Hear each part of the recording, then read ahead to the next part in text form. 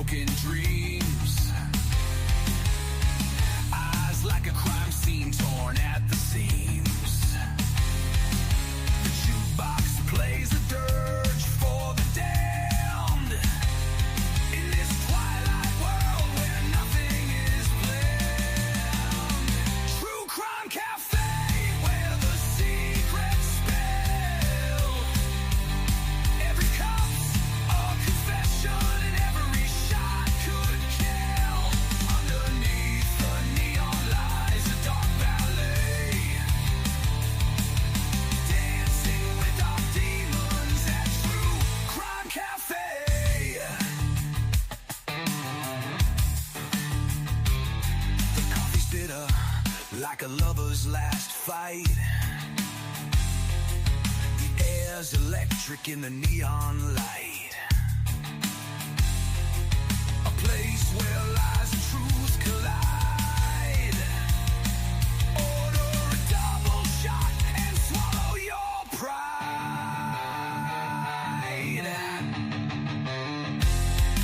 Smoke curls up like whispers from the grave.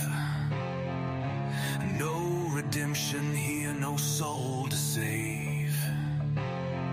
Each table tells a story etched in sand.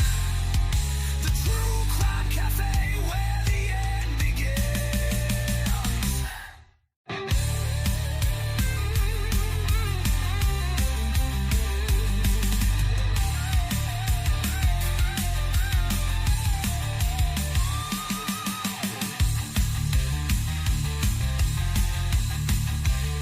True Cafe. The True Crime Cafe.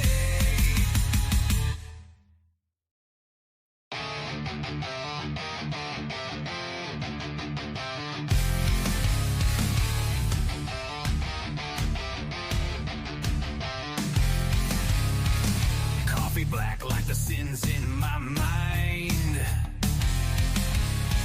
Sitting here where the lost souls unwind. Blood stains on the counter never fade. This is where the guilty come to trade. True Crime Cafe, where the secrets spilled. Every cup's a confession, every shot could kill. Underneath the neon lies a dark ballet. Dancing with our demons at True Crime Cafe. The barista's got tattoos of broken dreams. Eyes like a crime scene torn at the seams. The jukebox plays a dirge for the damned. In this twilight world where nothing is planned. True Crime Cafe, where the secrets spill. Every cup's a confession and every shot could kill. Underneath the neon lies a dark ballet. Dancing with our demons at True Crime Cafe.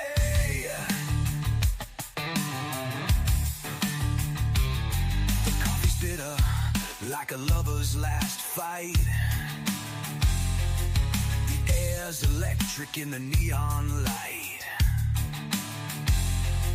A place where lies and truth collide. Order a double shot and swallow your pride. Smoke curls up like whispers from the grave. No redemption here, no soul to save. Each table tells a story etched in sand. The True Crime Cafe, where the end begins.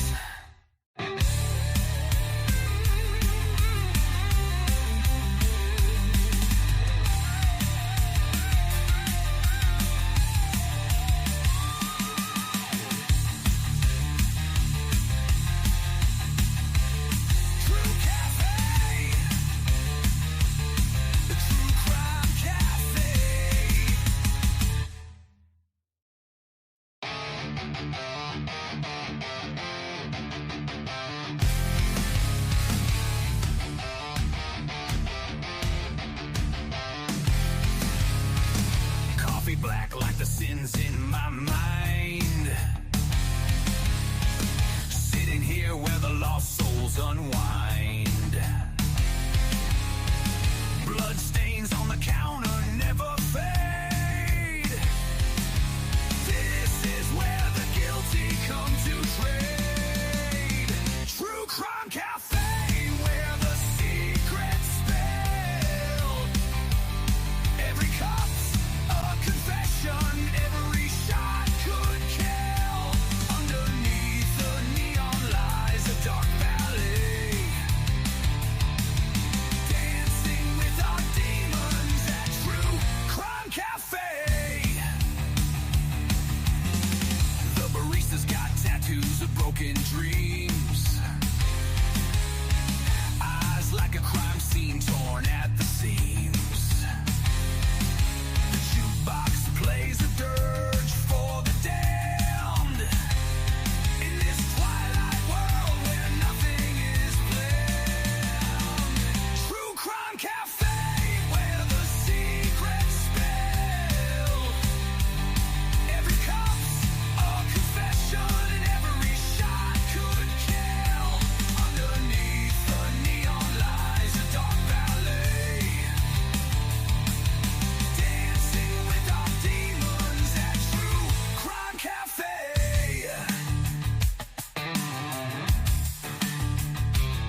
The coffee's bitter like a lover's last fight. The air's electric in the neon light. A place where lies and truth collide. Order a double shot and swallow your pride.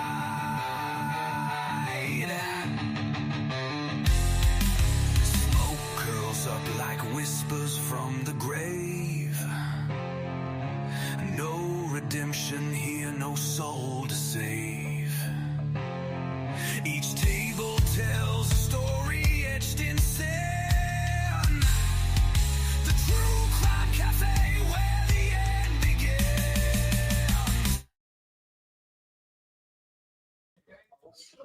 begins. Welcome back, everybody. Sorry I'm running late. A little bit of an issue here at the homestead. We are back in Idaho today, folks. We got a little something different to check out. We got new crime scene photographs, of course, floating around, and some new body cam footage I want to review and discuss with everybody. Please make sure to hit that like button, share this out, and this is gonna be interesting. Let's get into this mess. You guys know what comes next.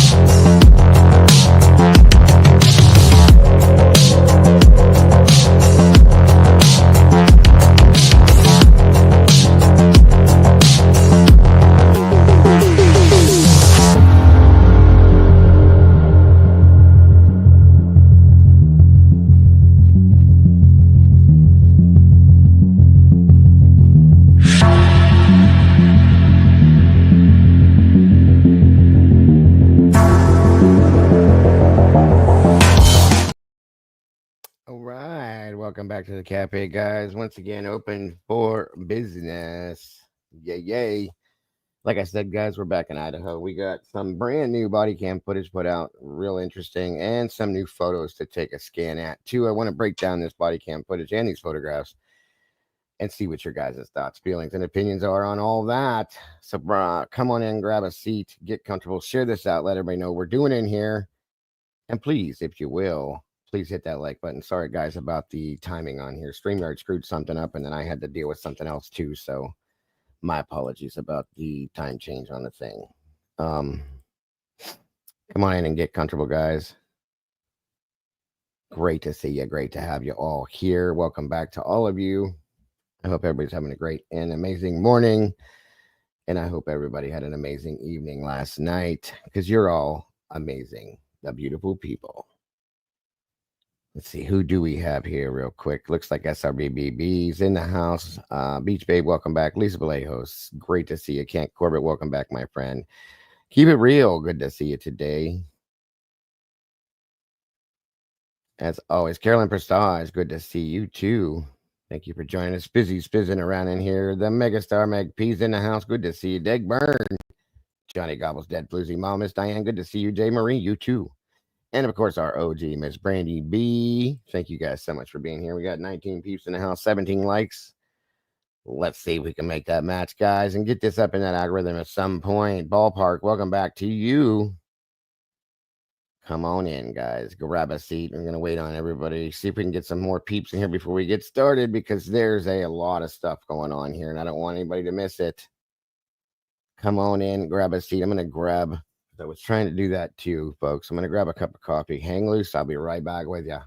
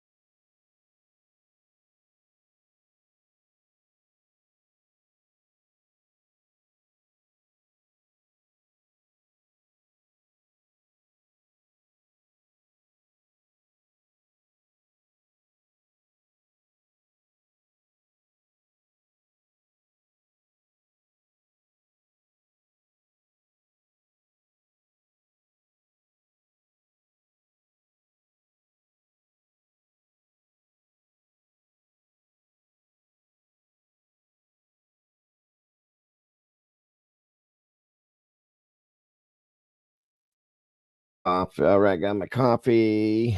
Hope everybody got yours. What's up, Ballpark? Good to see you. SRBB 24 peeps in the house, 19 likes. We're getting there, guys. Like I said, there's some new body cam footage. It's interesting. And I'm going to play it and stop it and slow it down and talk about it because there's some things that I saw over Atlanta as I was watching this morning with this that really kind of has me asking more questions as always. That's what we do with this. Matt Emelo, good to see you, brother. Good to have you here today. Let's see who else. Humphrey's in the house. The Mama Bear. Oh wow. Okay, cool. Let's see here. I don't see Eddie. That's all right. And if we get through this and it's still enough time, I may do some more reading just to get some more of that out of the way. But this is kind of important to me. There's Eddie right there. All right, good stuff, bud. Yeah, I'd like to get your thoughts and feelings on these um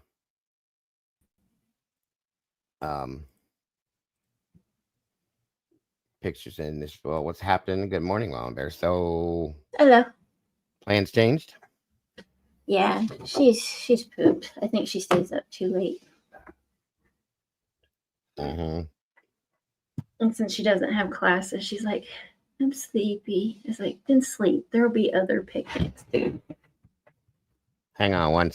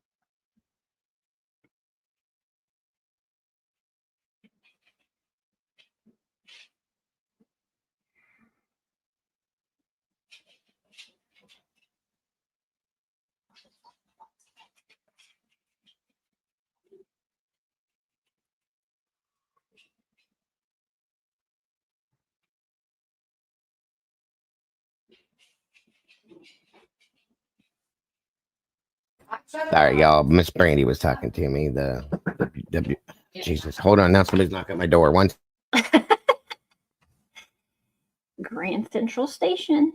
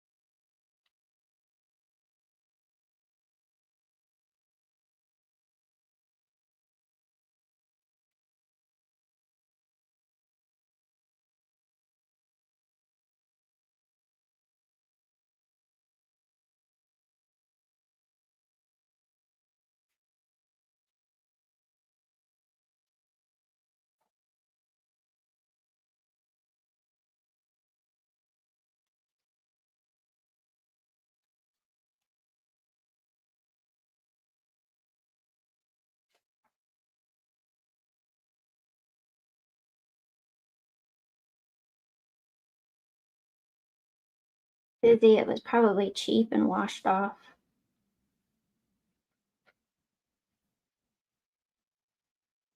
Good morning, Tomboy.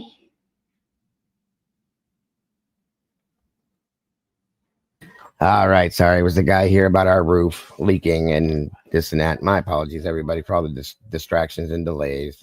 Anyway, at least Mama Bear was here to keep you company with her. Whatever.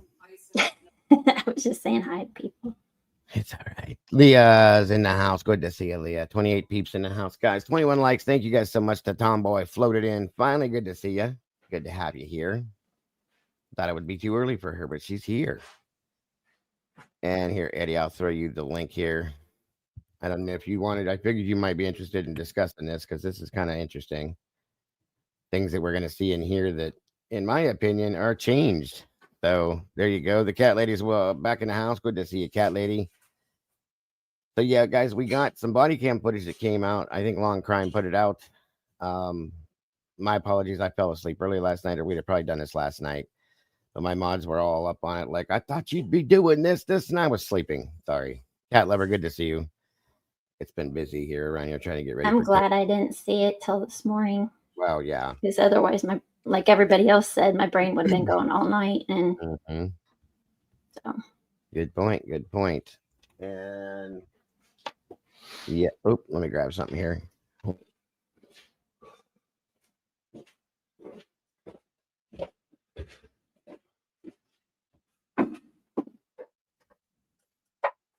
Me too, SRV. Me too.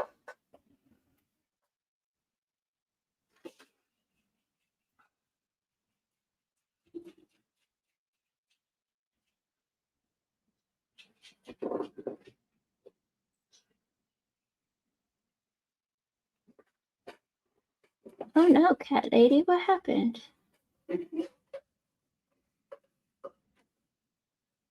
Oh, I wonder if you got purged, cat lady. If you hadn't been in there for a while, it kicks people out.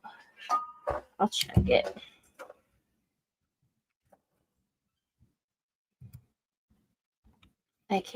We can get you back in there.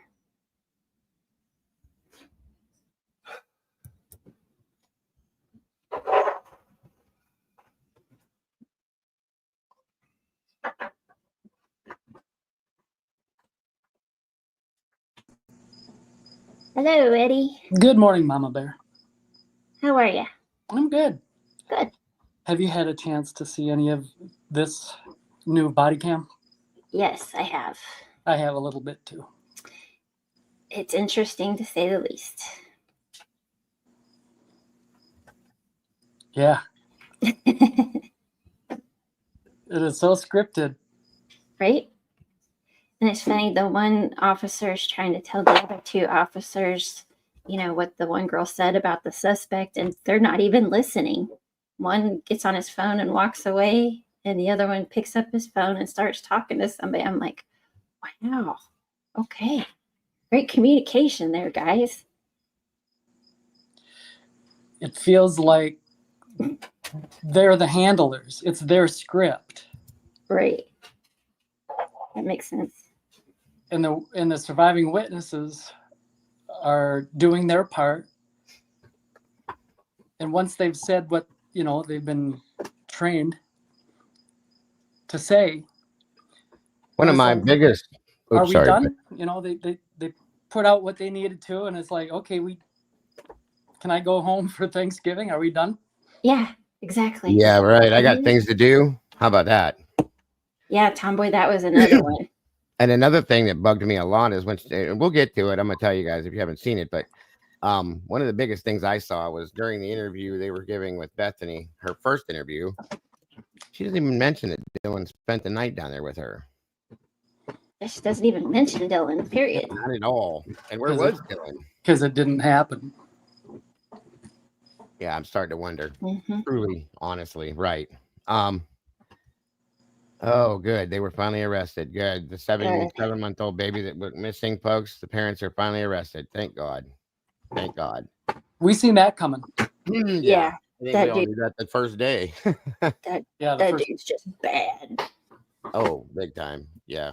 Ugh. Definitely.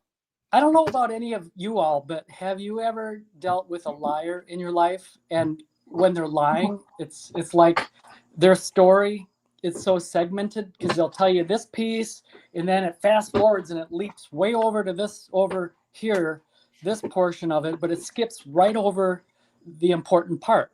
They're going to deny you to see that part of it. So it's really segmented and and therefore it doesn't make any sense. Right. And it's fast. They kind of throw it at you fast, and of course you're in like this, slow down mode. Let me go over that again. How'd you get from way over here to over here? And they'll never tell you that piece. Well, that's what we're seeing with Dylan's statement. It's like, okay, so Kaylee's coming down the stairs. Someone's here and she's screaming. Mm-hmm. So if we're to take her at her word, then she's already seen. Yes, sir. Maddie has already died. Possibly.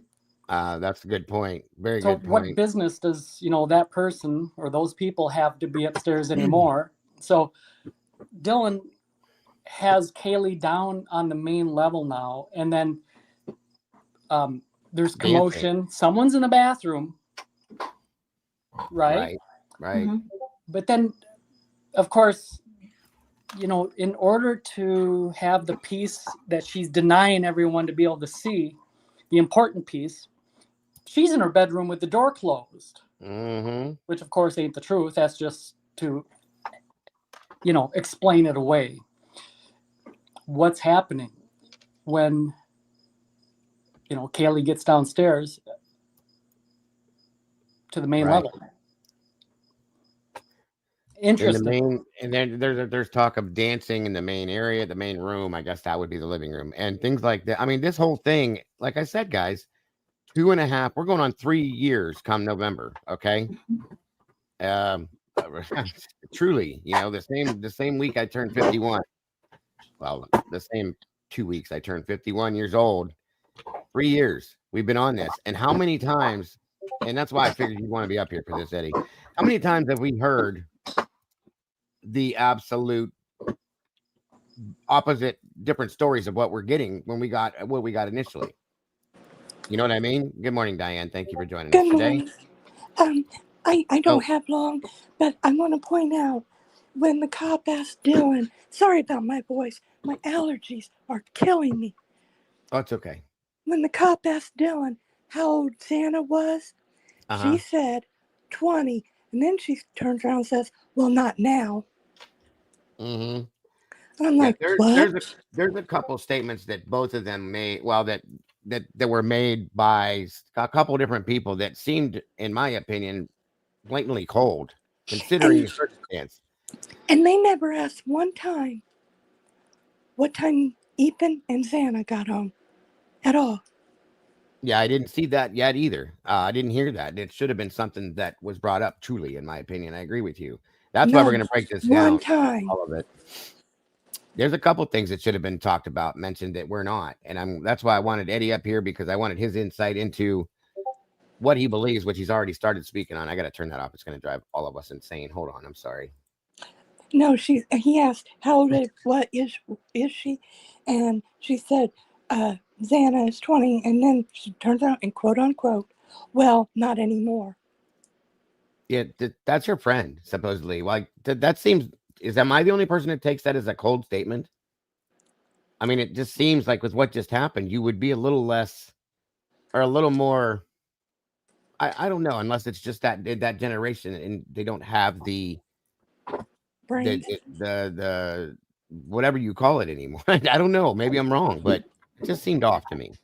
And then she says, she didn't even know who was in the house. Right. Good point. And SRB's got a point. We do have to remember it was only the one cam so far. And Lana did point something out, which made me go, okay, good.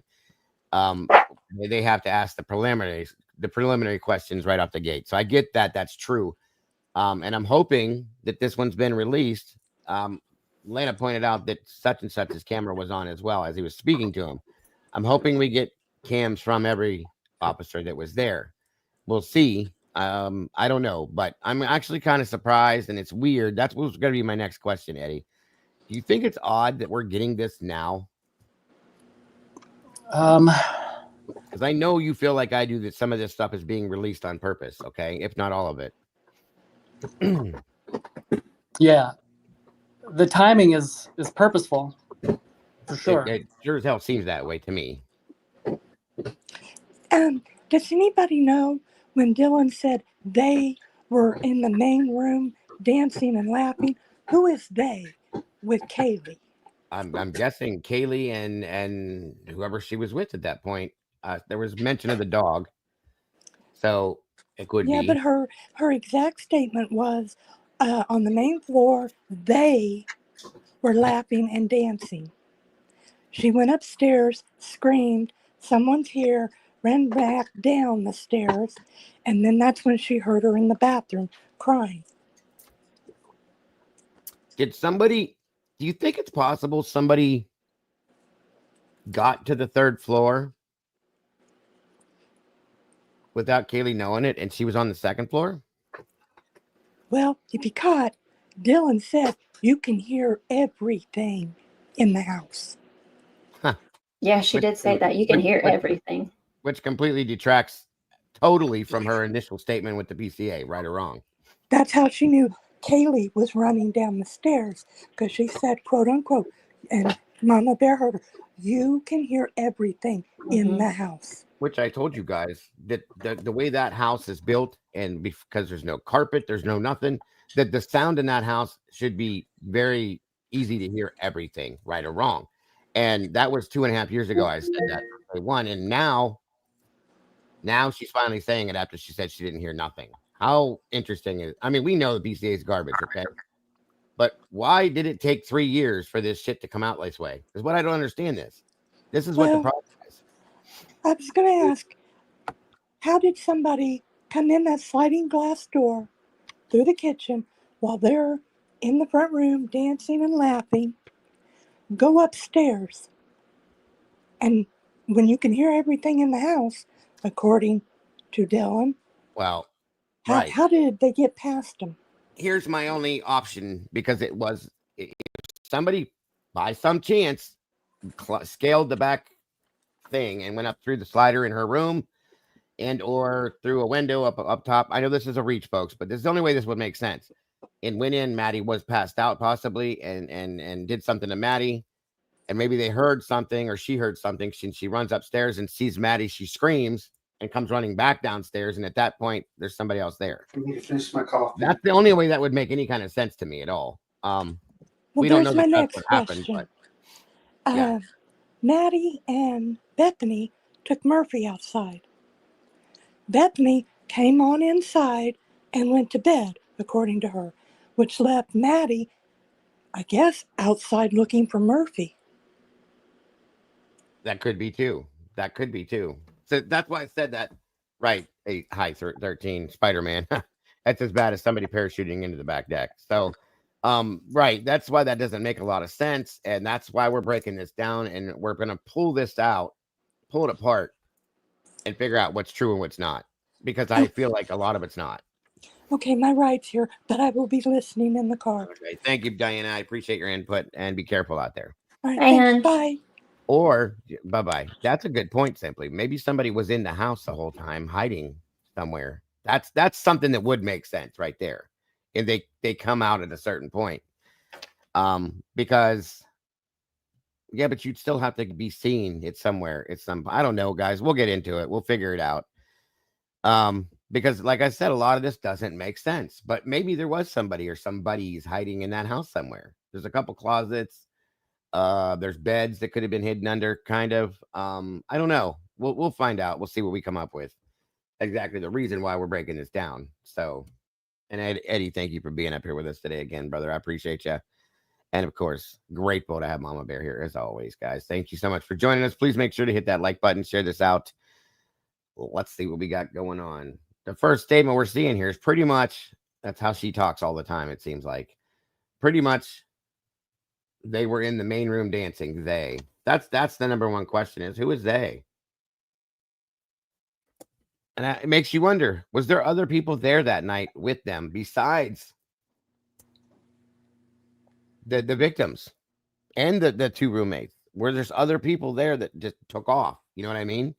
And when you're trying to recall something, like if someone says you need to say this, yeah. So you're going from memory. So you're trying to get it right. So you would say pretty much this. Yeah. Pretty much the following thing. I'm trying to get it right. I think I recall what I'm supposed to say here. Pretty much this or that. Good point. And yes, Simply and Chris, whoever that friend of theirs, L, that was watching Vampire Diaries was there. And we don't truly know where that person went. And maybe there was other people that popped over there. This house was an open house. Hey, Kelly, good to see you. Good to have you here. So like I said, we're going to get into it. Cat lady says, I know that he had an alibi, but Cole said that he had gotten in the house without the girls knowing. He could have done something. I mean, I can agree with you, Cat lady. I've always had questions about Cole. Definitely. Yeah. LM.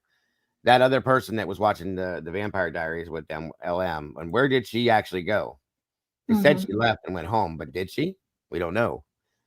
What's up, Fox Rooter? Good to see you. Thank you for joining us. Human nature to console people, and it appeared to be lacking. Yes, that's my point. I can't think. I'm so wired right now, because of what I've watched. What are you building a house there, Mom Bear? No, Ghost is throwing a fit. Oh, gotcha. Sound like somebody was sawing something. That's funny. Lack of blood be lacking as much as the lack He's of blood. digging on his bed right behind me with his front feet. Being the doggy. 300, good to see you. My last thoughts before we begin is, yes, sir. So if the crime scene, if there's those 8 hours for the crime scene to be cleaned up or staged or whatever, there's two components to that. The story then has to fit. You have to work on that component of it, the story, and of course the staging or the cleanup. Those are two separate things, but yet you have to have them both in order for each one of them to work. Yes, sir. So if we believe there's a cleanup and a staging of the crime scene, then you're also going to get the falsified narrative around it all. Yeah. Good point. Tomboy just said, and with the new photos released as well, Murphy was on the upper patio. You can clearly see the recent paw prints, which would explain why he sounds like he does in the audio. And other people are saying that they hear him barking like he's outside. Did somebody purposely put him out there on the deck up there and then let him back in after the fact? And if that's the case, well, guess what? I'm going to guess that somebody that lives in that house would do that. That's just my opinion. That's all I'm saying. We'll get to those photos after the body cam stuff, folks, for sure. Well, Chris, when we're talking about cleaning, I'm not going to say that it was cleaned like it should have been cleaned. Things were cleaned. Specific things were cleaned, not the whole house, just specific things. He might be referring to, remember that one statement that, before the parents' weekend, they did like this, a deep clean, yeah. Barracks IG type of cleaning that you have in basic training, Yeah, right. Right. Maybe he's talking about that cleaning. He's right, though, because those, the bottom two floors were pretty nasty. I mean, it's beer cans and things all over the place here and there. What's up, Mayhem? Good to see you. So, yeah, good point. Very good points. All right, y'all. So what Eddie just said there before that's a very good point. Keep that in mind. All right, on we go.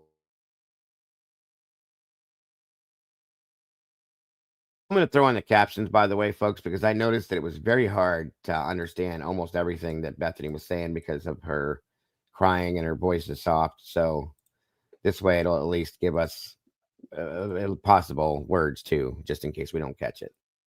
And just FYI, grub doesn't come out as the right word. You're muted, dude.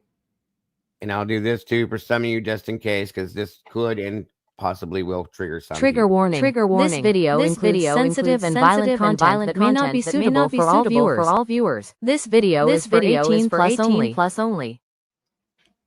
All right, y'all. Me and I heard the dancing and laughing. Kaylee went upstairs and she screamed because someone was in the room and she ran downstairs. And I kept calling her name and she wouldn't answer. And then I saw the guy. I just walked the door and I ran downstairs. We don't know what's going on. Just come here. There's two. I know it's early, but I gotta hold on. Hold on. Didn't even get Kaylee went upstairs and she screamed because someone was in the room and she ran downstairs. And I kept calling her name and she wouldn't answer. So what she's telling us right here and now in the very beginning of this is that they were in the living room dancing. Music was playing because that was stated before too. They're dancing and this and that, and Kaylee goes upstairs and screams and runs back downstairs. Something's off with that hall all the way around already. That's nothing like what we were told. Okay, first and foremost, but that's completely off. Let me ask you guys a question, Eddie, Mama Bear, and everybody.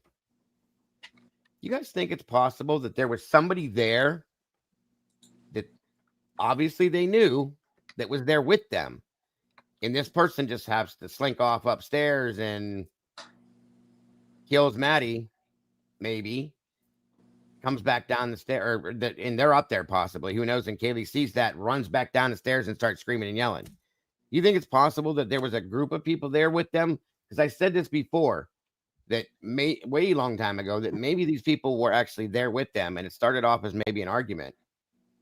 Or not even. Somebody just comes in, they're hanging out, pretending to be their friends or whatever. heads upstairs while they're in the midst of dancing because they were drinking. They don't see it, and boom. What if that's possible? Or, like I said, we go back to the other situation that somebody was hiding up there, possibly. I'm just saying. These are theories of mine that I've had that I've never really said anything because we have so many other things we've talked about. But at this point now, with that general statement by itself, that's wild. I mean, anything's possible at this point. Yeah. Literally anything. That is a fact. Okay. Okay. And like J. Marie said, she said someone, excuse me, someone is in the room. That's different than someone is here. Someone is in the house, right? That's no, it. Dylan just said that she said someone is in the room. Oh, okay. Okay, gotcha. Okay, let's do that one more time, and then I won't stop it. I promise. Like I said, I want to pick this apart as much as I can. So the thing I'm noticing real quick is that they're doing this drama thing in their intro before it gets to the body cam. They're skipping forward, and they're giving the audience the dramatic piece with the caption. Mm-hmm. It's a way to, I guess, grab the audience, manipulate. right? Yeah, it's tainting kind of what we're seeing. Exactly. Okay.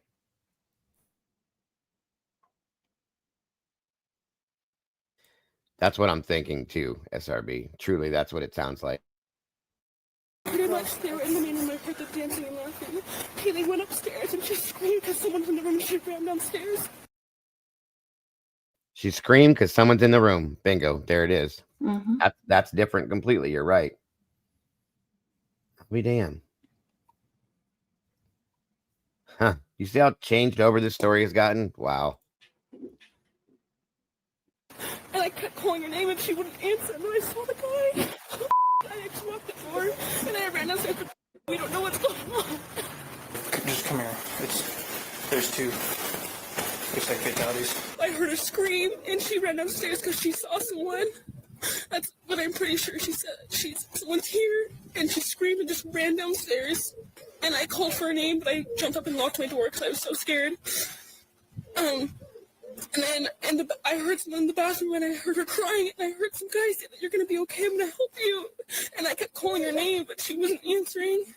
And then I opened the door for a second, and I saw this guy, and he was not insanely tall, but he's wearing all black and like this mask that was just covering his forehead and his mouth. Well, get into town. We've got a quadruple homicide.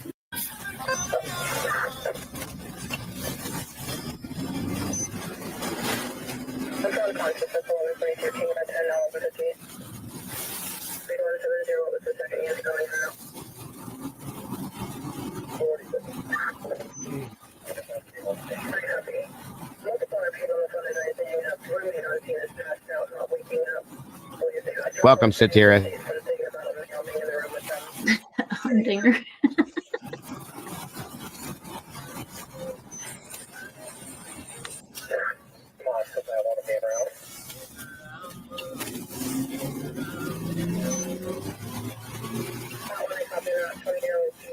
That's right, local.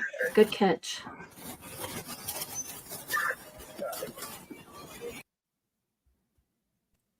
What'd you say, Mom Bear? I said, that's right, local. Good catch. It's Bethany who says she could have been dreaming, not Dylan. They messed up the witnesses. They screwed everything up with this. And like I said, and I guarantee you Eddie's going to agree with this, this is not, in my opinion, on accident, folks. I don't think it is. This is just an opinion, like I said, but that I don't see it that way. Yeah, less than 2 minutes response time. And we knew the response time was going to be fast, okay? Mm-hmm. Which, again, I don't care what Gonsalves said or anybody else has said. If you would have called immediately when you're in your bedroom, this may have been prevented to some extent, okay? They could have been there like that. But I feel like you didn't because you weren't supposed to. That's my opinion. Welcome, Kathy.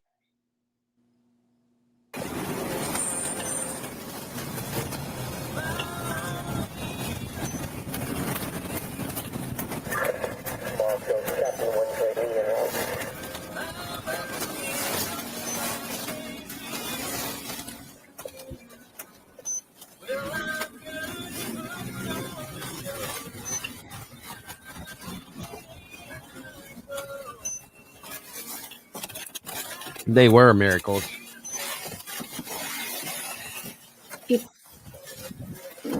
Where's it at?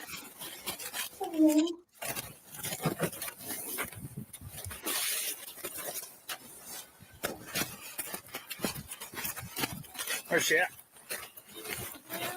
Yep. Where's she at? Where's she at?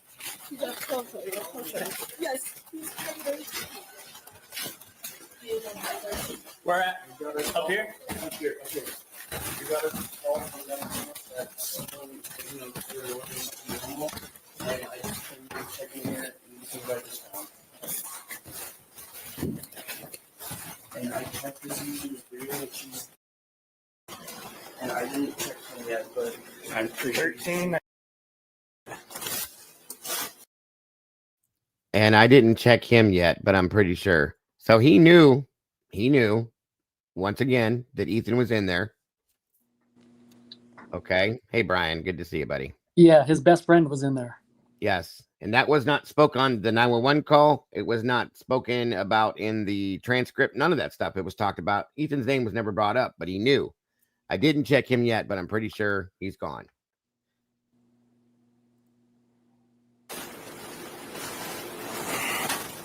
Okay, get back. I don't know if we're still in here or not. I grabbed the knife. They're like 1370.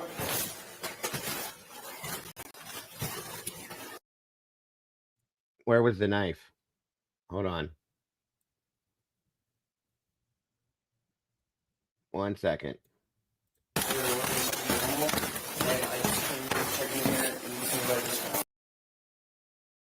Where's the knife? Remember the knife? It was there after the fact. It should have been there at that point, I would think, right? He's probably still got it in his hand at this point. Okay. Just pointing that out, that's all. and I checked this using the she's and I didn't check them yet, but I'm 13.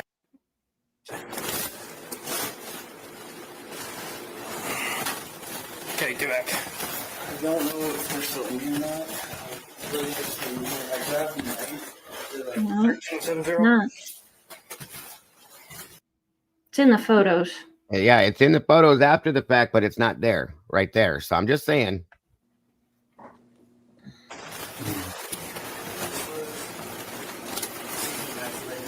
Okay, stay back there, please.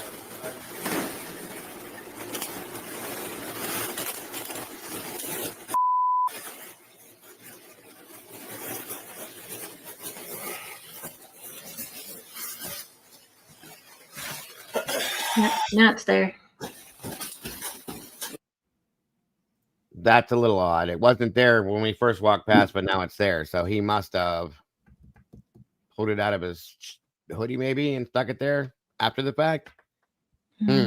Okay.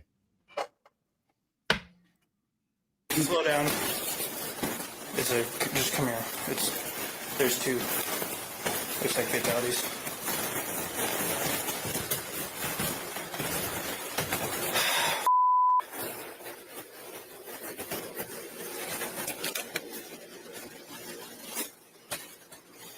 Dude.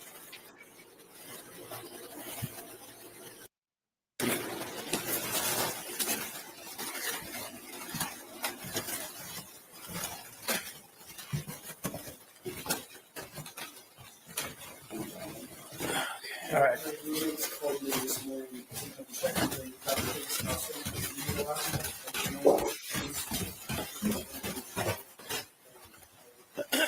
Okay. Nobody's allowed to leave for now. Okay. Just stay here for me, please.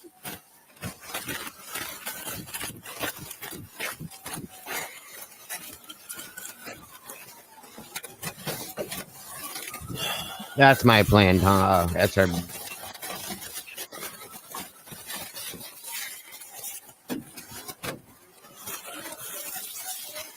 Do you know the... Okay. Here. Can you guys go over to the dumpster for me, please?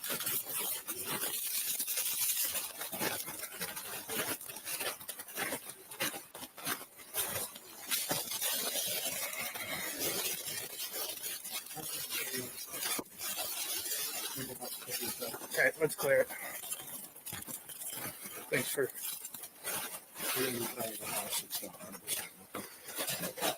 Let's hold it here.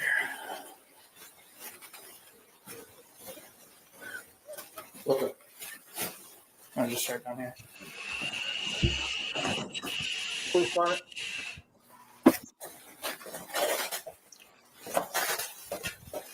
I haven't seen Bethany yet. Pardon it. True. See, now they're securing the scene. I don't know if he had to wait for another officer to get there, but that should have been done first and immediately. But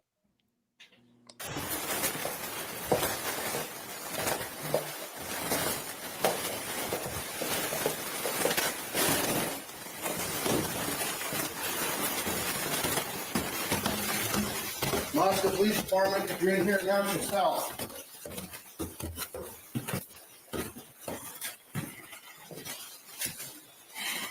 Moscow Police Department.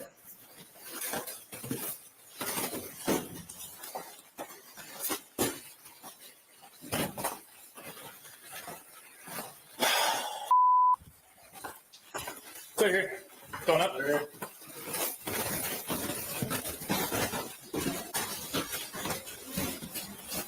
Please start it. We're in 34, going up.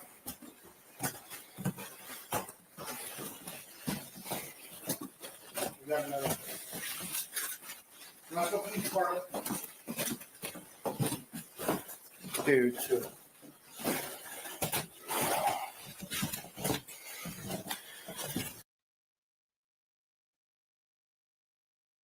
am I wrong, or did he say we got another one instead of we got two more?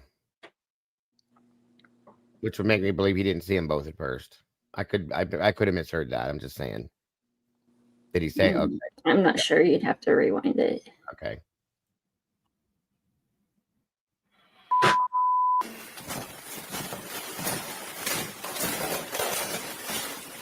House clear? We're clear. Let me just secure the outside first. So. Move the front door. There's a back entry. I was going to start taping it all off. Okay. I'm sorry, but this does it not seem odd that they don't seem surprised that the other two upstairs? Yeah. I mean, they didn't even mention it to the guy that comes up the stairs. I can't think of his name right now, but it seems that there should be more of a surprise when they come up there, right? Mm-hmm. Right. And there was none. Like, there was nothing. There was no response there, unless it was said when it was blacked out. But it's still, they should have told. I think, is that Gunderson? I think that was coming up. I think. Either way, it should have been. That's just my opinion. All I'm saying. I'm taking the outside off. Okay.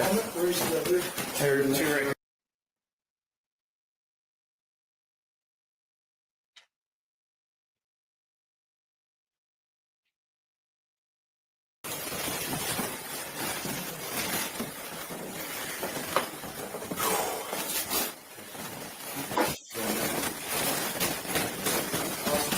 I was putting it off.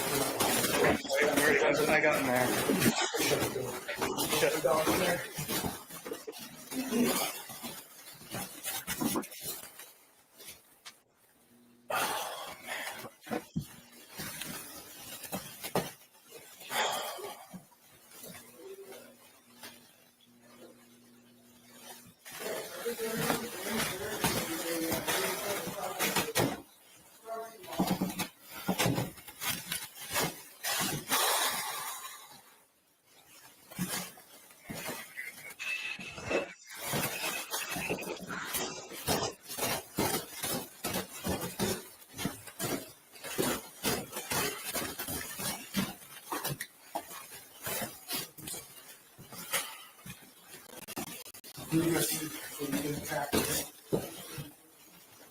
Check with the prints.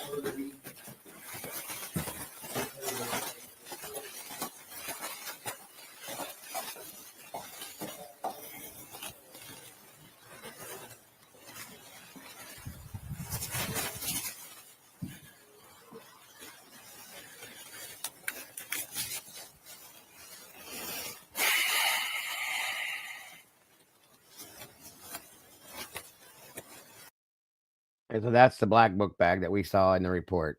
It was laying over there to the left. I think. I don't know if you guys saw that. Yeah, and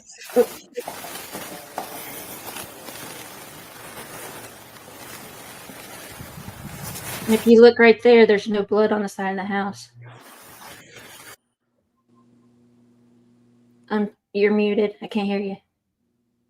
I just did the opposite. Where all that blue stuff is in the photograph, there's nothing there. So that had to have been, in my opinion, for fingerprints, right? If you back it up, it was for fingerprints and blood. There's no blood on the side of the house. Oh, yeah, okay, hold on.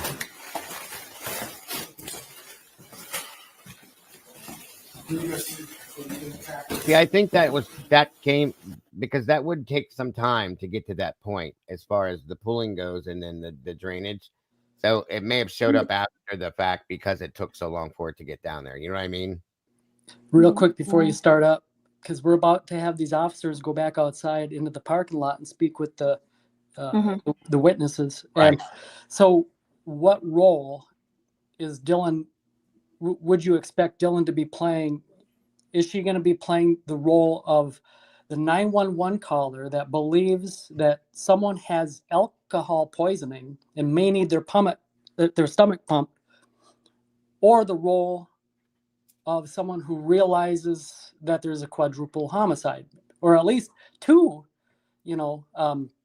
deceased in the house, because Hunter Johnson is outside with them now at this point and has been. So it'll be interesting to see, has she switched modes of what knowledge is, what kind of information she has. Exactly. To this moment. It'll be interesting. Agreed.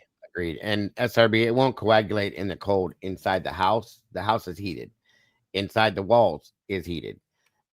It'll start to coagulate as it hits the foundation on the outside, because that's where it hits the cold. But it takes time, the pooling, as it drains. I hate to sound gross, but and down into the, it has to pool, and it goes to the low side of the floor, as any liquid will, and then it'll get down the crack and drains down through the wall all the way down to the bottom. Eventually, at some point, whenever that picture was taken, must have been later on, in my opinion. Must have been the next day. Maybe, yeah. I mean, after they moved the bodies, and very possibly, right? Because they moved the bodies that night at 8 or 9 o'clock. Yeah, most definitely. Check with the prints.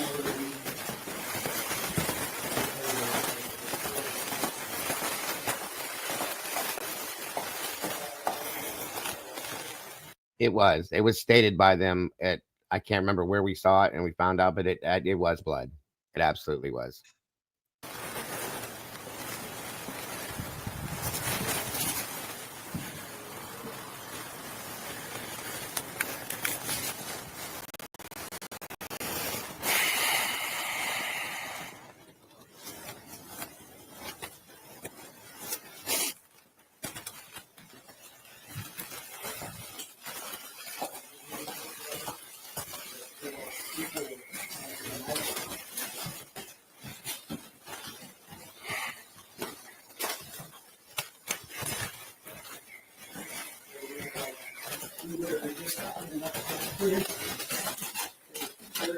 There's nothing else out there. Do you want me to go back there and start IDing people?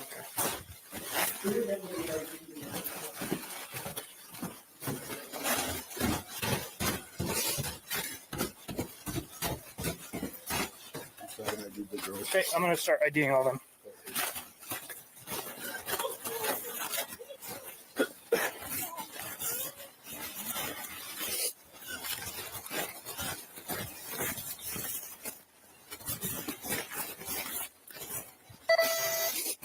Welcome, Paul.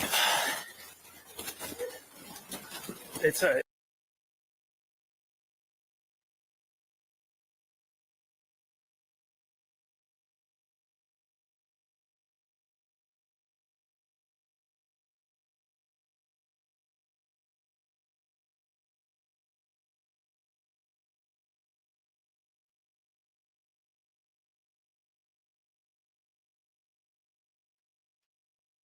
That's one of the reasons why I believe he had absolutely nothing to do with it.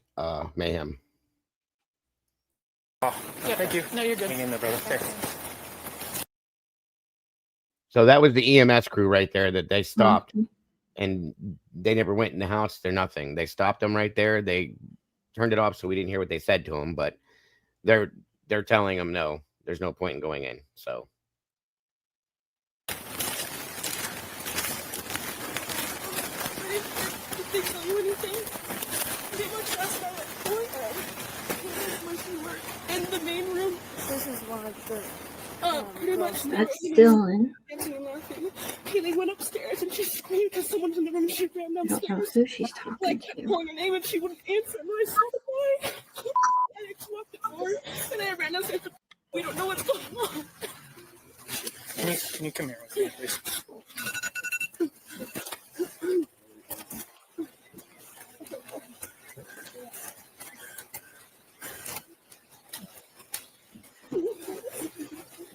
Is that Bethany in the blue shorts? Break fire 3. it looks like her from a distance, but you can't see her face. I think she had a blanket wrapped around her when we saw the interview with her, so it could be. It could be. It kind of resembles her. Depending on the situation, Fizzy, how bad the scene is cluttered. Yeah, I have had to before. Typically you get as close to the scene as you can, but they may have told them to stand by and they parked down the road, possibly because of that. When they first got there, they may have said stand by or hold or something like that. And that's why they kind of parked down the road and walked up. That's all. That could have been Maisie too. Kind of resembled her a little bit too. 170. Could you guys grab some blankets for all these people out here? Oh, okay. Nope. Just come over here with me, please. Okay. Just give me 1 second, please. I'm gonna get your name and information. Just 1 second. We'll get you a blanket and stuff, all right?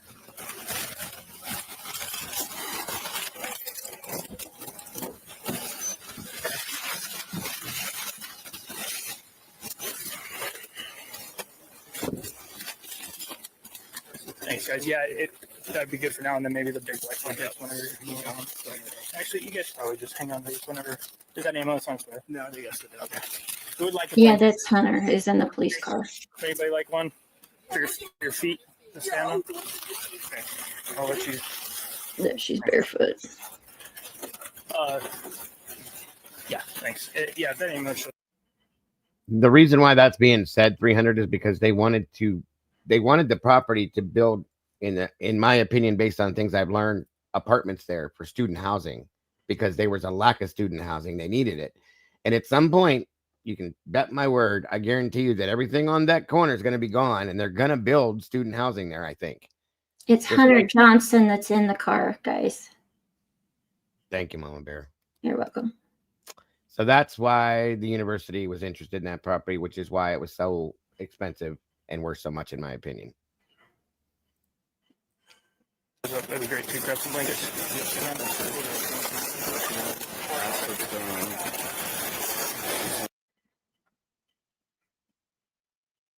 I don't know who this dude is. Oh, you guys info.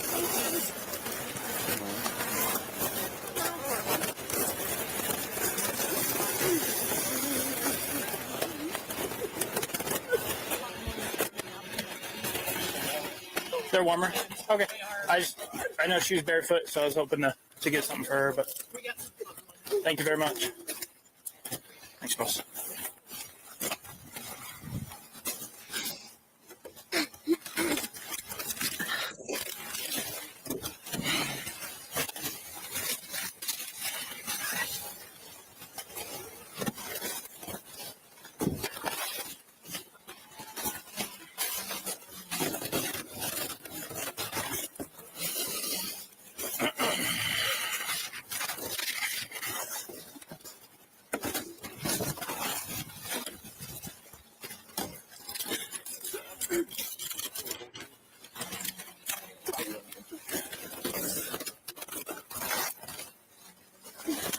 Okay, what's your last name?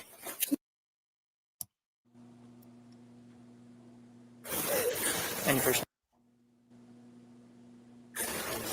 name? And your middle name?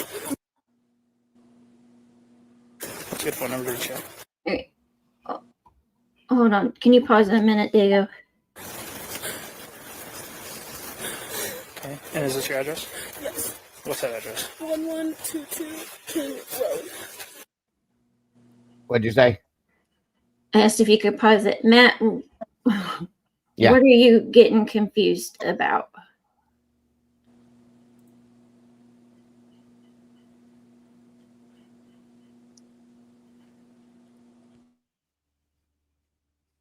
Because Hunter Johnson is in the police car.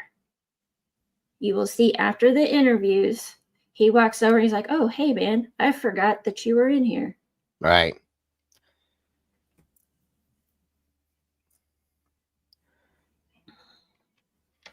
Yeah, we'll go back and pick out who's who, I think, because, well, we know right now, I think this is Jack right here, the core. Yeah, Jack wears a hat, like a ball Right. cap. Right. Yeah, this is Jack right here, I think. Hunter's in the back of the cruiser. They're talking to Dylan, and I think Mama Bear was right that the girl with the blue shorts on that was now in a blanket was Bethany. That or somebody said it was Emily. Chris said Jack's the only one that they put in the car in this video. Oh, yeah, this is Jack, because I saw a glimpse of his face when they were trying to do the muddle thing with it. I'll let it keep going and we'll see. Hold on.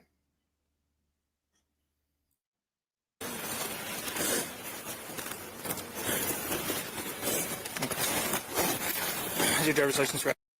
Yes. Okay. How much have you seen in there? No, I don't really know. I just saw my friend when I called because we were so scared. We're like, can you guys come help us? And that's all I saw. Told us not to go in. That man right there. That helped show you around. They did go in there. Yeah, and that's when he told us you need to call the cops. Yeah, that's Jack. That is Jack. That's the same hat that he wore in that one picture I saw him in too. So. When... Do you mind just waiting over there for me, please? Okay. When... Now, I overheard you talking about last night. Yeah. Okay. You know, the more we know right now, the better. We can start this process. Yeah. Somebody will probably be revisiting this interview with you very soon. Again, okay? So, you're probably going to have to retell the story quite a bit. That's fine. All right. What do you remember seeing? Pause it right there. Remember, I was in my room and I was trying to go to bed and I heard Kaylee, who, ex-girlfriend, who has a dog in her He's not good at that, Eddie. That's all right. Kaylee. Which one is your room? Dago, did you pick up on that? She has to retell that story. Hold on. Right here. You don't have to rewind to it, but it's just interesting. Oh, I didn't quite catch it. I was just zoning. I'm sorry. I'll hear it again, though. My apologies. Interesting way to phrase it. Mm-hmm. Gotcha. That helped show you around. They did go in there. Yeah, and that's when he told us you need to call the cops. When... Do you mind just waiting over there for me, please? Okay. When... Now, I overheard you talking about last night. Yeah. Okay. You know, the more we know right now, the better. We can start this process. Yeah. Somebody will probably be revisiting this interview with you very soon. Again, okay? So, you're probably going to have to retell the story quite a bit. That's fine. All right. What do you remember seeing? What started? I remember, I was in my room and I was trying to go to bed and I heard Kaylee, who, ex-girlfriend, who has a dog in her. Real fast. Which one was your room? Kaylee. Which one is your room? Oh. What room are you in? Why did they?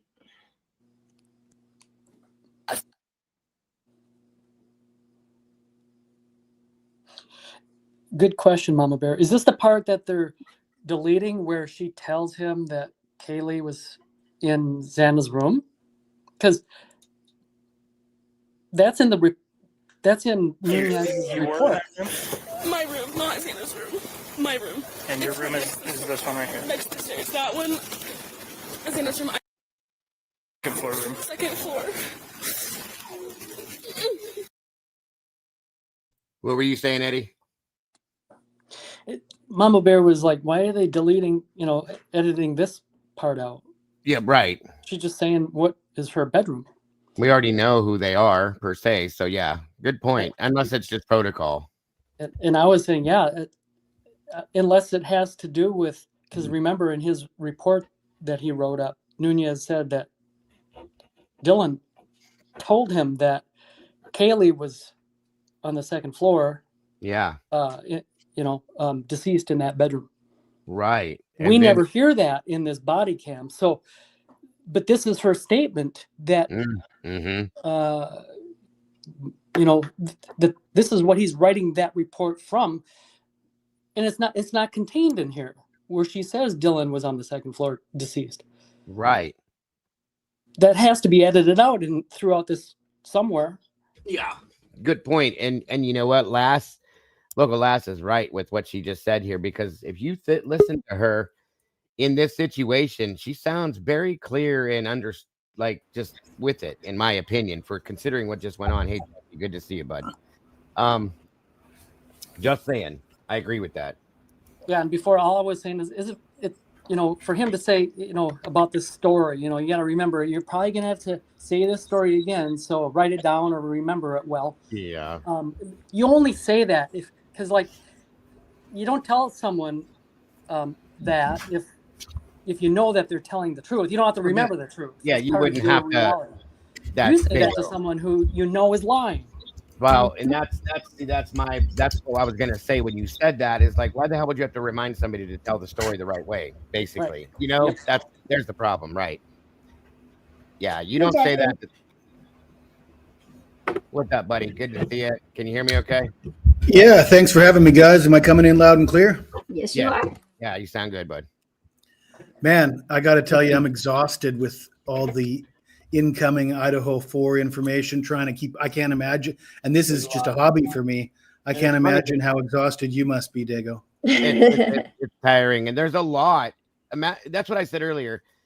Considering that Brian Koberger is sitting in prison at this point, and by all accounts, it's over. But is it? That's why I said to Eddie, it's really interesting how this is coming out now and the way it's coming out. You know what I mean? So that's a good point. Yeah, they're busy trying to bury him still. What it sounds like to me. Sure as hell looks like it. So good point. Good point. Welcome, Jesse, just in time. So on we go. Okay. All I heard was I heard her go upstairs. Like, okay, I'm gonna go to sleep now because she's going upstairs. All you heard who go upstairs? Kaylee and the dog Murphy. And upstairs to the very top? Yeah, that's where her room is.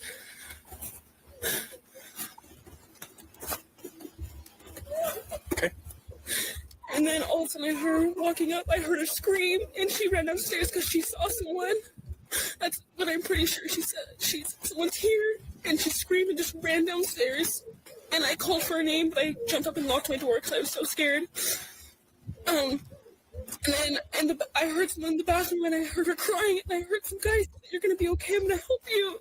And I kept calling her name, but she wasn't answering. And then I opened the door for a second, and I saw this guy, and he was not insanely tall, but he was wearing all black and like this mask, which is covering his forehead and his mouth. And then I locked the door, and I called, and I didn't know what to do. This was at 4 a.m. Yes. Okay. And so then I just ran down. You left here? I left my room down to. She's that one with the white blinds at the very bottom. I ran down there and we talked, and we just locked the door. We didn't think anything of it. We're like, nothing happens in Moscow, so we just tried to go to bed. And then we woke up, and it was weird because none of our roommates were up, and we called all of them. They were not waking up, and so this is weird. So I called and come over, and then that's when all this happened. There you go. Who all lives here with you? Me. That one right there. Okay. Who's Santa? Santa is the girl in there. Is the girl that this one? Yeah. Okay. How do you spell her name? Xana. Did one of you guys say something? Yeah. Yep. Sorry. That was, I think, of the entire body cam, that was the most important section right there. And there was a lot, because remember how I said when someone's lying, it just it goes from the beginning, then it skips over all of this, then it then fast forward over here. Yeah. And notice how fast she's talking and how within a moment's time she started from, Kaylee ran downstairs announcing someone's here to, she's suddenly already down in Bethany's bedroom. But Yeah. there's so much in between that we should really cover. Yeah, I'm going to back up and do it again just to make sure we get everything so I can make sure I'm getting the right notes that I need. So, yeah. One thing I noticed is she pronounces Goncalves instead of Gonsalves. Mm-hmm. And I thought that Steve and the family have all referred to themselves as with a soft C, Gonsalves, not Goncalves with a hard C. But both the roommates seem to pronounce it with a hard C, and they also do a soft A for Chapin. They say Chapin. And it seems hard to believe that they wouldn't know how to pronounce each other's. They don't know them well enough, right? Good point. Yeah, they don't know him well enough to know that yet. Good catch for sure. All right, so I'm going to take this back to where it starts with him, and we'll start from there again, just because I want to take notes and make sure that we have everything right. And like Eddie said, pointed out and said all of that is important. So it was a really good, very interesting catch, Jesse. Good point with that. No, I don't really know. I just saw my friend when I called.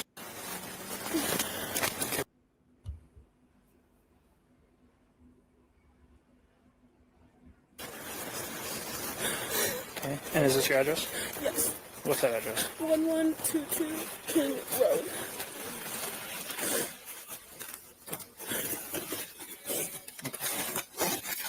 Is your driver's license right? Yes. Okay. How much have you seen in that? No, I don't really know. I just saw my friend when I called because we were so scared. Like, can you please come help us? And that's all I saw. Told us not to go in. That man right there. That helped show you around. They did go in there. Yeah, and that's when he told us he needed to call the cops. Okay. Do you mind just waiting over there for me, please? Okay. Now I overheard you talking about last night. Yeah. Okay. You don't have to, the more we know right now, the better. We can start this process. Yeah. Somebody will probably be revisiting this interview with you very soon. Again, okay? So you're probably going to have to retell the story quite a bit. That's fine. All right. What do you remember seeing? What started? I remember I was in my room and I was trying to go to bed and I heard Kaylee, who ex-girlfriend, who else has a dog in her. Real fast. Which one is your room? Kaylee. Which one is your room? Oh. What room are you in?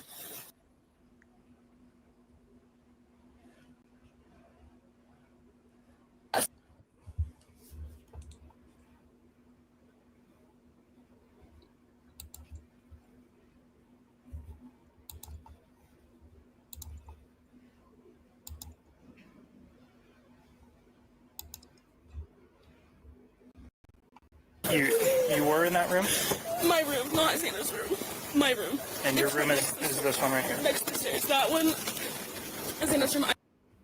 Second floor room. Second floor. Okay. All I heard was I heard her go upstairs. Like, okay, I'm gonna go to sleep now because she's going upstairs. And you heard who go upstairs? Kaylee and the dog Murphy. And upstairs to the very top? Yeah, that's where her room is.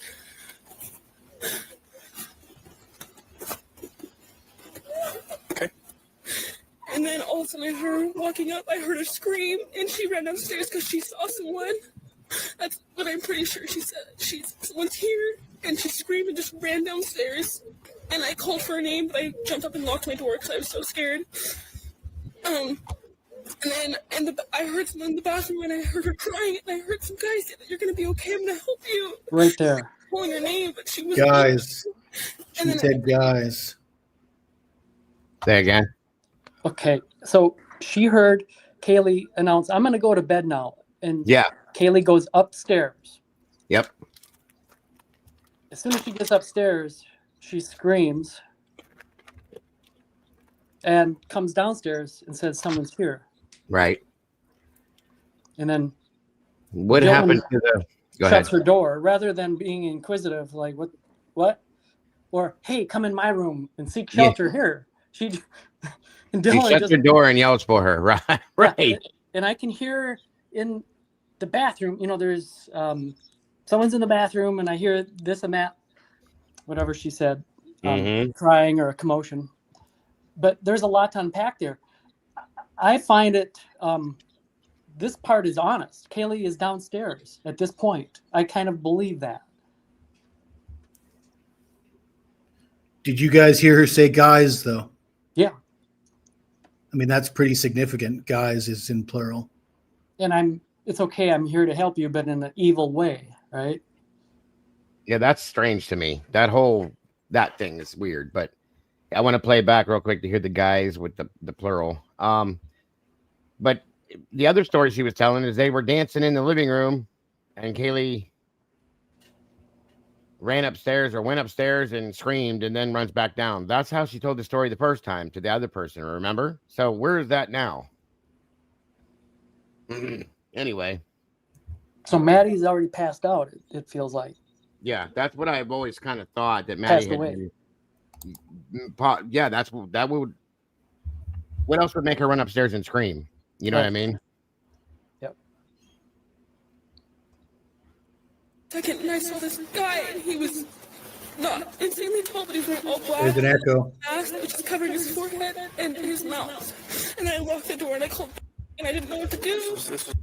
You were in that room? Sorry. My room, not Xander's room. My room. And your room is this one right here? Next to the stairs. That one. Xander's room. Second floor room. Second floor. Okay. All I heard was I heard go upstairs. Like, okay, I'm gonna go to sleep now because she's going upstairs. And you heard who go upstairs? Kaylee and the dog Murphy. And upstairs to the very top? Yeah, that's where her room is.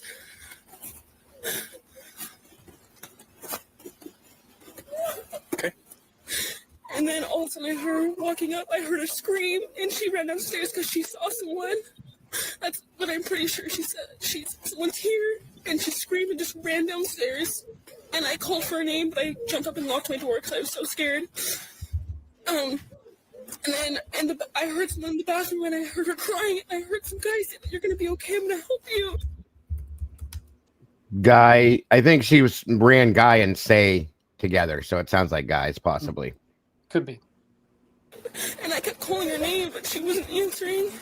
And then I opened the door for a second, and I saw this guy, and he was insanely tall, but he was wearing all black and like this mask. See how fast it skips? Kelly's downstairs, and then it goes to the bathroom scene. She's meantime in her bedroom. Doesn't know any of the important things. Right. Also known as, the murders are happening at that moment. Right. And we never hear Dylan announce, and then Kaylee went back upstairs at some point. That's never said. Right. And then just so happens that, the moment she opens the door, she sees this guy, enough of him to have a general identification, that fits the description of Brian Kohlberger in a general way, but not too closely. And as soon as you heard Kaylee scream and you yelled her name is when the phone should have been picked up and dialed 911. They would have been there within 2 minutes at the very least, as we saw, but you didn't. You didn't. Let me ask you this. If you were upstairs on the third floor yourself, you came running down because your roommate was dead in their bed, would you go running back up there of your own accord into that same bedroom where there's a body? Not on purpose, no, unless she was chased back up there possibly by somebody else. Well, we can catch them in so many lies at this point that why would we believe anything that they're saying is factual, or we certainly can't assume any of this is factual. Yeah, it's going to be a mixture. There's going to be portions of truthful information, and then the rest, not so much. You got to throw a little truth in it to make it believable, right? All right. It was just covering his forehead and his mouth. And I locked the door and I called. and I didn't know what to do. This is at 4 a.m. morning? Yes. Okay. And so then I just ran down to You left here? I left my room down to she's that one with the white blinds at the very bottom. Okay. I ran down there and we talked, and we just locked the door. We didn't think anything of it. We're like, nothing happens in Moscow, so we just like tried to go to bed. And then we woke up, and That statement there makes no fucking sense. We didn't think anything of it. How does that make sense with what you just said? A man in a balaclava, my friend screams, nobody's answering the phone after. We didn't think anything of it. Right. And again, fast forward through all the time, we went to bed and then we woke up. And that's when we called you. But in retrospect, since our phone records prove that we never went to bed, I guess we were lying about that. They never went to bed, and that was stated by the defense, and we all seen that ourselves. So yes. I forgot that. I was drunk. Yep. Right. She don't sound drunk right now, for sure. Right. She was never drunk. And that was something we've been reading in reports posts, that there's a grand possibility Dylan didn't even drink that day at all.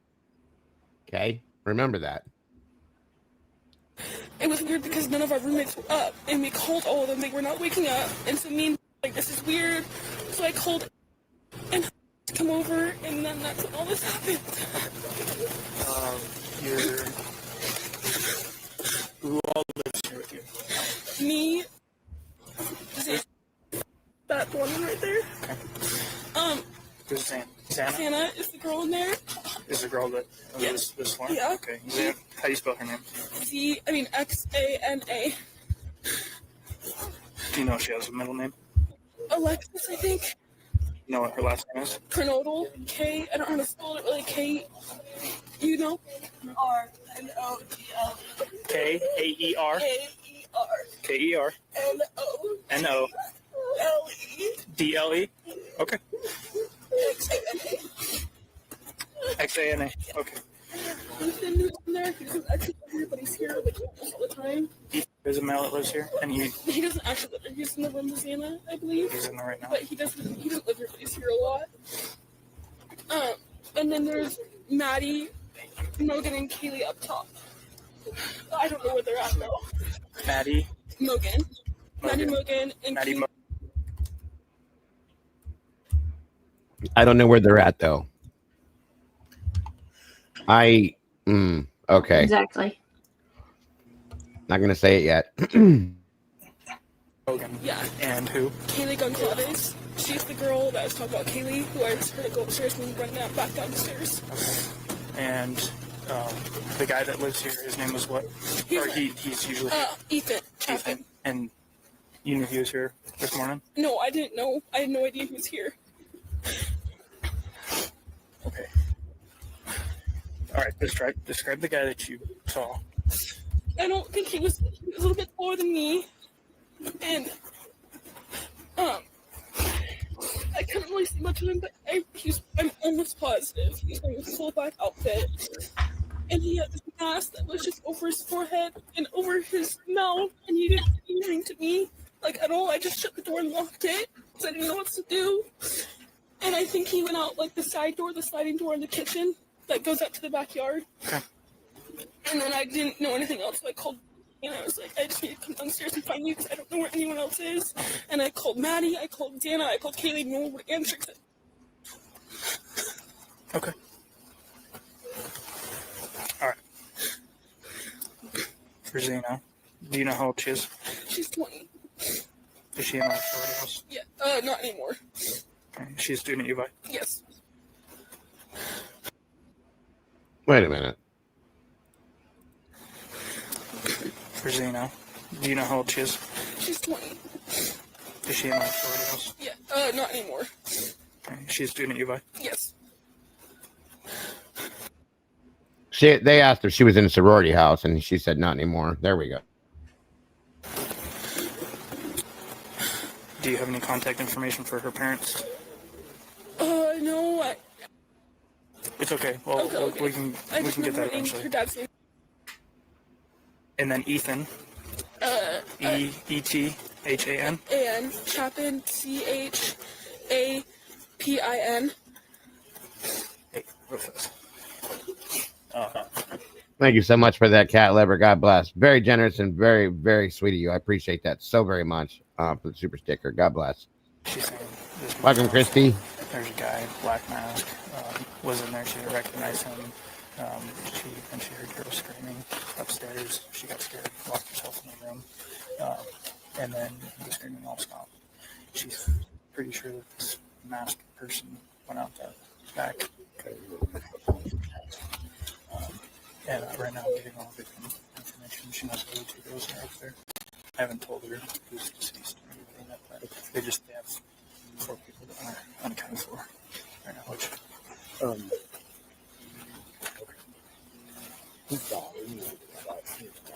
whose dog? Who wants a dog? Haley. The one in the truck. Okay. Did anyone catch everything that the 2 officers were whispering? Yeah, I heard it. Pretty good. Mm-hmm. Did you get it? Yes, I did. No, I didn't. He basically repeated word for word what she said. Okay. And that he hadn't told her that who had been. Right. Who was dead yet. Yeah. Except I think that when they're repeating what she said, they're like adding their own spin to it on occasion. Like she at one point, when she was just talking to him just now, she says, I don't know, he was a little about my height, maybe a little bit taller, a little bit shorter. And then he says, 6 feet then. And it's like, well, no, that's not correct. That's it's not verbatim. Yeah, those are their well, words. she's not 6 feet tall. Which it explains also how the whole PCA got written clad in black, frozen chalk face, shit, and all that. So yeah. Absolutely. Good points. All right, here we go. Okay. Since she knows a bunch of the people who are living here, I'm getting all their names, and then I'll finish collecting all their information. Okay. How old is Ethan? I apologize. There's a door downstairs next to the bathroom that's got a padlock on, or a lock on it. Because We don't know. okay. Who has access to that room? Okay. Yeah. So it's not something you guys normally. No, we have no idea what it is. Okay, that is ridiculous. There's no way. See, I even said I think that whoever the main person on the lease would be should at least have access to that. I wouldn't even live in a house that had a room with a padlock on it unless I knew damn well what was inside that room. There's just no way. Right. Well, that could be the mechanical, the water heater, furnace, softener. But you if it was, you would know that though, right? You wouldn't be telling them, I have no idea. There's just this padlock on a door. Right. That is odd. It's the utility room, sure. And it like I said, I agree with Jesse. I wouldn't live in a house if there was a lock on a door that I had no way to get into it. Like, it's just, that's strange to me that they have no access. What if there was, unless the landlord does absolutely everything, then okay, but still you would at least know what that is. That's all I'm saying. Yeah, and you would say, you would mention the landlord. You'd still know what it is. Right. I believe he just turned 20. 20, and it's Chapin, Chapin. Yes, I believe. Okay. Do you happen to know either of their date of birth? No, I know Sienna's date of birth. Okay. No worries. And Ethan's also a U of I student? Yes, he is. And you don't see him here right now? You see, but pretty sure he's in that room. I think so. I think it's what told me. I don't know for sure. All right. And then the 2 additional roommates that aren't here right now, They're not. that aren't here with you. Yeah. What are their names? Maddie Mogan, M-A-D-D. Welcome, everybody. M-O-G-E-N. And then Kaylee, K-A-Y-L-E-E. Goncalves, G-O-N-C-L-A-V-E-S. I think that's how you spell it. How old is Maddie? 21. Or 21 or 22. I can't remember. They're both 12 or 21, but I don't know exactly. I think so. How old is Kaylee? Over 21. I believe she's 21 or 22. Sorry, I don't really remember. It's okay. You're doing great. Thanks. I'm asking a lot of you, so I appreciate you. You're doing very well. Thanks, Rose. Do you know if the other two girls are upstairs or not? Right now, what we got to do is we got to process this whole thing. That makes sense. I don't know what I'd be permitted to. That's fine. Right That's now, totally fine. I understand. Okay, let's go back. I just want to make sure we're getting everything. So you're sure at about 4 this morning? Yes, it was 4:10. You first noticed a guy. Well, I first noticed Kaylee go upstairs and scream and run downstairs. So 4 this morning, went upstairs Yeah. to the way top. Yes, to her room with Murphy the dog. Okay. And then you heard Kaylee scream? I heard her scream and run as fast as she could downstairs, and she said someone's here. She ran downstairs? Yes, I could hear. You can hear everything. Pretty much, I heard her run downstairs really fast. And then I heard Murphy barking a lot. Okay. And then I heard her going to I think it was the bathroom, and I remember her sobbing, and I just remember hearing this guy's voice that I didn't recognize saying, "You're gonna be okay, I'm gonna help you," but it wasn't like, I don't know how to explain it. Like, it wasn't in like a nice way, it was like a weird way, like a weird tone. You're gonna be okay. I'm gonna help you. Yeah. And you didn't hear anything from Kaylee anymore? At that No, point? after that I didn't hear anything. So then I kept calling her name. I called on my phone, I called Vanna, Maddie, and Kaylee, none of them answered. So then I opened up the door to look, and that's when I saw the guy pass by. He looked at me, but he didn't come towards me or say anything, which was really confusing to me. I don't understand that. And I'm pretty sure he went out the side door. And then I called and said she thought maybe there was a fire or like a firework. We didn't know. She heard this loud noise and there was a light, I guess. Did you hear like a pop, like a bang? I don't know. Did you hear it bang? It's what she heard. Okay. That's what she heard. Okay, never mind. You sit there. I didn't hear that.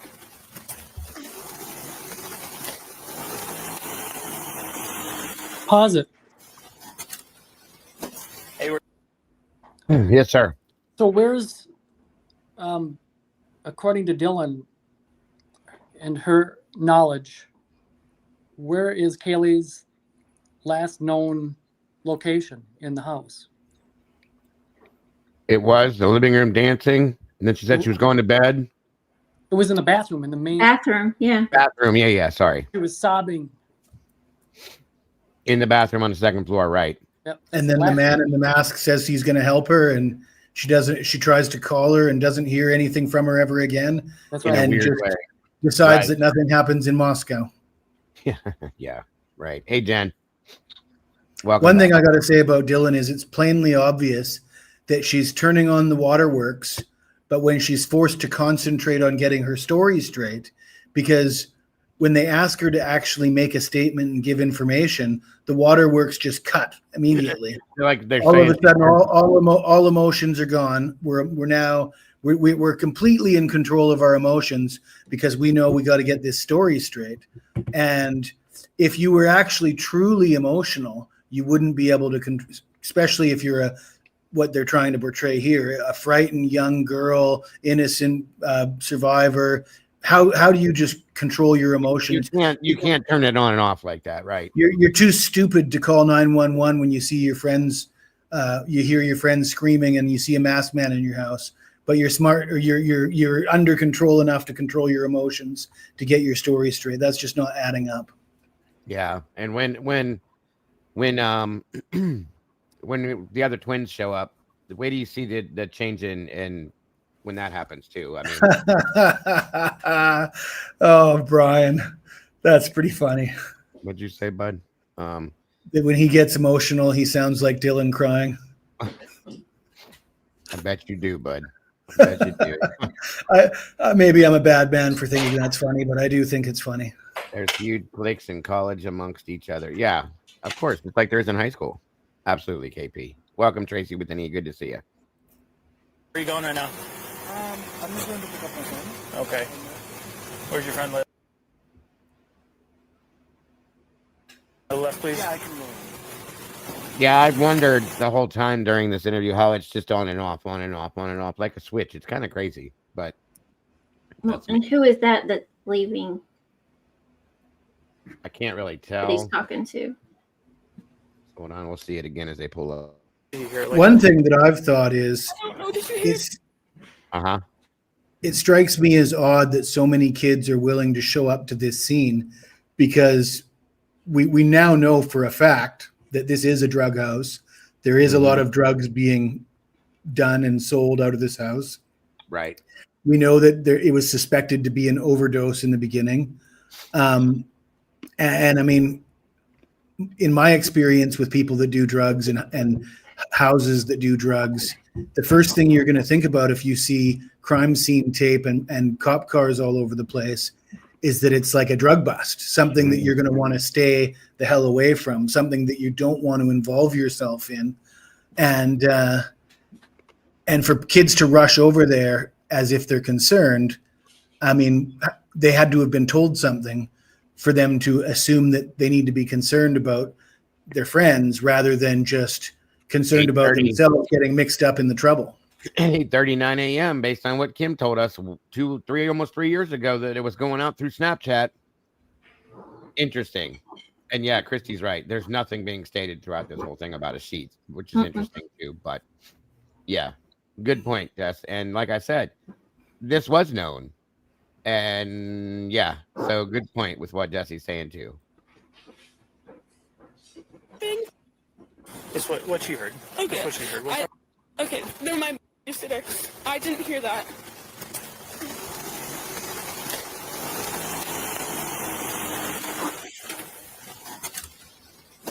Hey, where are you going right now?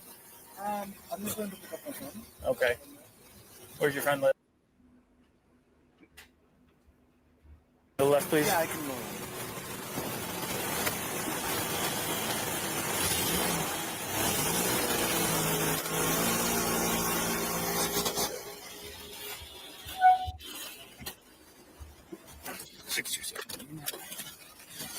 Okay. I don't think I ever heard a bang. I didn't think anything about fire or firework. Or gunshot. I don't think I heard anything of that. And I also was kind of in and out of it because I was scared and I was really tired. And that's when I called and I told her, I need to come to your room, because she was the only one that was answering me. So I just ran down there and. So Dylan's saying that she told Bethany, I need to come to your room. Not Bethany saying you need to run down here. Well, whatever. Just pointing little things out. What's up, Good Trouble? Good to see you. Thank you guys, all of you that are jumping in right now. Appreciate you guys joining us. Great to have you here, Blackhawk. Good to see you. Mayhem and Miracles, Good Trouble. Let me catch you real quick. Witchy, of course. Brian, Pappy Man. Glenn, welcome. Good to see you. It's a new name. Great to have you here. Gen 7, of course, always. J. Marie. Natural Sage, good to see you. Chet Donnelly, welcome back. Keep it real. Anybody I may have missed, I will catch up with you, I promise. I appreciate KP. What it do? Good to see you. Tracy with any again, good to see you. And thank you all for joining us. By the way, thank you again, guys. We don't ever expect any donations or tips on anything, but anybody that has, thank you so much for that. We definitely appreciate you, and it keeps our channel running, folks. So God bless, and thank you so much for your generosity. For a second I stopped and I saw Xana passed out, and I thought maybe she was just like sleeping or something. I didn't think anything because I was so out of it. And I went into the room and we just fell asleep. And then we woke up this morning and no one was waking up at all. Like no one was answering, which was really weird because all of us wake up around like 9 or 10. And then I called to come check. And he came here first. And I told him what happened. And then he looked in the room and he said they needed to get out and call the cops.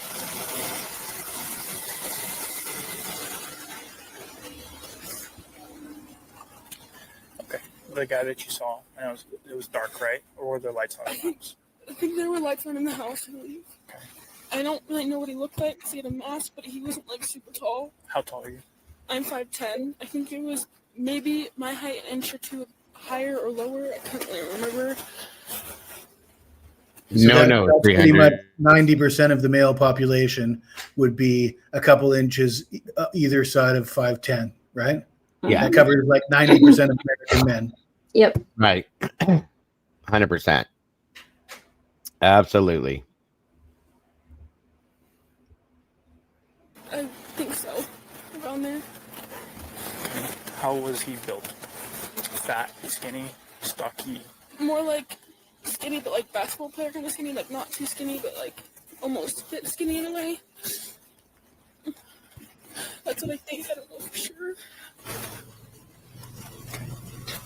And then the voice, he said, when he said those words, you didn't recognize that voice before. I didn't recognize him or his voice. I mean, I also couldn't see him, but I didn't recognize that voice at all. It didn't even cross my mind if that could be. Did you guys have a party last night too? Or? Not. See, I feel like she's offering too much info right there with that. Am I the only one that thinks that, or am I just overthinking it maybe? I might be a little bit biased, but I think every time she opens her mouth, it's a sign that she's lying. I know. Agree. Right. I get it. But like I said, he asked her, and you said you didn't recognize it, and she just like told it 3 or 4 different ways. That just seemed like a little too much, but that's just me. Like I said. I haven't actually noticed it in this interview, but I've heard other interviews with Dylan, and she answers questions that wasn't even asked of her. I've noticed that's a trend with Dylan is you ask her a simple yes or no question, and she starts rambling on about something that you didn't ask her about.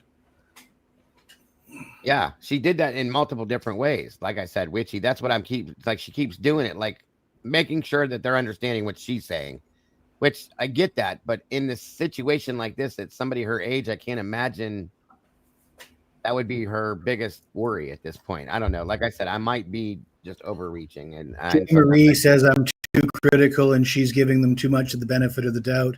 But I just want to point out, we've all, for all of us that have followed this case on this channel for the last 2-3 years, when we all heard Kim and WSU Kim and Dave tell us that basically they knew and they were talking about it the entire time, the only way that you could possibly give them the benefit of the doubt is if you think WSU Kim and Dave are lying. And I got to tell you, if WSU Kim and Dave are lying, they're damn good liars. Wow. And they predict the future. They're really good at predicting the future. I mean, I'd like to hire them in my business. Yeah. We've already proven that Kim didn't lie about quite a few things. They nailed it. Right. Good. Cammy, what's up, sis? Good to see you. Agreed. And once you believe that, if you believe that story is true, you just can't give them the benefit of the doubt at all. That's where kind of I'm at too with that. And again, Ranger, see, that's my issue. I've seen scenes like this. I've been there for that. Okay. And my issue with this is you would think she should be in shock and not be able to overly describe things like this being in shock. She's a little bit too relaxed for me and too with it, I guess you could say. That's all I'm saying with that. I'm not trying to be mean or anything like that. Welcome, Echo. It's good to see you. And everybody else that's jumped in, I appreciate y'all very, very, very much. But there was and we had like a formal thing beforehand. That was 2 days ago. Okay. Is there anything that popped out about that event that was concerning? No. I mean, I went to Ethan. He is with in Sienna, and who are dating, and Sienna went there. I was there for a little bit, and then I went to my friend's house down the street, and then I came back home with my friend. Everything was fine. Nothing weird at all. Nothing suspicious until 4 a.m. Okay. All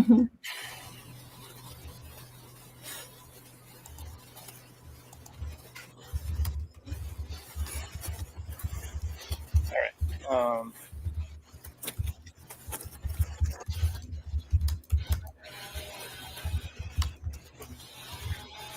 I don't think I have any more questions for you right now. Okay. Somebody else will. Okay. So let's grab that. Let's go back over there. Okay.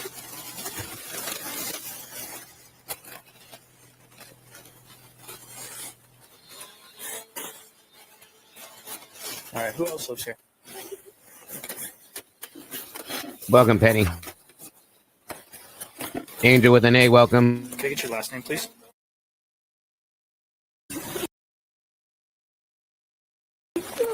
Okay. Hey. It's his brother's walking up this way. Okay, do you mind hanging out here, please?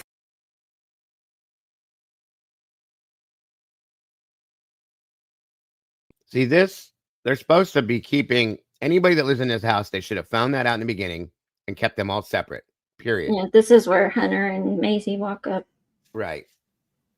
So they definitely should have kept them separated completely. And that's just saying.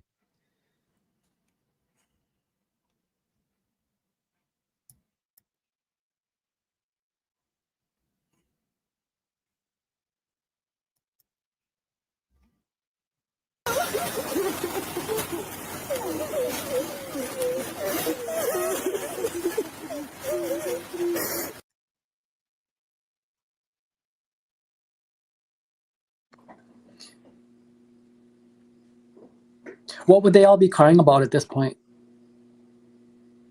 Hunter and Maisie showed up. That, and I don't know, according to the documents, this is when the vandal alert went out that there was the homicides. Yeah. You said, So they must. It's supposedly at this point, based on what they said in the document or the report, this is when they realized that all 4 were deceased at that point. Didn't just a moment ago Dylan ask, what about the other 2 girls upstairs? Right. Yeah. And he said he couldn't say anything about it at that point. Blah blah blah. The officer isn't sharing any details. True. Like I said, I think they said if this is the right timeline that they got a vandal alert at that point in time. It said that there was a quadruple homicide, and they were reading that, I think, and that's supposedly what happens here. I don't know if that's true or not, but it's not even 12:30, right? That's unless they got a message from somebody else at that point, and that went out when Mama Bear at 1. I think so. Okay. So I don't know then. Maybe it's because Hunter shows up and I don't know. I think my point is that they all 104. do know. That's why they're crying, but they're playing Okay, like they have limited information. Right. Absolutely. Jesse will be back shortly, folks. He had to grab his child. Bethany does not say DM was in her room. Right. On we go. can you spell that for me? Do you have a middle name? What's your date of birth? What's a good phone number to reach you at? By the way, Hunter's the only one that's there, but Maisie was not there yet. And then is your driver's license through what state? What state is your driver's license through? Do you have a room that's assigned to you here? When you go in? No one else lives with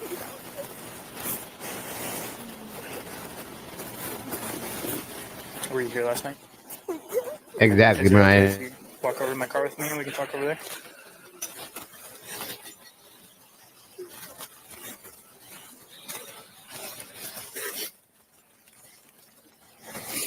Okay. It's not easy to do, Chris. I can promise you that. I'll tell you the same thing I told her. She was probably going to be talking to a lot of people, retelling the same story. So I still let the mom sit. we can't hold you forever. Okay. Am I still allowed to go home for Thanksgiving? That's what she's thinking about right now. Yep. Good Jesus. Oh my God. I'm sorry, but if one of my best friends had just been murdered, that's the last thing I'd be thinking about. That's just me, folks. Yeah, I just have stuff to do. What? How? That's what I meant when I said that there were some statements made that seemed very cold to me. Mm-hmm. The good thing Jesse didn't hear that because he'd have probably just snapped out. So we'll cross that bridge when it gets there, and the detectives will work with you guys to get a hold of you however we best can. Okay. So you were here last night. What time frame were you here through now? Were you here the whole time? Okay. What time did you get here last night? Can I check? Yeah. While you do that, I'll turn off my lights here. I'll be right back. So she says pretty much, and she has to check her phone to see what time she got home. Okay.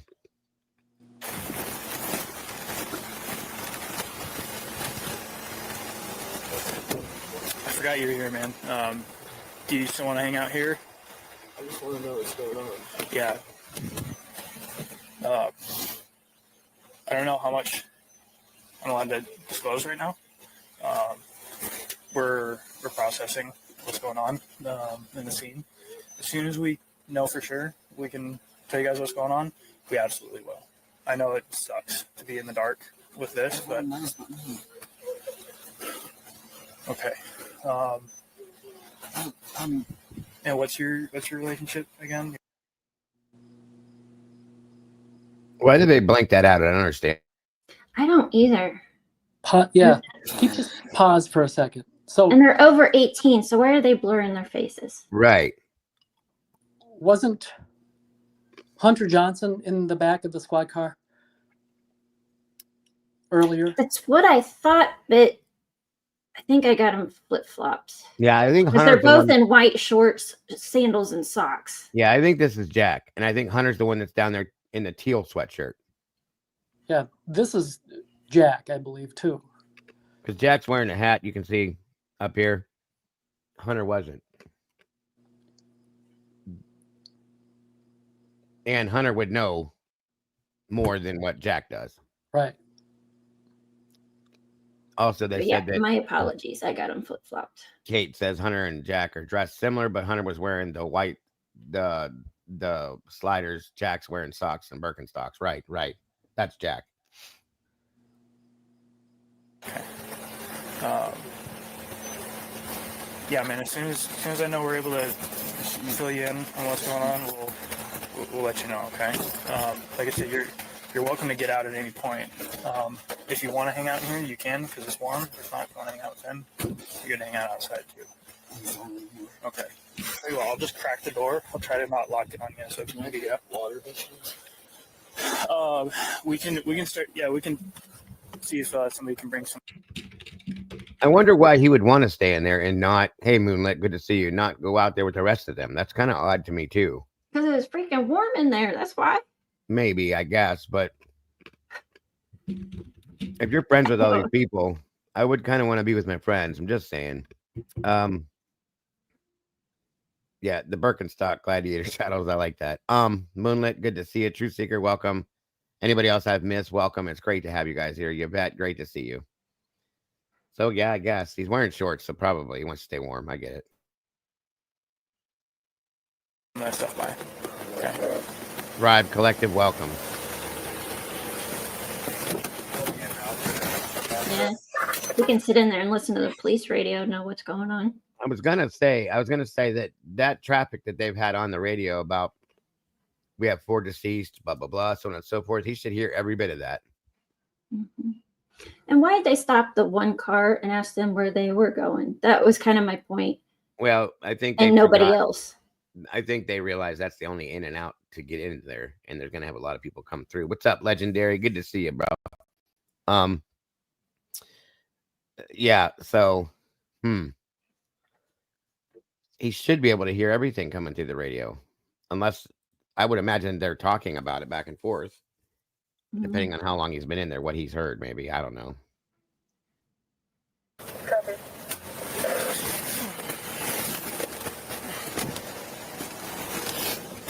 Okay, sorry about that. Welcome, Annie Rule. So what time were you here last night? About like 1:24 or something in the morning. Today? Yeah. 1:24 you got here? Okay, what was going on at about 1:24? And my friend watching Vampire Diaries on the couch. You and... Okay. Watching Vampire Diaries.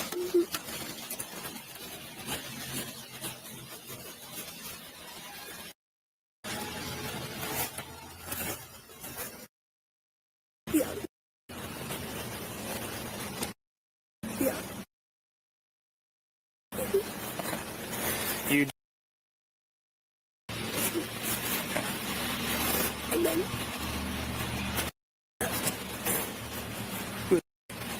She's just one of my friends. Okay. what I thought. Very true, Witchy. I'm sitting over there. How you just talk? Oh, okay. All female. Yes. All right. Okay, so you guys watching Vampire Diaries out in this the second level? Okay, and then for how long? I don't know. And then Maddie and Kayla came home from the club. And then we all hung out in Kayla's room for a little. So Maddie and Kaylee were at the club? Yeah. You know how long they were there? Probably till closing at least? I don't know. They went to drug truck afterwards.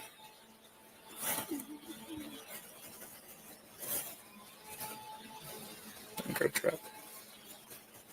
Okay. And then they came home at about what time?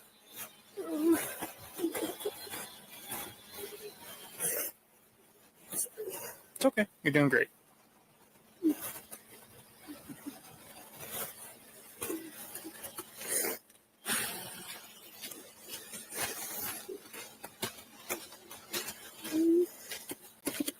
Welcome, I am me. Guys, please make sure you hit that like button your way in. I appreciate it so much. How do you know that? I just have a picture of Kaylee's room with Murphy.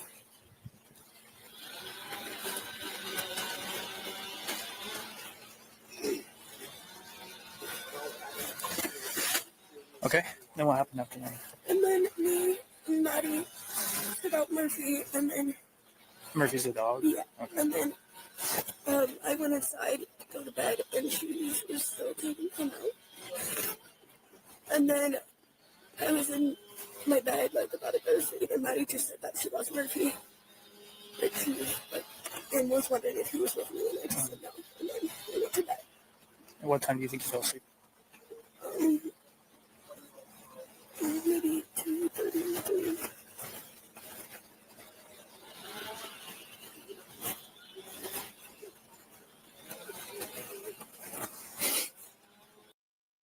Okay, so at that point, that does just saying that her and Maddie put Murphy out. Then she went inside because it was cold. And then Maddie lost Murphy, came in looking for her, and said very specifically that she went to sleep around 2:33, which we know she never went to sleep, but okay. That's an awful specific time too. But anyway. Okay. What time did you wake up at all between 2 and... I heard something like loud and Murphy like bark. Like usually like he barks at things. And then I thought I saw like a firecracker, so I thought someone maybe was just drunk and like put a firecracker in the house. But I wasn't even really sure because I was kind of still asleep, so I wasn't sure if it was like real.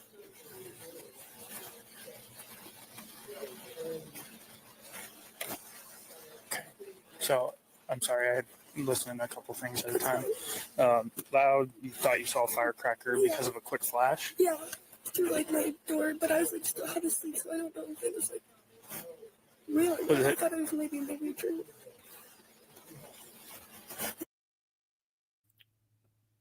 So Bethany's the one that is dreaming or thinking she's dreaming, not Dylan. Dylan never mentioned that. This is her. Yep. That's completely screwed up. Interesting.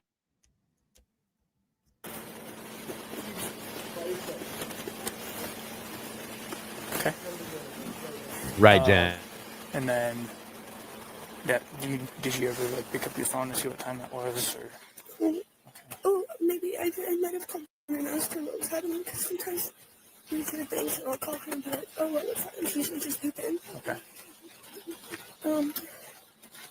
Do you guys recognize all these vehicles in here? Yeah.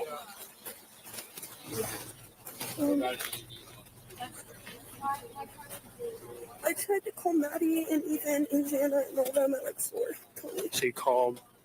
I tried to call all of them. And Maddie? Answered, but at what time? 4:30 and 4:22. There's Murphy.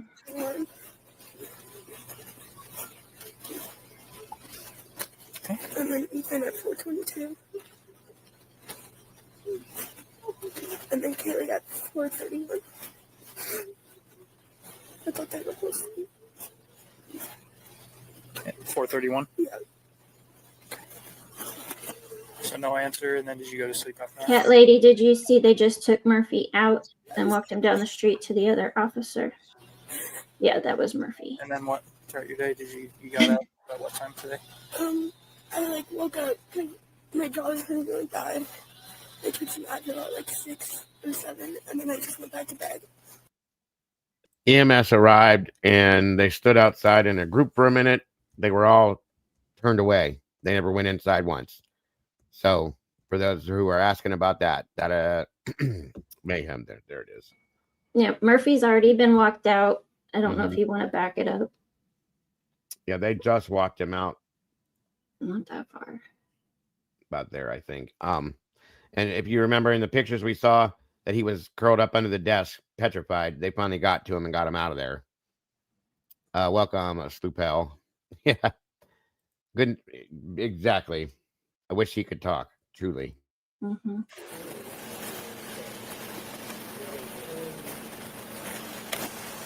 Okay. So, I'm sorry, I had listening to a couple things at a time. Loud, you thought you saw a firecracker because of a quick flash? Yeah, through like my door, but I was like still half asleep, so I don't know if it was like real. I thought it was maybe a maybe true.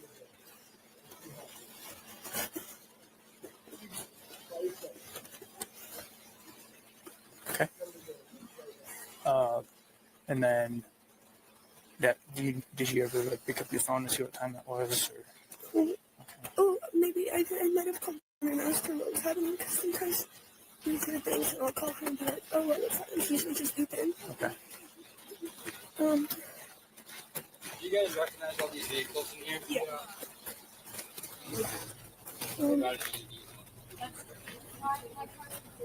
I tried to call Maddie and Ethan and Vanna and all them at like 4:20. So you called? I tried to call all of them. Maddie? At what time? 4:30 and 4:22. There he is. And then There he is. one. Hi, Murphy.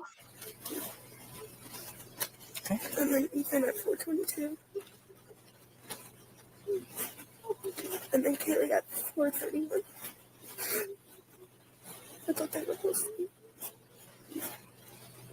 4:31? Yeah. So Welcome, no answer. Sandra. Did you go to sleep after that? Yeah, I just kind of fell asleep again. I was like half awake. Okay. And then what throughout your day did you got up at what time today? I like woke up, my jaw was really, really bad. I took some Advil at like 6 or 7, and then I just went back to bed. So I figured no one would be up anyways. And then I didn't wake up until we called you guys. Okay.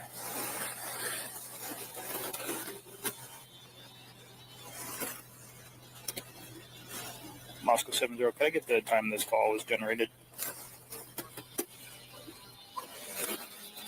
It could be because her hands are exposed to the cold and her arms are in the blanket, maybe. Okay, thank you. That's what I was going to say. All right. Or she could be using some of that tanning cream.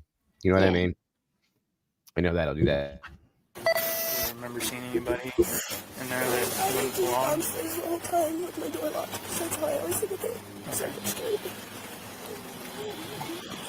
I didn't really hear anything either. I thought they were just being like loud and making things. It's very typical. Yeah. Okay.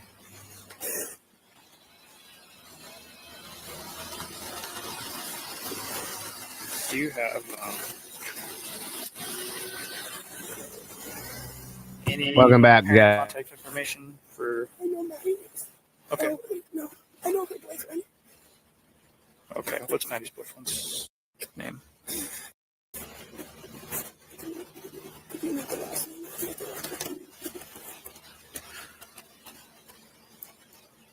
Is anybody having any issues with any boys? Mm-hmm. He lives in Boise. Okay. So he wouldn't be up here right now.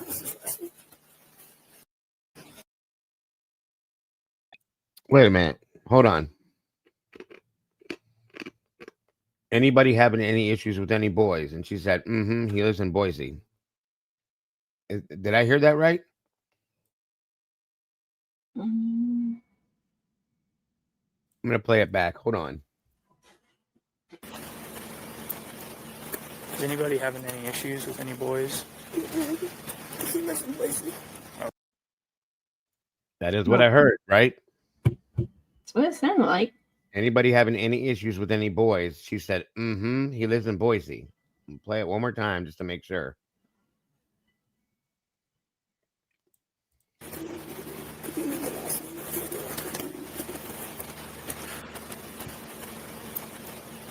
Is anybody having any issues with any boys? He lives in Boise. Okay, so he wouldn't be up there right now. Maybe she was answering from the previous question and then, okay, I'm sorry.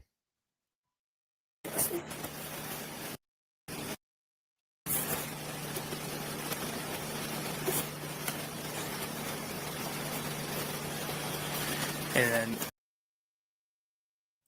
Yeah, she was talking about Jake, Maddie's boyfriend living in Boise, and then that question came right after. So, yeah, I got it. I was talking to you about the formal stuff, right?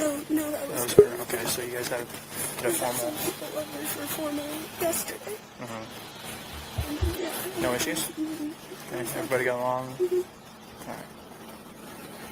Welcome back, Jay. So her boyfriend's from Boise, right? He asked her about Maddie's boyfriend, and she said and then he asked another question afterwards, and she was answering from the question about the boyfriend, Maddie's boyfriend, Jake. And saying he lives in Bethany's Boise. boyfriend isn't from Boise? I don't know. I don't remember that. I remember a picture. I have a picture of those two together, but I don't remember where he was from for sure. I know he's a little bit older. And Dylan's boyfriend, though, is also from Boise. And so is Maddie's. And so is Jack, actually. I think all of them were. Mm-hmm. So it seemed to me like she misunderstood the question. Yeah, She thought they were asking if they had about boyfriends and not about problems with boys. He asked the question. Well, he asked the question first and said something about, and where's Maddie's boyfriend from? And he said, she never answered. And then he said, right after that, he said, where's anybody having any problems with any boys? And then she answered the question about he lives in Boise, is meaning Jake, Maddie's boyfriend. Even I can give the benefit of the doubt on that one. Oh, yeah. Who was dating Quinn? Dylan. Dylan was dating Quinn Kelly. Yeah, that's Dylan's boyfriend. He lives in Boise. Jack DeCore's from Boise. Jake Shriver is from Boise. And Jesus Christ, I can't think of Bethany's boyfriend's name, but he's an older dude. Everybody's saying she didn't have a boyfriend at the time. Okay, because I have a picture of her and that one guy together dressed up from around that period of time. So maybe that they had broken up at that point. That's fine. Good point by Jay Marie. When asked if anybody had any issues with boys, no stalker talk, nothing happens in Moscow, right? Yep. Mm-hmm.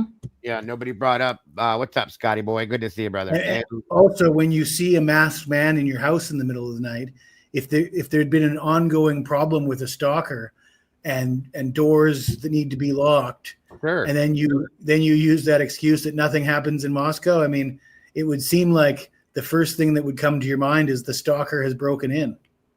Right. Thank you, Luz. That's true. Zach was his name. I do remember now. And I think that gets brought up later. But yeah, Jesse, good point, my friend. Good point. Well, it was Jay Marie, I think, that really made the point. Or Jay, yeah. Thank you for that. And yes, I've heard that a couple times, Annie. Mm-hmm. Is it true or not? I don't know. It could be. This is college. You never know. But yeah, it could be. Who knows?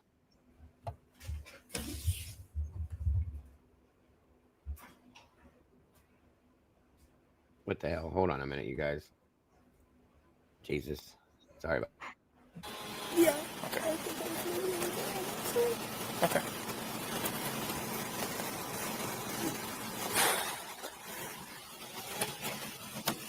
So I don't know if I have any other questions for you right now. Okay. I appreciate that you did very well recalling as things become more clear. Write them down or something so you don't forget. Okay. Sound like a good plan? Like I said, some other people are going to be talking here. And then we'll make sure everybody has. That is a bit odd. Sorry, it is. Just a little bit. Be Geek, welcome. Good to see you. Yeah, exactly. the detective's case number or the detective information, and so that you can reach out to us if anything comes to mind, and not just wait for us to reach out to you. That makes sense? Okay. Physically, are you doing fine otherwise? Okay. All right, we'll go back there. Thank you very much. Does anybody else live here? Okay. Who, by show of hands, who was all here when I got here? Sorry to talk to you too. Okay. All right. One second. So, Maddie and Kaylee were at the club last night. They got grub truck after. Don't know if they ran into anybody that maybe had issues there. They just had a formal the other day when without a hitch. There's no issues at formal. So there's nobody that they should be having bad blood. So obviously follow up. One thing I need to point out, folks, what he just did was completely the wrong thing to do. The two that lived there, that were there that night, based on what we're told, should not be sitting there together. They should be completely separate right now. But they're not. And he just put them all back in a group. Maybe it's due to the trauma of the situation. I don't know, but they should have been separated immediately and stayed that way. Atlanta's, we felt they dissed the formal and hosted a party. It could be, Annie. It could be. Very possible. But yeah, every one of them people right there should have been separated. Especially Dylan and Bethany. It should not be together in a situation right now. There's a big problem with that, as far as I'm concerned. Yeah, the grub truck at the very least. I did a very preliminary interview with the two people that live here and that were here last night. Everybody else I'm about to identify was not here last night, but was. All right, what's the matter, Echo? What are you confused about? Hopefully we can help you get out of that confusion a little bit. They should have taken all their phones. They should have absolutely separated them, taken their phones. Each of them should have been with a separate officer. They should have swabbed them right away. That's again, I've seen some of these happen in real life. These things happen in real life, folks. At real scenes, okay? Everything about this scene is a joke. Like SRB just said, which I think I'm going to turn it into a song. A shit show from the get-go, period. Right, 100%. They're just straight up ignore him. Agreed. And that's not cool. But I don't know. Something's weird. Somebody said Hunter was trying to leave the scene, and I don't know if we've got there yet, but Lana is sure that Bethany left the scene and wasn't there when the police arrived and didn't arrive till halfway through this whole thing was going on. That's why I was trying to find her, and everybody was like, no, she's there. She's right there. She's right there. She's right there. I'm like, I don't. We'll go back and look again. Like I said, we're going to break it down, folks. We'll go back and look again and pause it to make sure. But yeah, I'm definitely good point. I want to know who moved the knife back to the ping pong. It was not there. I didn't miss it. When they first walked past it, I looked at both ends of the table. It wasn't there, but then there it was. It's very strange, but I'll show you at the beginning again. Here in the parking area when I rolled up, so I'll just get there. Welcome, William. Anybody asked? Ryan asked. Sounds like they recognize all these vehicles, to include some of the ones down there. If they ask, and these can leave for the time being. Okay. We need to start, once Tyson gets here, start figuring out how to get this somewhere along. Yeah. A couple of them did ask about like bottles of water or something. I don't know if there's anybody logistically that can work that out. We can call EMS. I have a couple bottles in my car. So I know would be willing to help out wherever they can. Okay, I'll go grab those out of my car. Okay. And then keep asking what's the status of all four people. Just I don't tell them we're figuring it out. If they ask, dude. Okay. 100%, Bob.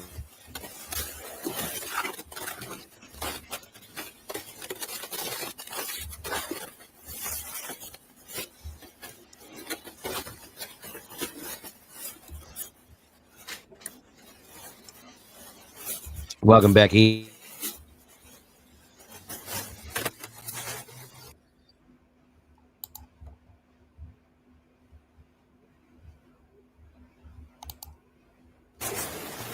Hi.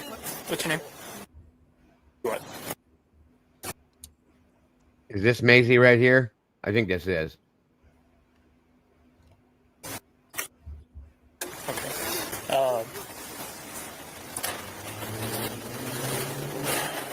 Maisie's in purple. Mind just hanging out with him? Yeah, this is Maisie, and I believe this is Hunter Chapin over here in the pink hoodie. Mm-hmm. He said they all know. So, yeah. Like I said, we're going to go back. Thank you, Christy. We're going to go back to the beginning and catch those other things we may have missed. Okay.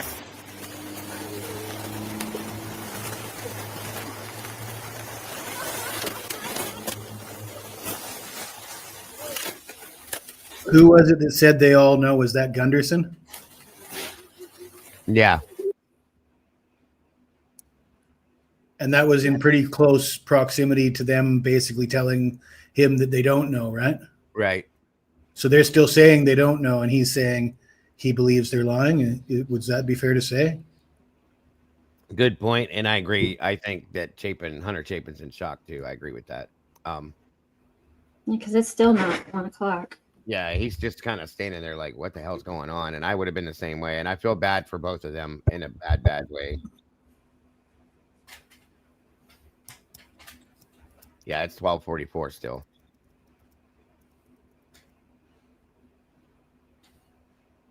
Oh, definitely look at him. 100%. I would be. And I've seen this reaction. What I'm not comfortable with is the other two. Is just something's off. That's all I can say. And it's weird because it seems like Maisie shows up and then they start crying again. You know what I mean? I don't know. But the Chapins definitely, you can tell, they should be in shock. And they're reacting in the right way, in my opinion. But if you can see that something's off, and I can see that something's off, and Eddie can see that something's off, why are the other people that are around them at the time not calling them out on it and just allowing it to happen? And in fact, backing up all their stories that don't make sense. Right.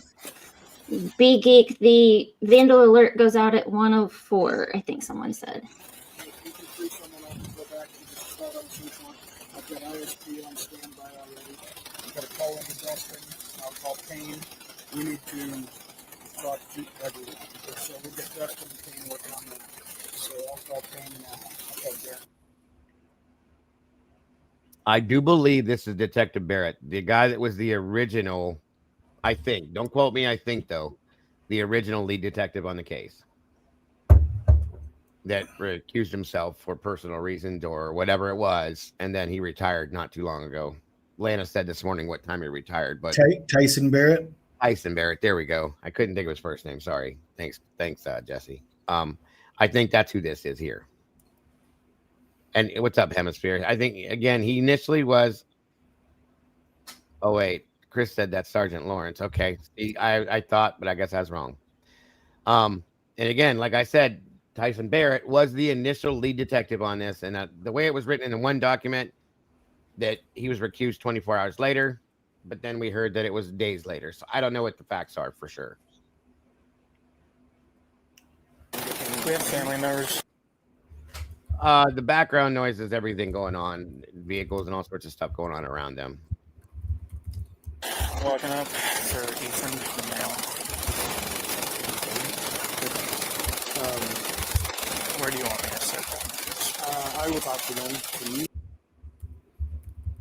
It does sound like that white car because you can see the license plate vibrating with the noise. What are we trying to just search this residence? Okay. Hey, I just talked to our shift sergeant.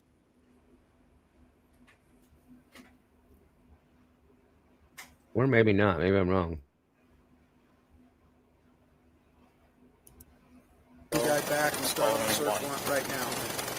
And then the last calls to you, this is the timestamps that get right after it happened. was at 4:21, 4:22, 4:30. She made these phone calls immediately after the bang. Okay. Trying to call the people that are in Yes. and no one answered. And no one answered. Perfect. Do we want to shut this down so traffic's not going through? Probably. I can do that.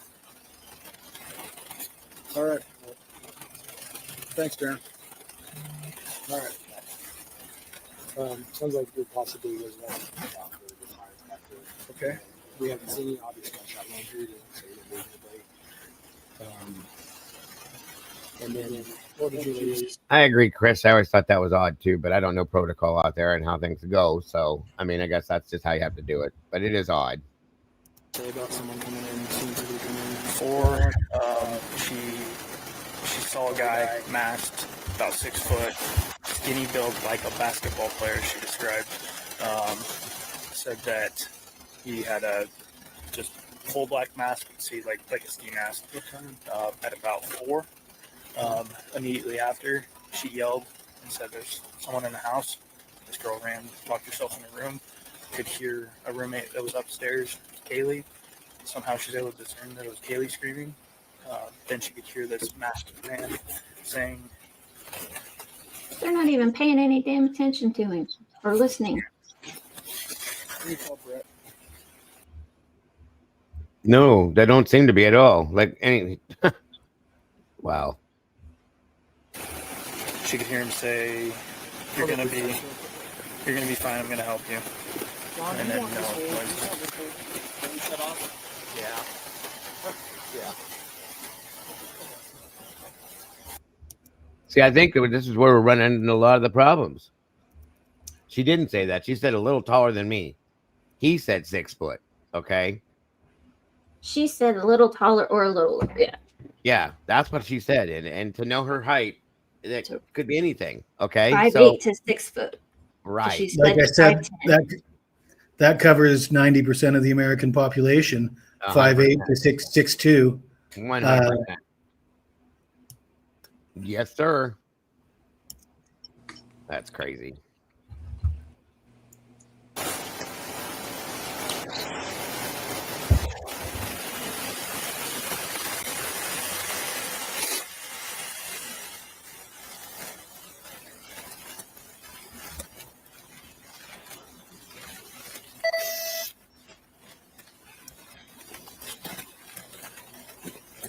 Is there anything else you want from me for now? I can start heading back. Yeah. So, okay. Search warrant. As far as the search warrant goes. Get the description of the place.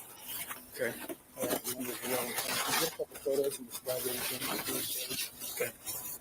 What are you doing? Well, get in town. We've got a quadruple homicide. Yeah, it's 1122 Spring Road. Yeah.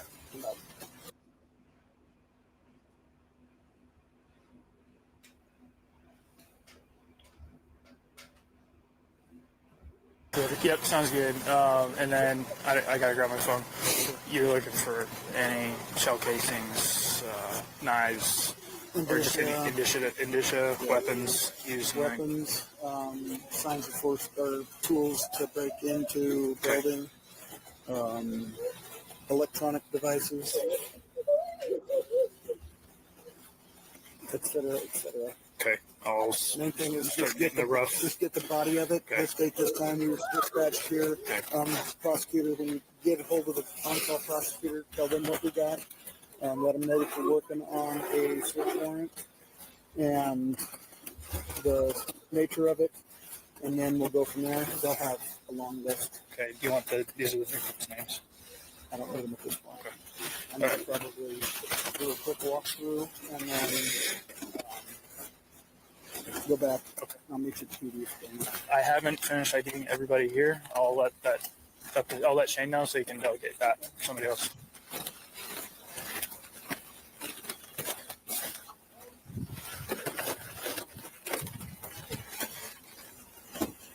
Hey, boss, I got to get going to start some paperwork back at the station. So I imagine you don't want to go with me. I'll have you stay here. And like I said, we'll let you know as soon as we. They still haven't talked to him. That's weird.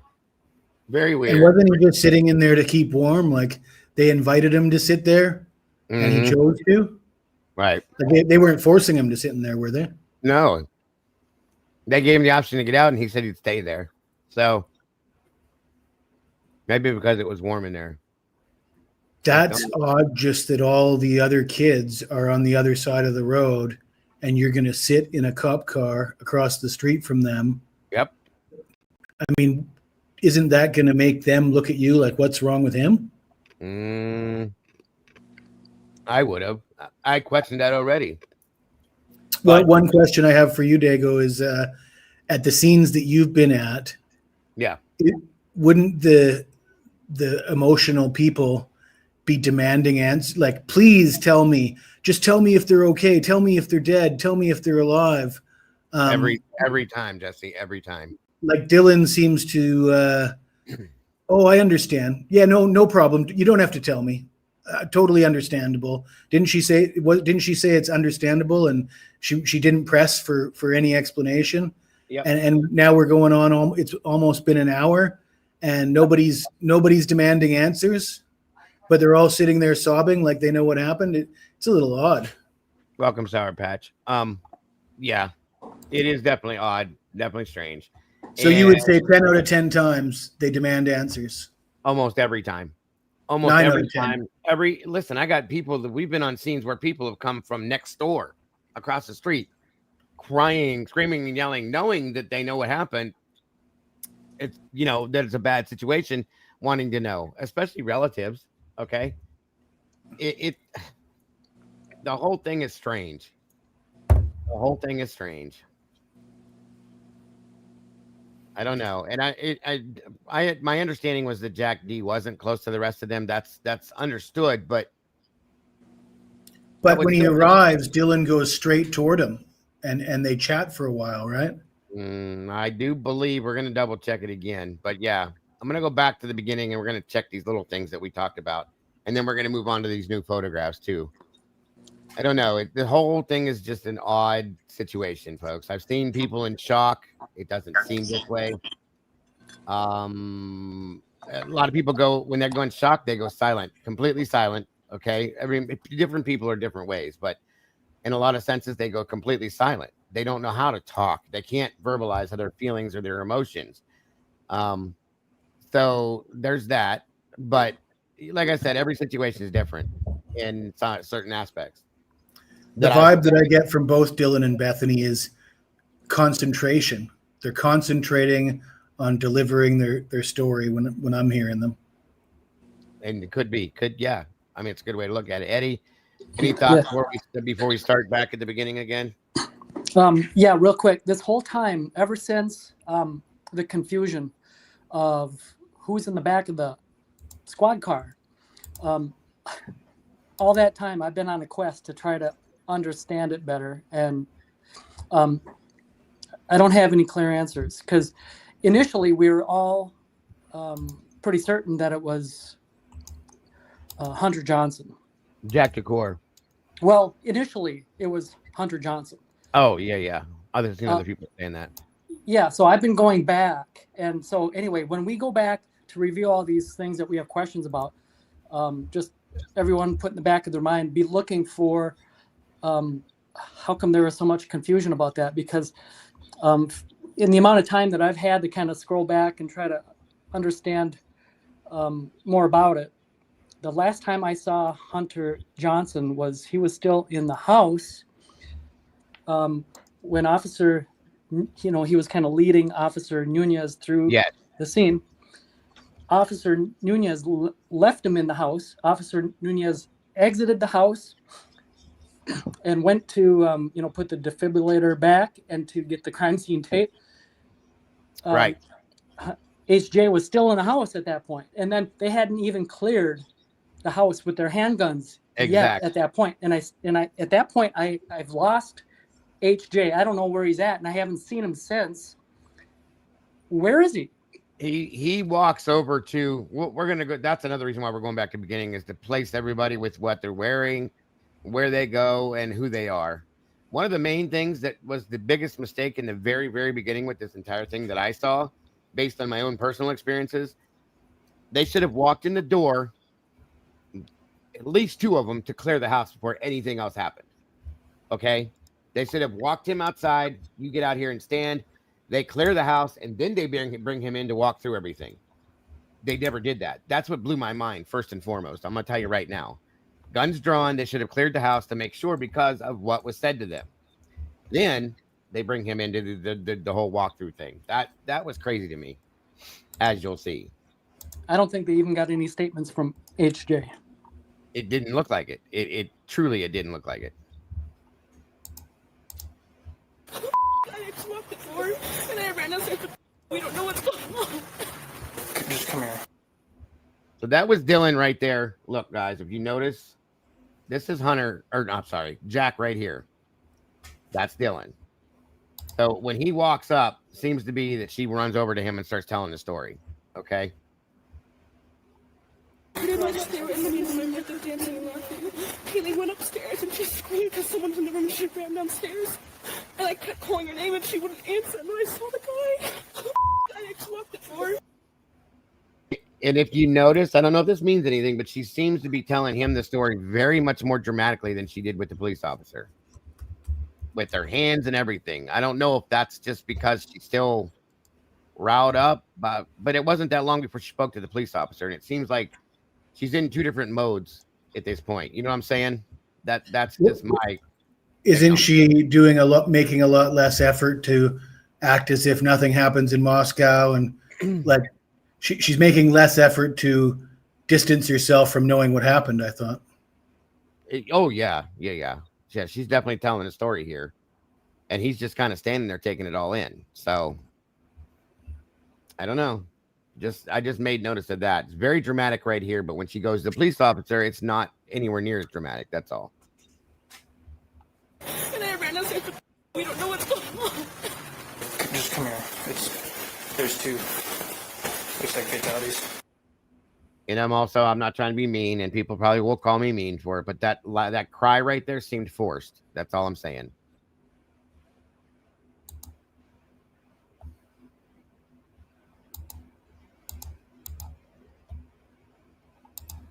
Again, like I said, I'm not being mean, but this last part here, where she kind of bends down and cries, it seems like it was forced out. And I don't mean to sound mean, probably will think I am, but it just, I don't know. Maybe I'm just taking this all wrong. I don't know what's going on. Just come here.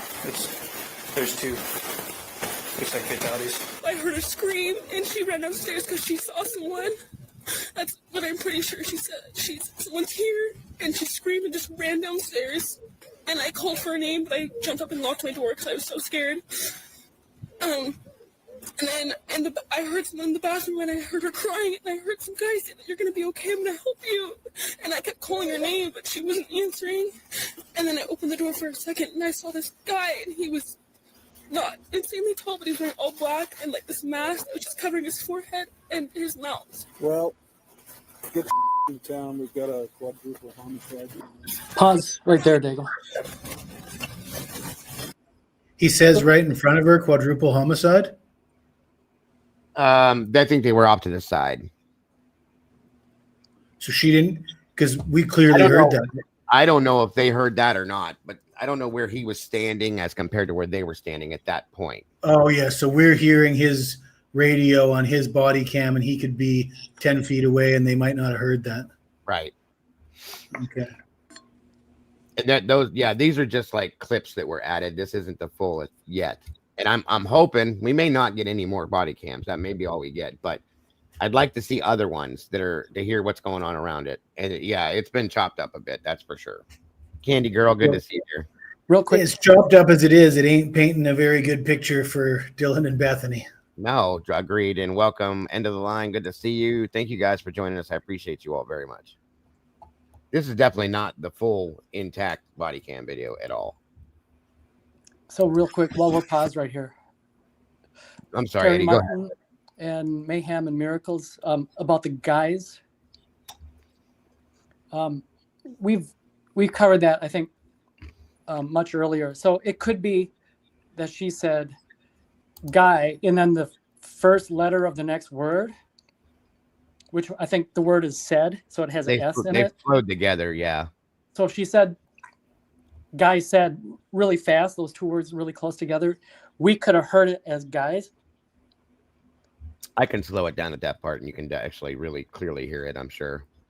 So yeah, there was a lot of confusion, and I think we kind of cleared it up. So it's probably singular. Right. Guy with S. Said, yeah. No, that's a fact. Clear echoes. And yeah, they cleared the house like they're supposed to with guns drawn, but they didn't do it when they were supposed to. So that's my opinion. I know a lot of people heard guys. William, I'll show you where it is, and I'll slow it down and show you that I think it just overlaps with the next word. That's all.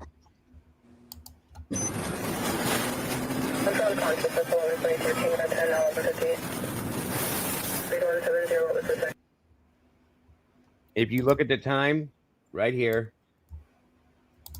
I wanted to point that out earlier too, just so you guys could see. When he gets the call, how long it takes him to get there. Get into town. We've got a quadruple homicide.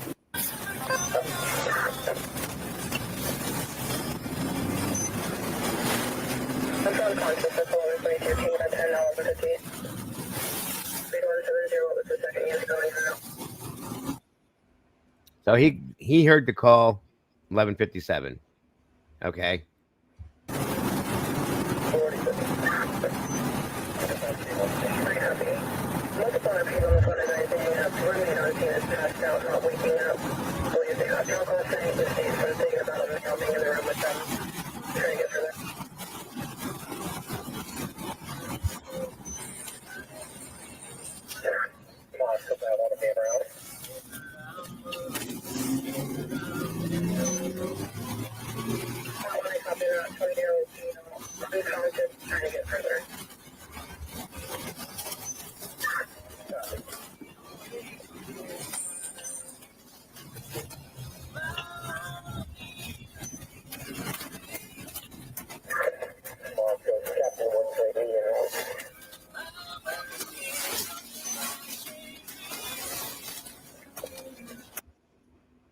Exactly a 2-minute response time to get there.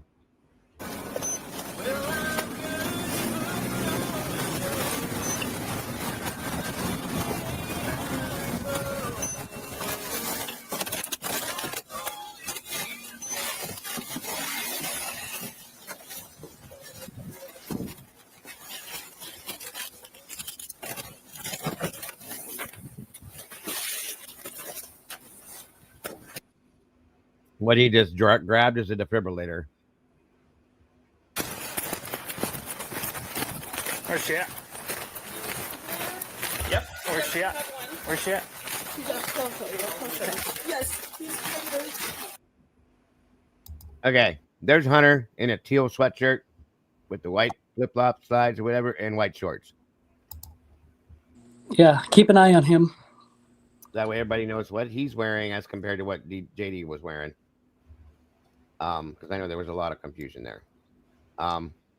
Like I said, that officer shows, I think that's Nunez, shows up, grabs the defibrillator out of the back of the truck, and on he goes. And I don't see, he was standing in the doorway there. Hold on. Where's she at? Yep. Where's she at? Where's she at? Yes. Real quick. Yeah. What role is HJ playing here? The role that there's a drunk girl in the house, or that there's two deceased that he knows of? Does he have his hands up, like hands up, like they might shoot him? He was standing like this, I think, because I think of what he's seen already, stressful situation or whatever. But I didn't see a knife in his hand. Okay. And I'm only saying. He's leading the first responding officer up to the room where the passed out drunk girl is right now. That's where this is at this point right here. This is a drunk girl passed out, 911 call vibe. That's what it was. Okay. And that's, like I said, no knife in his hand. And he's just kind of a stressful situation. He's waiting. That's all I saw. It seems like Nunez is already suspicious as to why they're not directing him toward their friend that desperately needs life-saving attention, and he's got asked twice. 3 times. Yes, Jesse. I was going to say that. 3 times he said, "Where's she at? Where's she at? Where's she at?" They're just standing there talking. No big deal. Can I tell you what happened? Pretty much, this thing happened at 4 a.m. You know, right? I mean, and that's the thing is Hunter does know that they're both dead at this point. He even remarks to Ethan being dead. So this takes the 911 call to a different aspect right now, in my opinion. I think Gunderson at one point later on says they all know. He does. He does. They all know. Absolutely, he does. And that's why we went back again. We watched it all. We're going back little by little, and these are the things that I was looking at, and everybody else was calling out too. Oh yeah, there's garbage all over the place. Terry, the one on the left is on with 911 when he walks up. Yeah, if you look, good call, Christy. Hold on, you guys, right here. Where's she at? Right here. I think that's Josie. This is Dylan right here. Okay. This is maybe Emily. There's no Bethany here. Bingo. What, Mama Bear? I said bingo. Right. There's no Bethany. This is a guy. Hunter's in the house. This is a guy. I don't know who this guy is. I think this might be. Is that Josie. Lyndon? It could be Lyndon. Yeah, that's Josie's boyfriend, right? Mm-hmm. Okay, so that way we can establish. Thank you, Bear. We can establish everybody that's here. So this is Emily, Beth, or Dylan. Yep. I'm sorry, Josie, because Josie was the last one on the phone. She claimed in the affidavit. Lyndon. I'm gonna guess Lyndon, because Hunter's in the house. Where's Bethany? So quantity, there's 4, not including HJ in the parking lot, right? 5. 5 with HJ. Right. Correct. There we go. So we got 5 on scene when they arrive. Josie, Emily, Dylan, and Lyndon. And then Hunter's in the house. All right. Where's she at? Where's she at?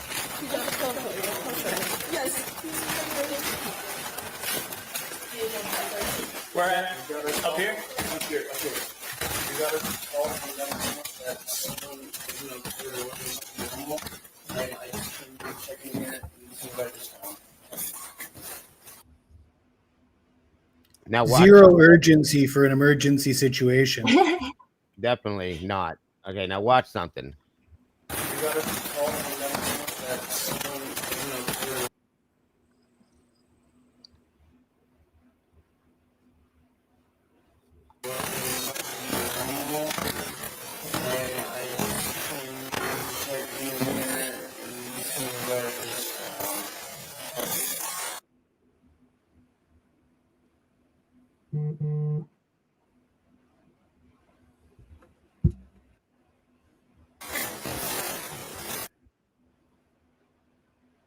There's no knife anywhere on that table. They even came over here. It's not there. Isn't there another picture of this table where the cups are in formation by the stairs and the other cups on the other, so completely flip-flop to what we're seeing here? I'm absolutely positive. I shouldn't say I'm absolute. I think I remember that. I think I remember that too. Yeah, but I think the picture that you saw, hold on, I'll tell you. But there's not going to be stairs on the backdrop of both sides, right? No, I think this is the way we saw the picture, though. I'm sure that I've seen the cups stacked up by the stairs. Which is over here to the back. Well, there's stairs to the right of you, too. But you're there's stairs. There'll be stairs behind on both sides? Mm-hmm. Yeah, that one set of stairs they just came up is right behind where Hunter's standing. But I don't remember the blue bucket beside the. I remember a triangle formation of the cups, which I seem to remember on the other side, and I don't with the knife on the table, the one with the knife on the table, and I don't remember the blue bucket. Right. Well, when we go through we're actually going to go through the photographs too here again, and I have some new ones. We can look then to make sure. But that's a good catch, just in case. But yeah, there's no knife here on this table. Hey, Tandy, good to see you. No knife whatsoever, which tells me he still has it on him, maybe in his hoodie pocket or something. Terry Martin says she remembers it like that. Okay, that's no big deal. Witchy remembers. All right, you guys got my back. Thank you. There should be a glass bottle on this table too somewhere, like a Bud Light bottle. I think it was. Hi, Candy. Okay, there's the bottle. I just had it slowed down. You couldn't see it. Hold on. Let me pull it back up to normal speed again, and we'll go on. And I checked to see if she was breathing, and I didn't check her yet, but. And he says, and I checked to see if she's breathing. She isn't, and I didn't check him yet, but which tells us all, like I said earlier, he knows that Ethan's there, and he knows that Ethan was dead, okay? Which was never brought up in the 911 call, because he just said, I'm pretty sure he's gone. Why did you not say that in the 911 call, that both of them were dead? That's what I don't understand. And if Hunter knows it at this moment, so does everyone else in the parking lot. 100%. And not one person. And Nunez knows it too. I mean, Nunez knows he's not there to bring a defibrillator. You know what I mean? Like Nunez is he's already seen it out front. They don't want to, there's no urgency. They're not telling him where the person is. And then he sees this scene. He's got to be suspicious as all hell, or he's not all there. As a police officer, yeah, I would agree. I would have to be too. Even if I wasn't a police officer, as a first responder walking up on this, I'd be like, what the hell is going on? This is not right.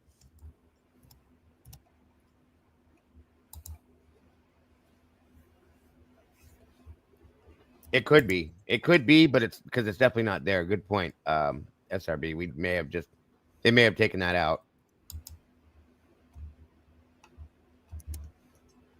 I'm 13.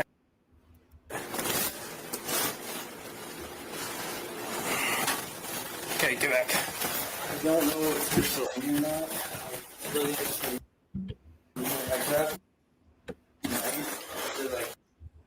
Okay, there's still no knife there, right? That's right.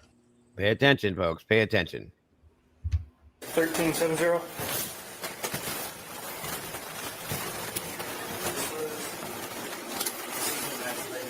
Okay, stay back there, please.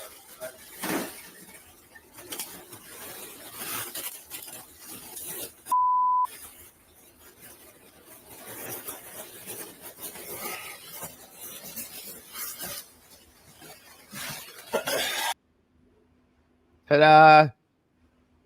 There's a knife. How about that?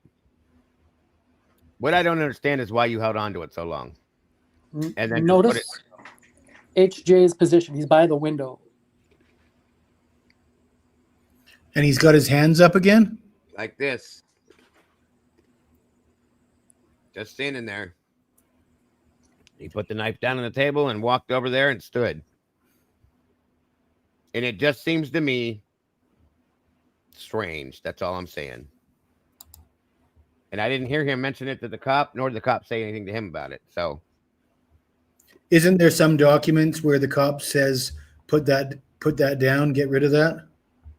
I heard that. I didn't get to that one yet. I don't think so. Okay, he did do that. I say I missed it then, Luz. Thank you.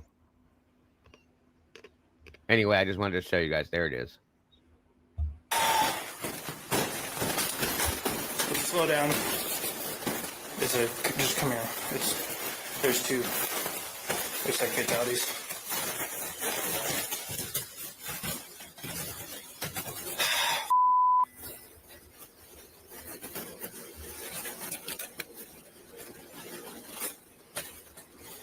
Dude.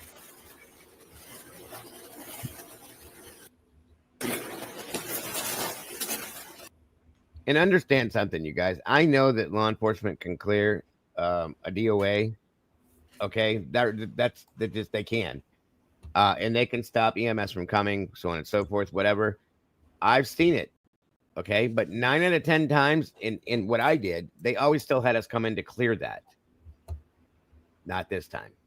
I don't know if it's because they didn't want the scene touched anymore or whatever it was, but 9 out of 10 times they don't seem to be very vigilant about the kids around the crime scene.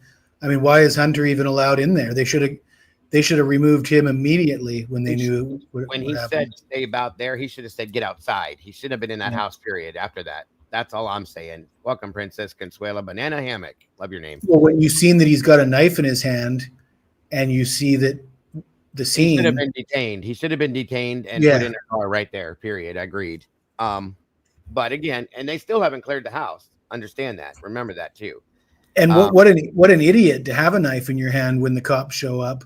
Like that's another good point, considering their stab wounds. I mean, they weren't thinking, obviously, they're kids. I'll give them that. But this was all done in a weird, strange, backwards way to me. Like I said, 9 out of 10 times, even if it was a victim was a DOA, on when they arrived, they'll clear it because they can do that. But there's no need for EMS, whatever. They still 9 out of 10 times had us come in.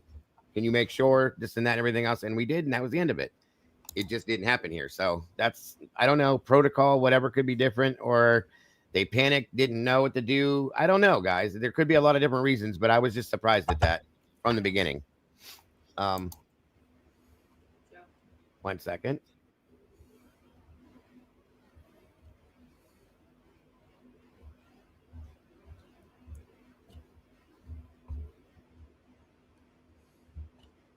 Okay.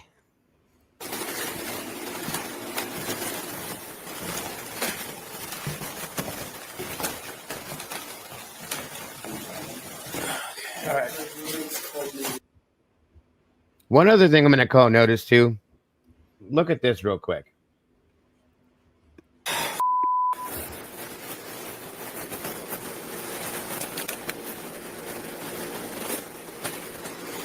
Dude.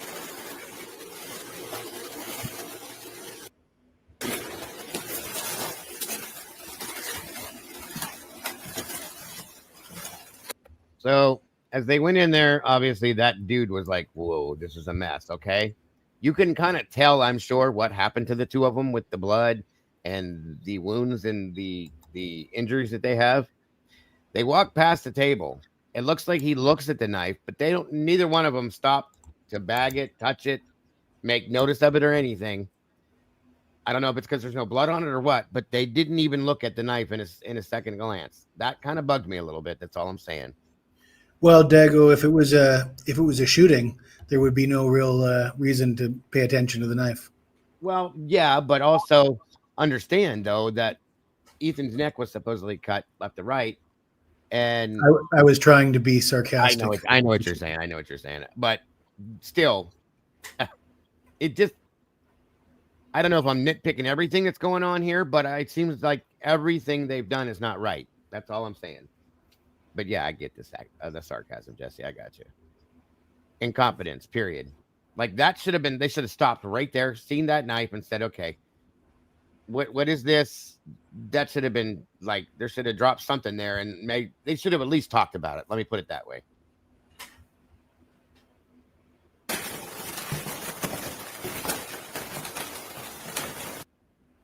You see how he looks at it, but that's all he did. They didn't say a word. Welcome, Lucy. I think the repeated hands on his heads thing, I find that suspicious as well. I mean, I understand that when you're overcome by emotion, you might put your hands on your head, but it gets kind of tiring to keep that pose for a while. And it just seems like he's holding that pose for long, long periods of time. Maybe he's just like trying not to touch something or it's nerves. Performative, maybe? Maybe. At the end, and they talk about collecting casings. They do? I didn't hear that. That's interesting. Good catch, Lucy. That's okay. Good.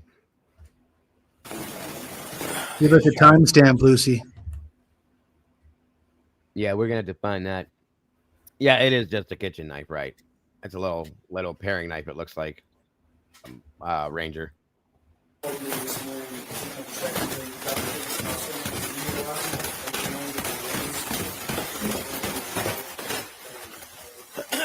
Okay. Nobody's allowed to leave for now. Okay. Just stay here for me, please.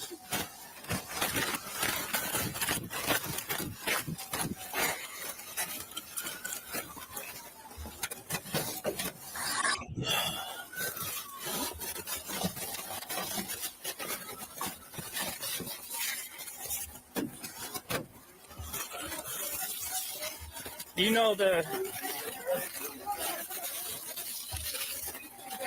Okay. Here, can you guys go over to the dumpster for me, please?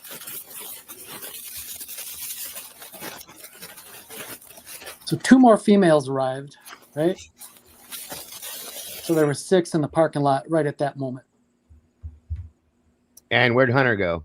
And Hunter, last we saw, was upstairs by the second floor window.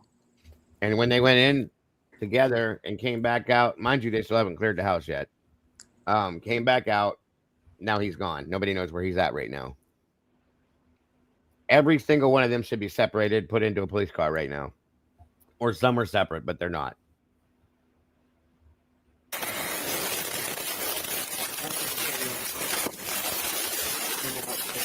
Okay, let's clear it. Okay, there's Hunter right there. Thanks for...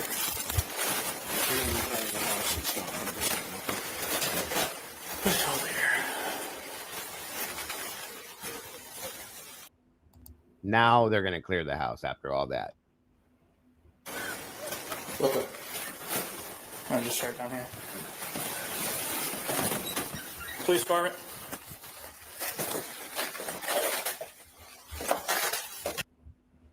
Why do you think they blacked out? Because they're on the ground floor right now. Why do you think they blacked that out? Every single bedroom. It's the office toys in the office. That's what they wanted. They didn't want you to see that. I don't know. If that's what that was, then okay. Why redact any of that, Luz? Unless the actual crime scene itself, right? Department.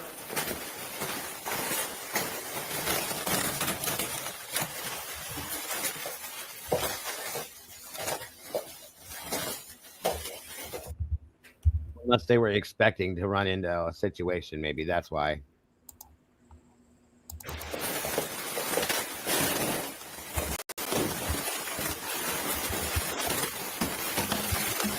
You know what other room that they blacked out consistently? It's the second floor bathroom. Yeah. Yeah, they did. Good point. Yeah, now they're saying Moscow Police Department as they go up the stairs.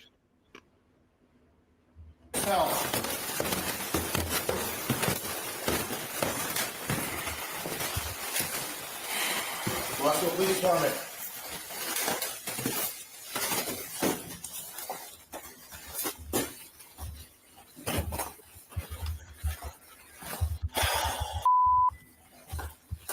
Clear here.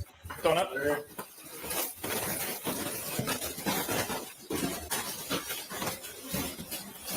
Police department. We're on 3rd floor. Going up.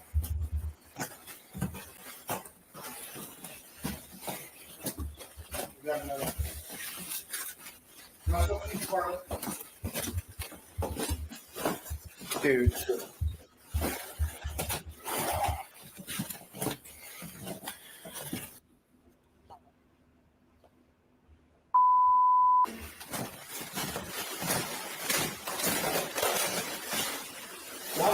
We're clear. Let me just secure the outside first. So. Go to the front door.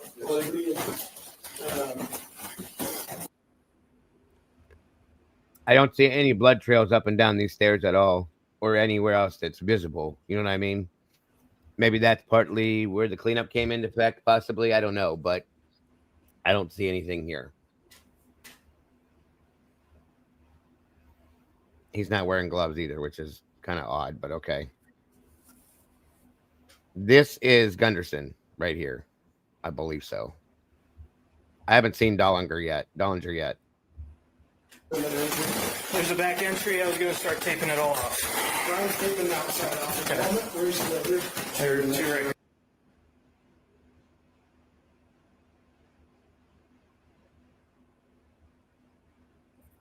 Did anybody see Gunderson touch anything?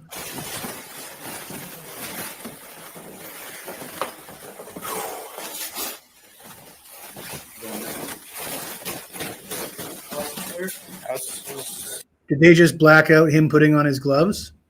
That's what he's doing right now. Yeah. As he goes down the stairs, you can see him doing it. I got in there. Shut it down in there.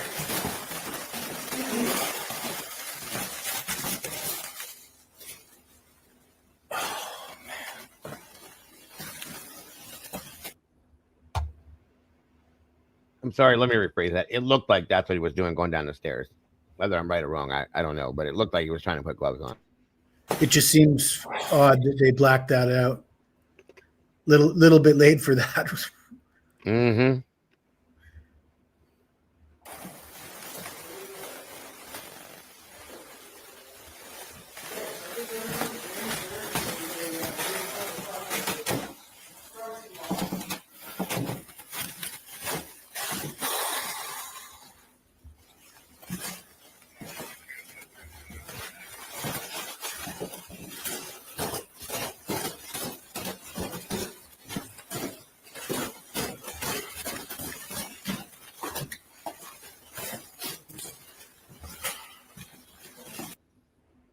Can I ask you guys a huge question that I just don't understand? Why did it take 3 years for us to get this video?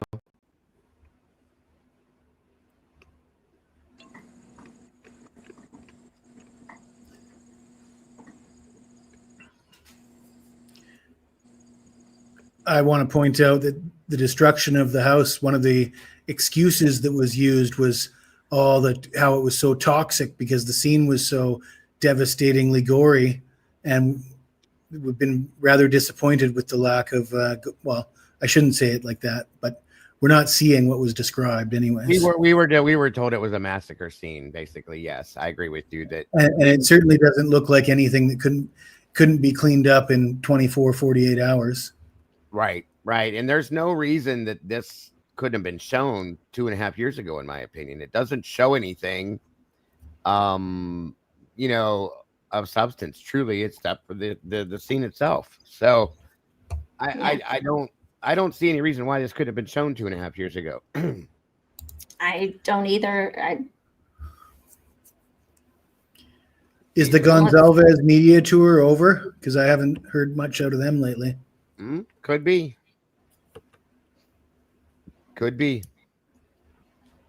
That goes in spurts, so we'll see. It was already half cleaned up, like Christy said. So yeah. I mean, was it because of the gag order? Well, I mean, yeah, but I don't know. That's not really showing us anything that we didn't know. You know what I mean? I don't know. At least not, except for the story change. That's all. The supposed backpack is over here by where Gunderson's standing, that we see in the one photograph. I'll show you here in a little bit.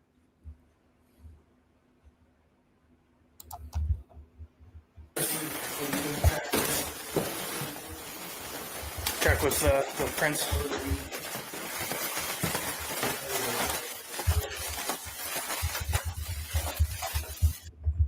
And that backpack, I was thinking that backpack could belong to one of the forensics people, and that they keep their supplies in. That could be why that was sitting there and then not there at that point.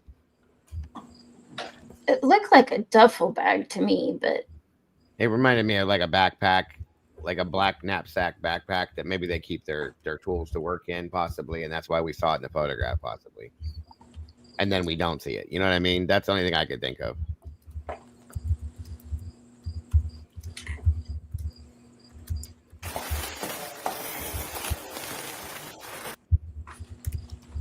I think the evidence marker was to mark like the blood that was on the wall, possibly. I could be wrong. I don't know.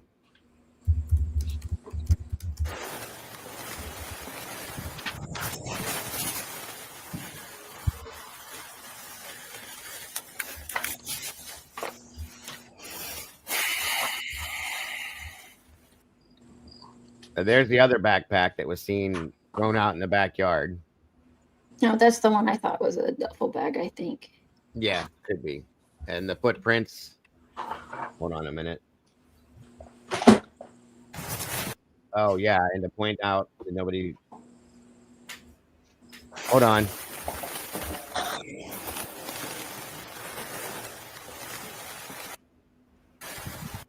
So there's no blood there yet, dripping down from Xana's bedroom. Okay. Because people were talking about that. That hasn't happened yet. There's no blood on the door frame here. I believe that blue stuff was to check for fingerprints and stuff, but they haven't done that yet. So nothing there yet. Something else everybody was talking about. Yeah, Lana was saying that bag in the yard is like a cooler bag, like one of the, you put ice in it and beer or whatever, and you keep your drinks in that, like a cooler type thing.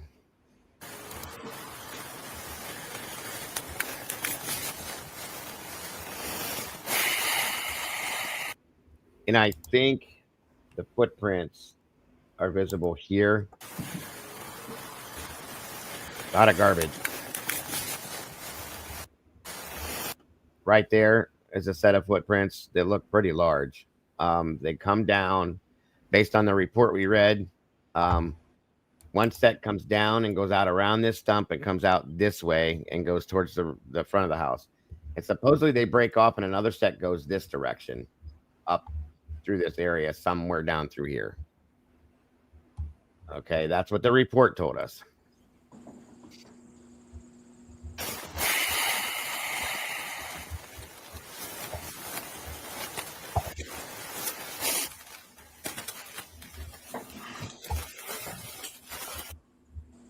Kind of looks like he had to walk out back and get some fresh air himself, the way he made that noise and then spun around and come back in. That's what I took from that.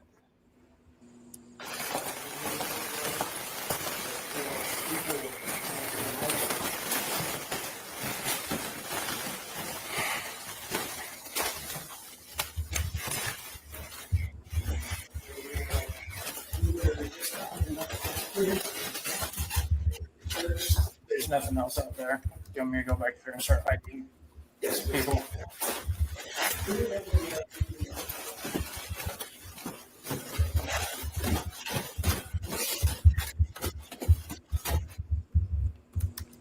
No, he came in the front door, Luz, and went up the stairs, grabbed it based on the report, and then went into the Xana's room. I hate to get us on a different rabbit hole, but check this out. Something just came over me.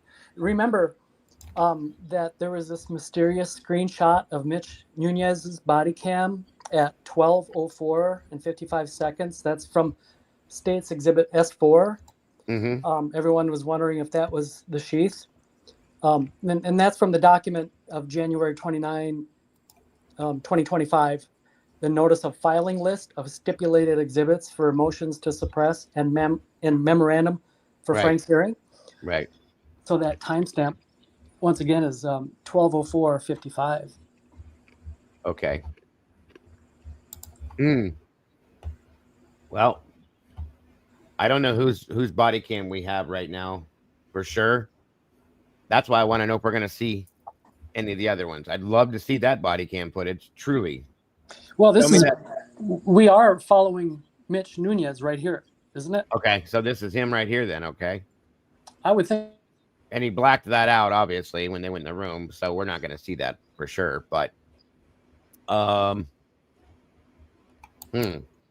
that's a good point, Eddie. 12:04, that's when they blacked out the uh-oh. Did you fall out, Eddie?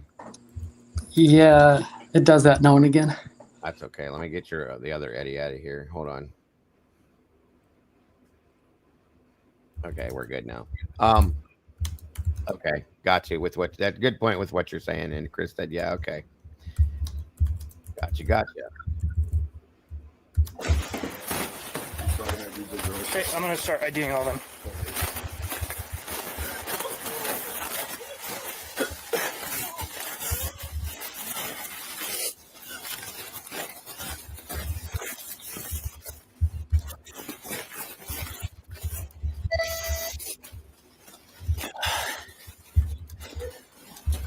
It's a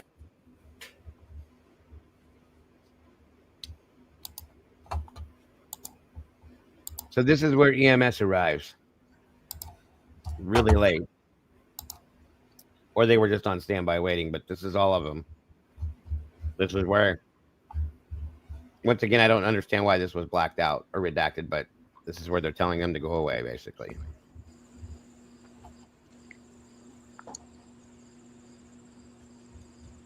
And right about this time, JD is walking up into the picture. Yeah. And where's Hunter at?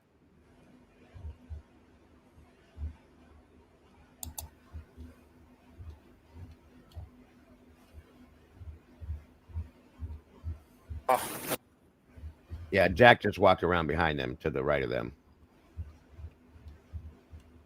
Thank you. No, you're good. Hang in there, brother. Okay. There he is right there. Again, blue hoodie, white shorts, and Birkenstock sandals.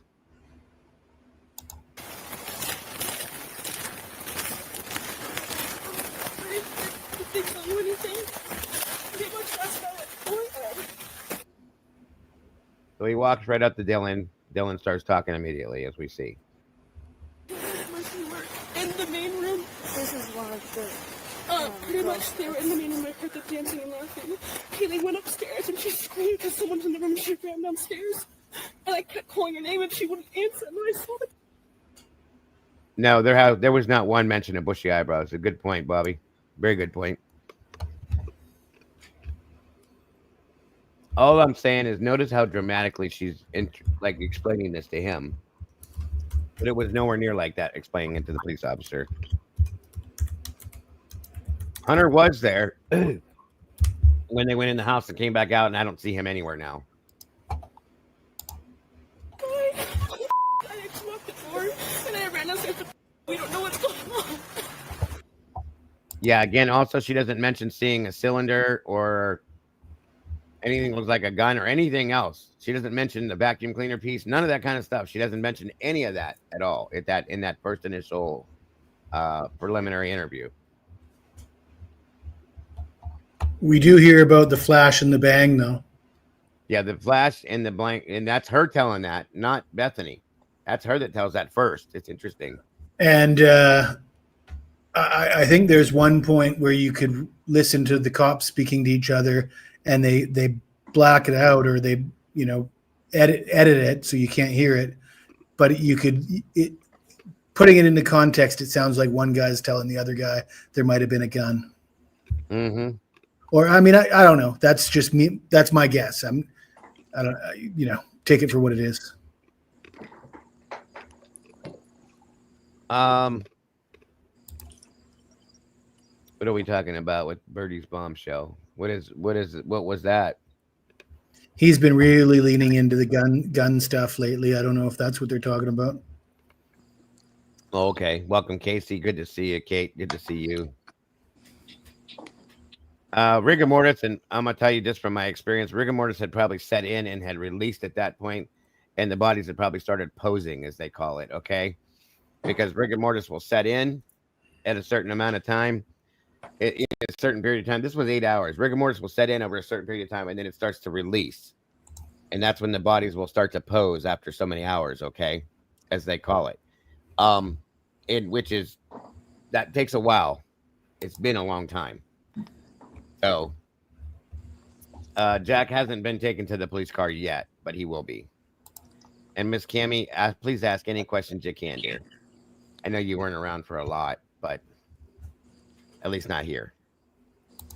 How did Kaylee end up next to Maddie against the wall? She had ran down the stairs. I think that's the question we're all asking at this point, Casey, how that all ended up the way it did. I'm guessing at some point she went back upstairs, but it's hard to believe that at this point now, so who knows? DKR 3029, welcome. So far, I haven't heard any of the college students' peers ask them why they didn't. Nobody has. Nobody has asked why you didn't call 911, which blows my mind, but okay. Can I respond to J. Marie? You can respond to whoever you want to, sir. I can't understand the gun thing. No reason to believe any were involved. Well, let me explain. They heard a bang and saw a flash. Dylan describes a cylinder with a triangle at the end. A gun barrel is a cylinder. A triangle is the stock of a gun. There was a ballistics expert scheduled to testify for the defense, and I believe there was even somebody to counter for the prosecution. You don't use ballistics experts to talk about knife wounds. Then you have the destruction of the house on some rather questionable pretenses. Why did the house need to come down? And if you're thinking conspiratorially, if there was bullet holes in the walls, that would be one reason why you would want the house to come down. I mean, a lot of the documents are starting to discuss certain things that infer potential use of a firearm. Right. But I think that's a pretty good list there. Oh, I forgot to mention the Goncalves family. I guess we're using the hard C now. They said that their niece phoned them that morning and told them Kaylee's been shot. Somebody went in and shot up the house, which in the beginning, we passed it off as a game of telephone. People mishear things. But when you fit it in with all the other information coming out now, and like I said, the game of telephone, you can make that excuse when you're talking amongst friends. But when you're actually notifying the mother of the deceased, and she's also a family member, are you really going to pass on like vague rumors that you're not sure about? Like, it strikes me as if you're not going to call Kaylee's mom and tell that to Kaylee's mom unless you feel pretty comfortable that you've got the correct information, in my opinion. I would think you would kind of investigate a little bit. Yeah. And just for the other comments that were made as far as body fluids that are releasing, that's typically almost immediate after death. Okay. Because all the muscles relax when the body's deceased, and it lets go fecal, urine, things like that, depending on the age. They're younger. Older people, because they don't have a lot in their system, there's not a lot that comes out. But with younger people, yeah. Almost immediate. As soon as the body relaxes due to the death, that's when all the muscles relax and the fecal and urine fluids will flow. Okay. Whatever's there will come out. And then, like I said, Kaylee did 2 to 6 hours, depending on the situation they're in, for rigor to set in, and then it releases, and then the bodies will start to pose at that point afterwards. So, but remember something, Tandy just made a good point, that they're not allowed to call any family members or anything in case of a death. They have to contact if you're in a sorority at least, or a fraternity, you have to contact the president of the sorority or fraternity and let them corroborate the situation. So I still think that's the most ridiculous thing I've ever heard in my life. Welcome, Krista. Good to see you, dear. Mr. Kent, good to see you. No gunpowder anywhere that we know of. But Lucy said that they start talking about looking for casings, so I don't know. We don't get to see the inside of the rooms in the videos. So, there's no bullet holes. I don't know what to take out of that yet. So we'll see. Well, I think the thing about the gun theory is if you believe there was a gun involved, you have to believe that there's a conspiracy, right? You can't have one without the other. Right. Nana Cow, good to see you. Of course. Jane Diori, you as well. It is very confusing. I agree. I need to be able to send. Kent, if you want to send it to my email, you can do it right there. Thank you, SRB. Poetic Justice, welcome. Good to see you. Right there on screen, bud. Please send me anything you want to. Oh, okay. Thank you, Ken. I appreciate that very much. I'll cover that later on, possibly. I believe that happened. They called the sorority people and they brought in the troops, right? That's it. I'm guessing that was probably a phone call that was made for sure. Done one. People are saying that Hitler said there was no gun, but Hitler also said that you needed a white Hyundai Elantra to be part of this crime. So I just wanted to point that out. Mm-hmm. That's a good point. That is a good point. Gun rack guy on the Linda Lane. That's another. I mean, there's a good solid dozen indications that a gun was involved, in my opinion. Like, you put a dozen, that's a dozen coincidences that have to happen for there not to be a gun involved. Jesse, agree. You agree? Yeah, absolutely. Yeah, I think there's far too many coincidences that have to take place for a gun not to be involved.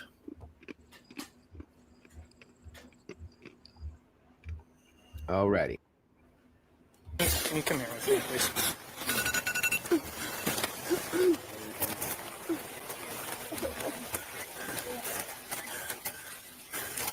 Wish I knew whose alarm that was.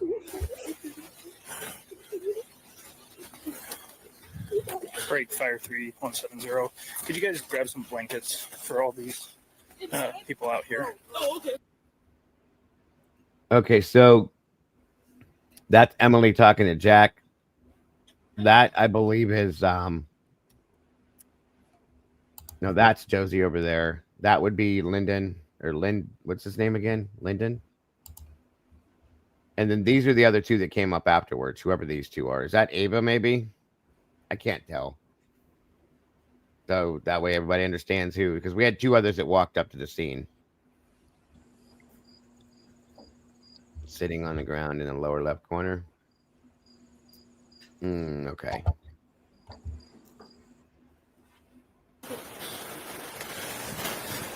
Nope. Just come over here with me, please. Okay. Just give me 1 second, please. I'm gonna get your name and information. Just 1 second. We'll get you a blanket and stuff, all right?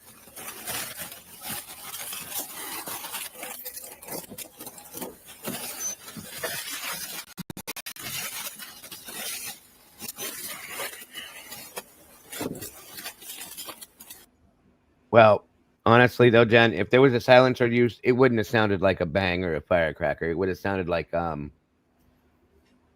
blow dart or something. They make an injection sound type thing, like a like that. That's what you hear with a silencer. It cuts all the snap, crackle, pop out of it. But the flash is definitely there. There's still flash, barrel flash still happens. Thanks, guys. Yeah, that'd be good for now, and then maybe the big white blankets whenever you're moving on. Actually, you guys probably just hang on to this whenever. Is that ambulance on its way? No, they got it. Okay. We would like a blanket right now. It's temporary. Anybody like one? Exactly, Chris. Pew pew. Welcome, Tracy. Thank you for joining us. For your feet to stand on? Okay. I'll let you. Thanks, man. Yeah, thanks. Yeah, if that ambulance shows up, that'd be great to grab some blankets.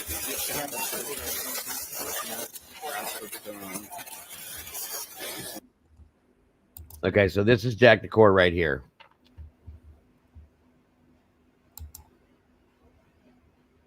Yeah, 1 second, man. Let me just grab it. Oh, your guys' info. Hiding his hand.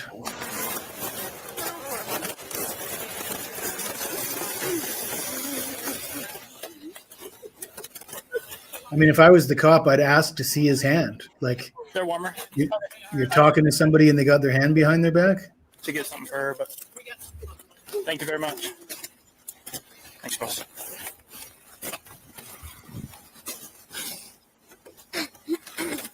Yeah, I don't know why she came out barefoot. That's kind of wild, but okay.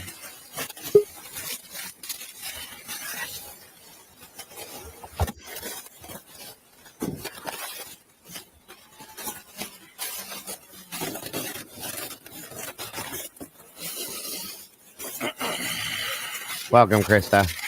There was no one in the back of the squad car at that time. Right? No, Jack's still standing there, right there, and there's nobody in the squad car that I've seen yet. No. That's definitely the same outfit of the guy that leaves the squad car later. Mm-hmm. They look like they're dressed the same.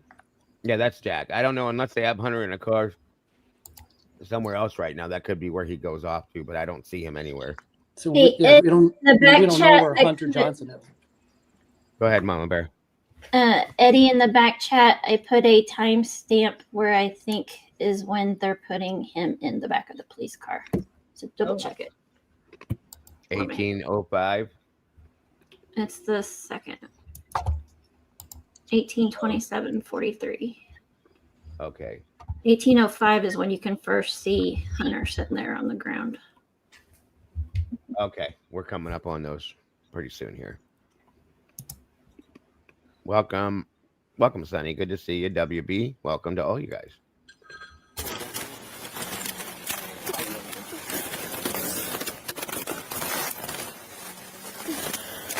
What's your last name? And your first name? And your middle name? What's a good phone number to reach you?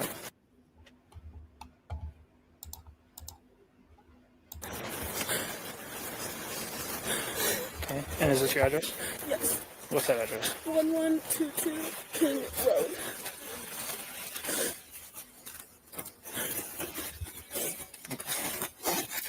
Is your driver's license right? Yes. Okay. How much have you seen in there? No, I don't really know. I just saw my friend when I called because we were so scared. Like, can you please come help us? And that's all I saw. I told us not to go in. That man right there.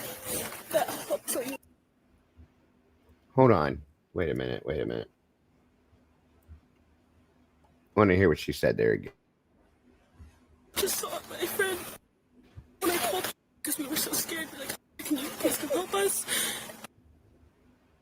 That man right there or something, she says? No, she said, like, I just saw my friend, like, when I called, can you please help us? Meaning when she called Hunter and Emily. Oh, okay.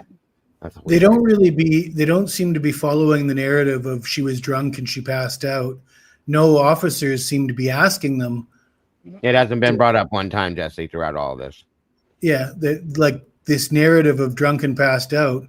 Nobody was buying it. Nobody was selling it. I mean, yeah, I'm flabbergasted. It never gets brought up. She never brings up anything about eyebrows. None of that happens here at this point at all. And no, how come you didn't call 911 after that? The question of the year. Mm-hmm. And that's all I saw. I told us not to go in. That man right there. That helped show you. They did go in there. Yeah, and that's when he told us you need to call the cops. That's all she saw. That man right there. That's so vague. Jesus Christ. Hold on. And then all I saw. I told us not to go in. That man right there. That helped show you. They did go in there. Yeah, and that's when he told us you need to call the cops. Okay. Do you mind just waiting over there for me, please? Okay. Now I overheard you talking about last night. Yeah. Okay. You know, the more we know right now, the better. We can start this process. Yeah. Somebody will probably be revisiting this interview with you very soon. Again. Okay. So you're probably gonna have to retell the story quite a bit. That's fine. All right. What do you remember seeing? What started? I remember I was in my room and I was trying to go to bed and I heard Kaylee, who ex-girlfriend who has a dog in her. Real fast. Which one is your room? Kaylee. Which one is your room? Oh. What room are you in? Oh, dumb. Seems odd that he asks about where her room is rather than whose ex-girlfriend. When you hear ex-girlfriend, you'd think that'd be the first question that you want to address. Somebody's yeah, and I still don't understand why they redact this stuff. This makes no sense. It's all been given to all of us anyway. Like, we know where their rooms are. We know who's who. None of that makes no sense to me, but I don't know.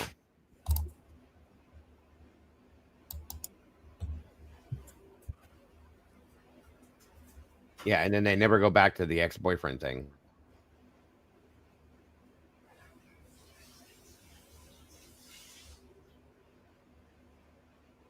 What all is she saying right there that they completely redacted? That's what I want to know. Mm-hmm. Because she's not just talking about where her room is. No, not at all. You were in that room? My room, not Xander's room. My room. And maybe she was explaining the third bedroom. That one, Xander's room. Second floor room. Second floor. Okay. All I heard was I heard go upstairs. Like, okay, I'm gonna go to sleep now because she's going upstairs. And you heard who go upstairs? Kaylee and the dog Murphy. And upstairs to the very top? Yeah, that's where her room is.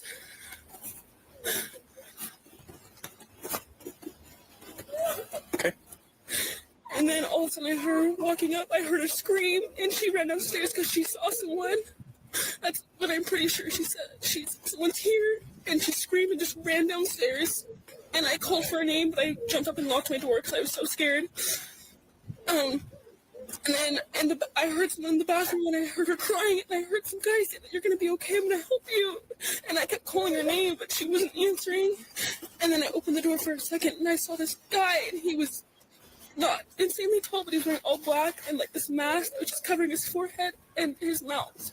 And I locked the door, and I called, and I didn't know what to do. This was at 4 a.m. Yes. Okay.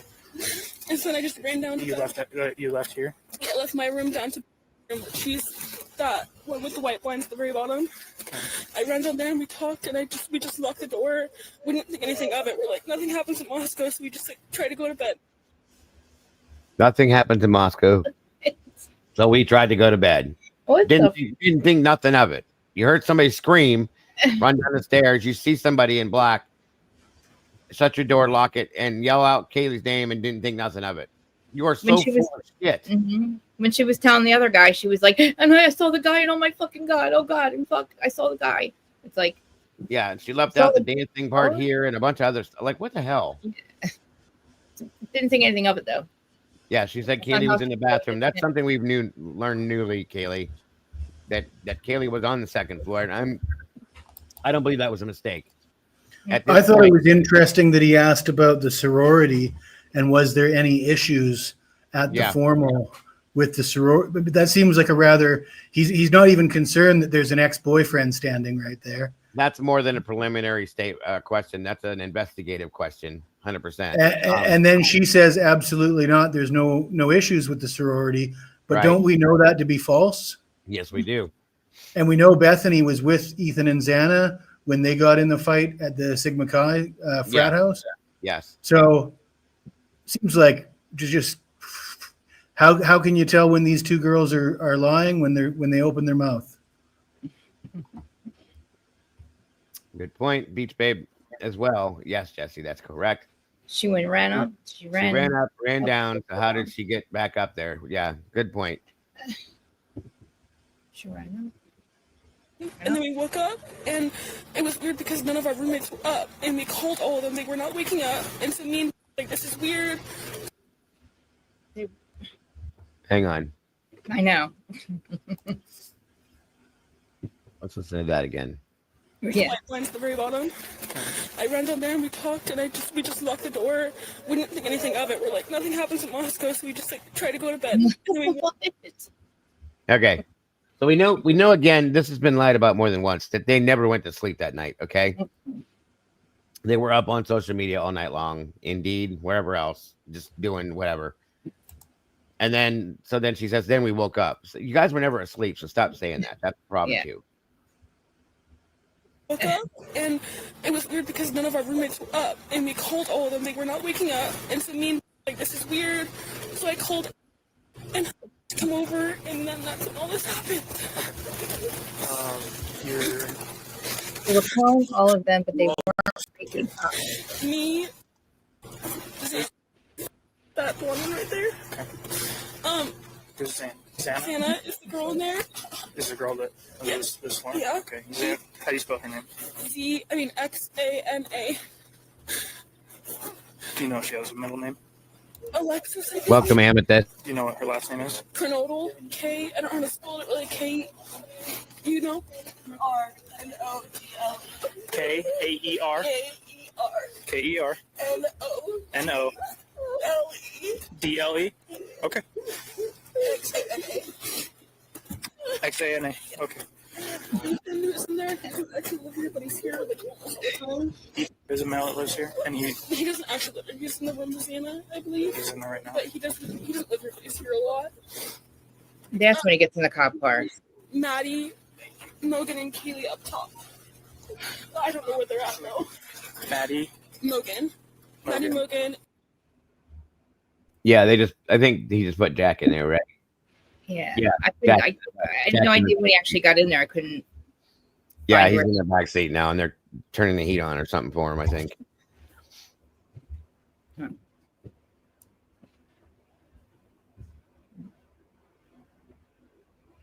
Maddie Mogan. Yeah. And who? Kaylee Gonzalez. She's the girl that I was talking about, Kaylee, who I just heard her go upstairs and then run back downstairs. Okay. And the guy that lives here, his name was what? He's usually Ethan. Ethan. And you knew he was here this morning? No, I didn't know. I had no idea he was here. Okay. All right, describe the guy that you saw. I don't think he was a little bit taller than me. And I couldn't really see much of him, but I'm almost positive he's wearing a full black outfit. And he had this mask that was just over his forehead and over his mouth, and he didn't say anything to me. Let's just see his eyebrows. He was a little bit taller than me.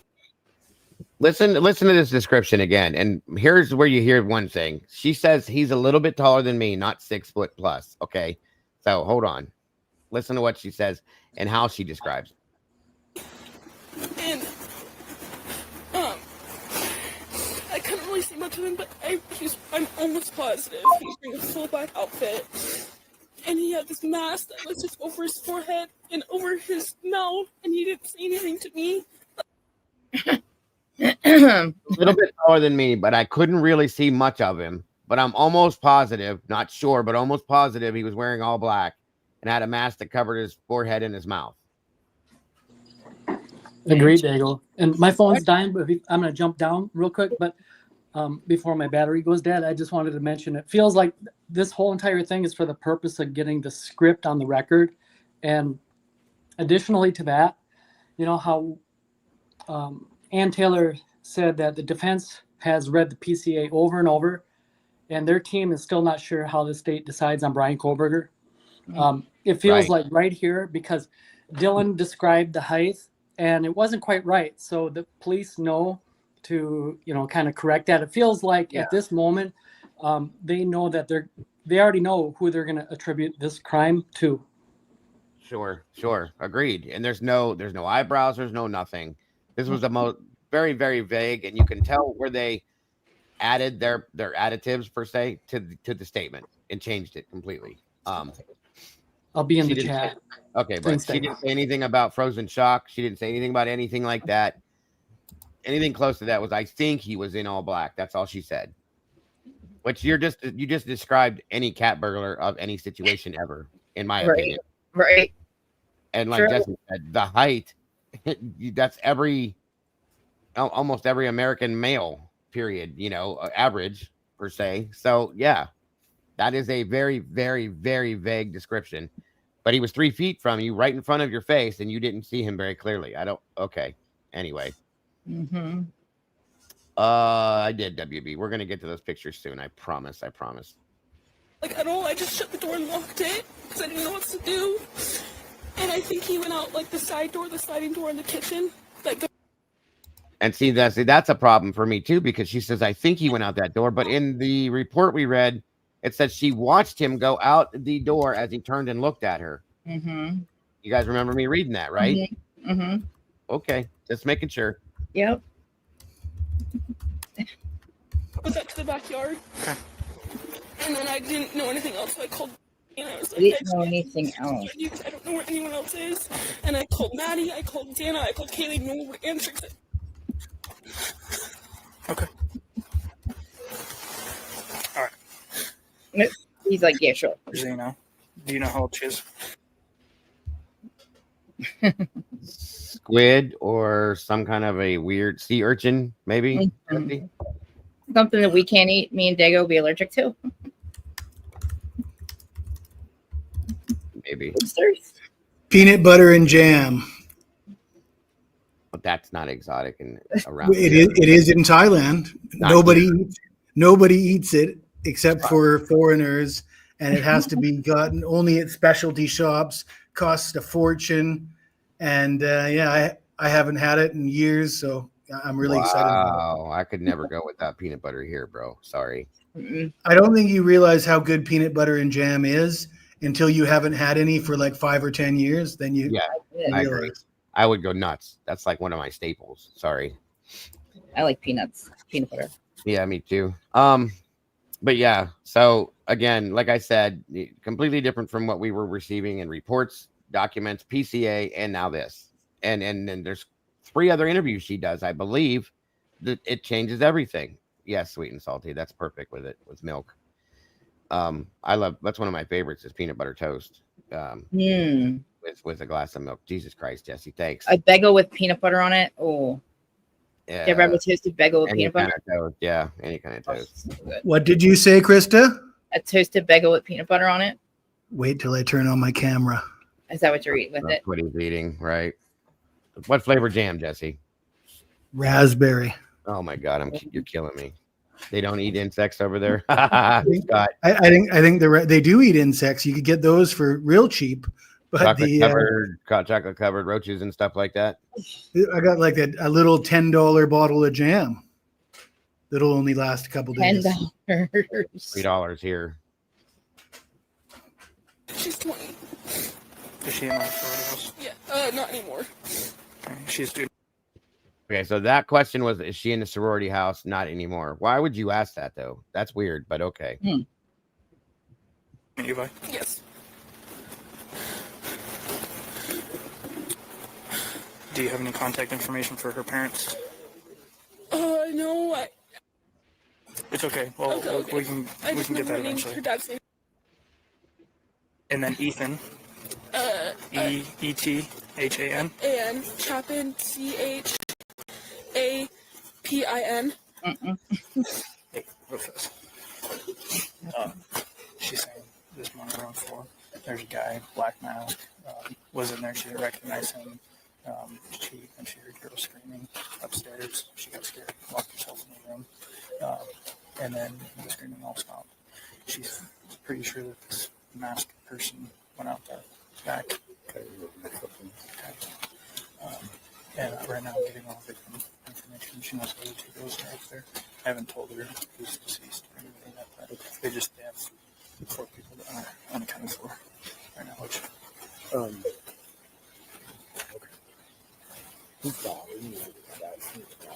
Whose dog? Who wants a dog? Who wants a dog? Okay.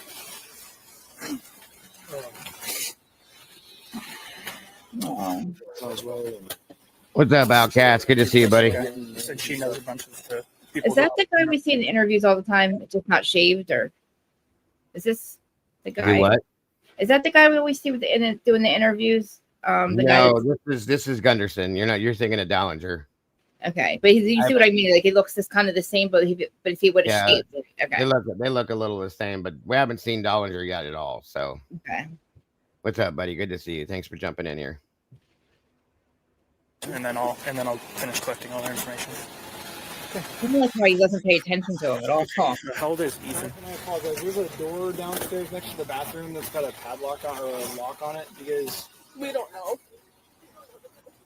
Okay. Who has access to that room?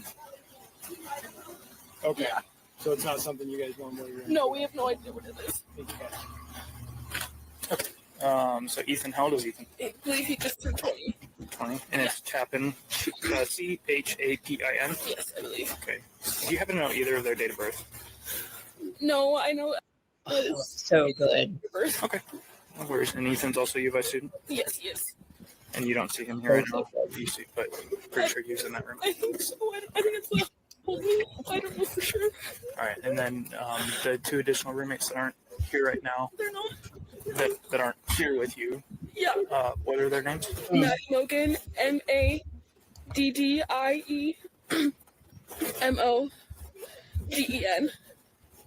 And then Kaylee, K-A-Y-L-E-E. Goncalves, G-O-N-C-L-A-V-E-S. I think that's how you spell that. How old is Maddie? 21. Or 21 or 22. I can't remember. They're both over 21, but I don't know exactly. I think so. How old is Kaylee? Over 21. I believe she's 21 or 22. Sorry, I don't fully remember. That's okay. You're doing great. Thanks. I'm asking a lot of you, so I appreciate you. You're doing very well. Do you know if the other 2 girls are upstairs or not? Right now, what we got to do is we got to process this whole thing. That makes sense. I feel like when she asked that question, I think she truly probably already knew. Yeah. That's my opinion. Just saying. Yeah, I think so. That's why I was like, because where did she think Kaylee went? You know what I mean? Like, did she think Kaylee left after she screamed and saw the person? You know what I mean? Like, where did she think That's what I mean. I mean, you made that statement, and then that was that. That's all. So yeah. Why be permitted?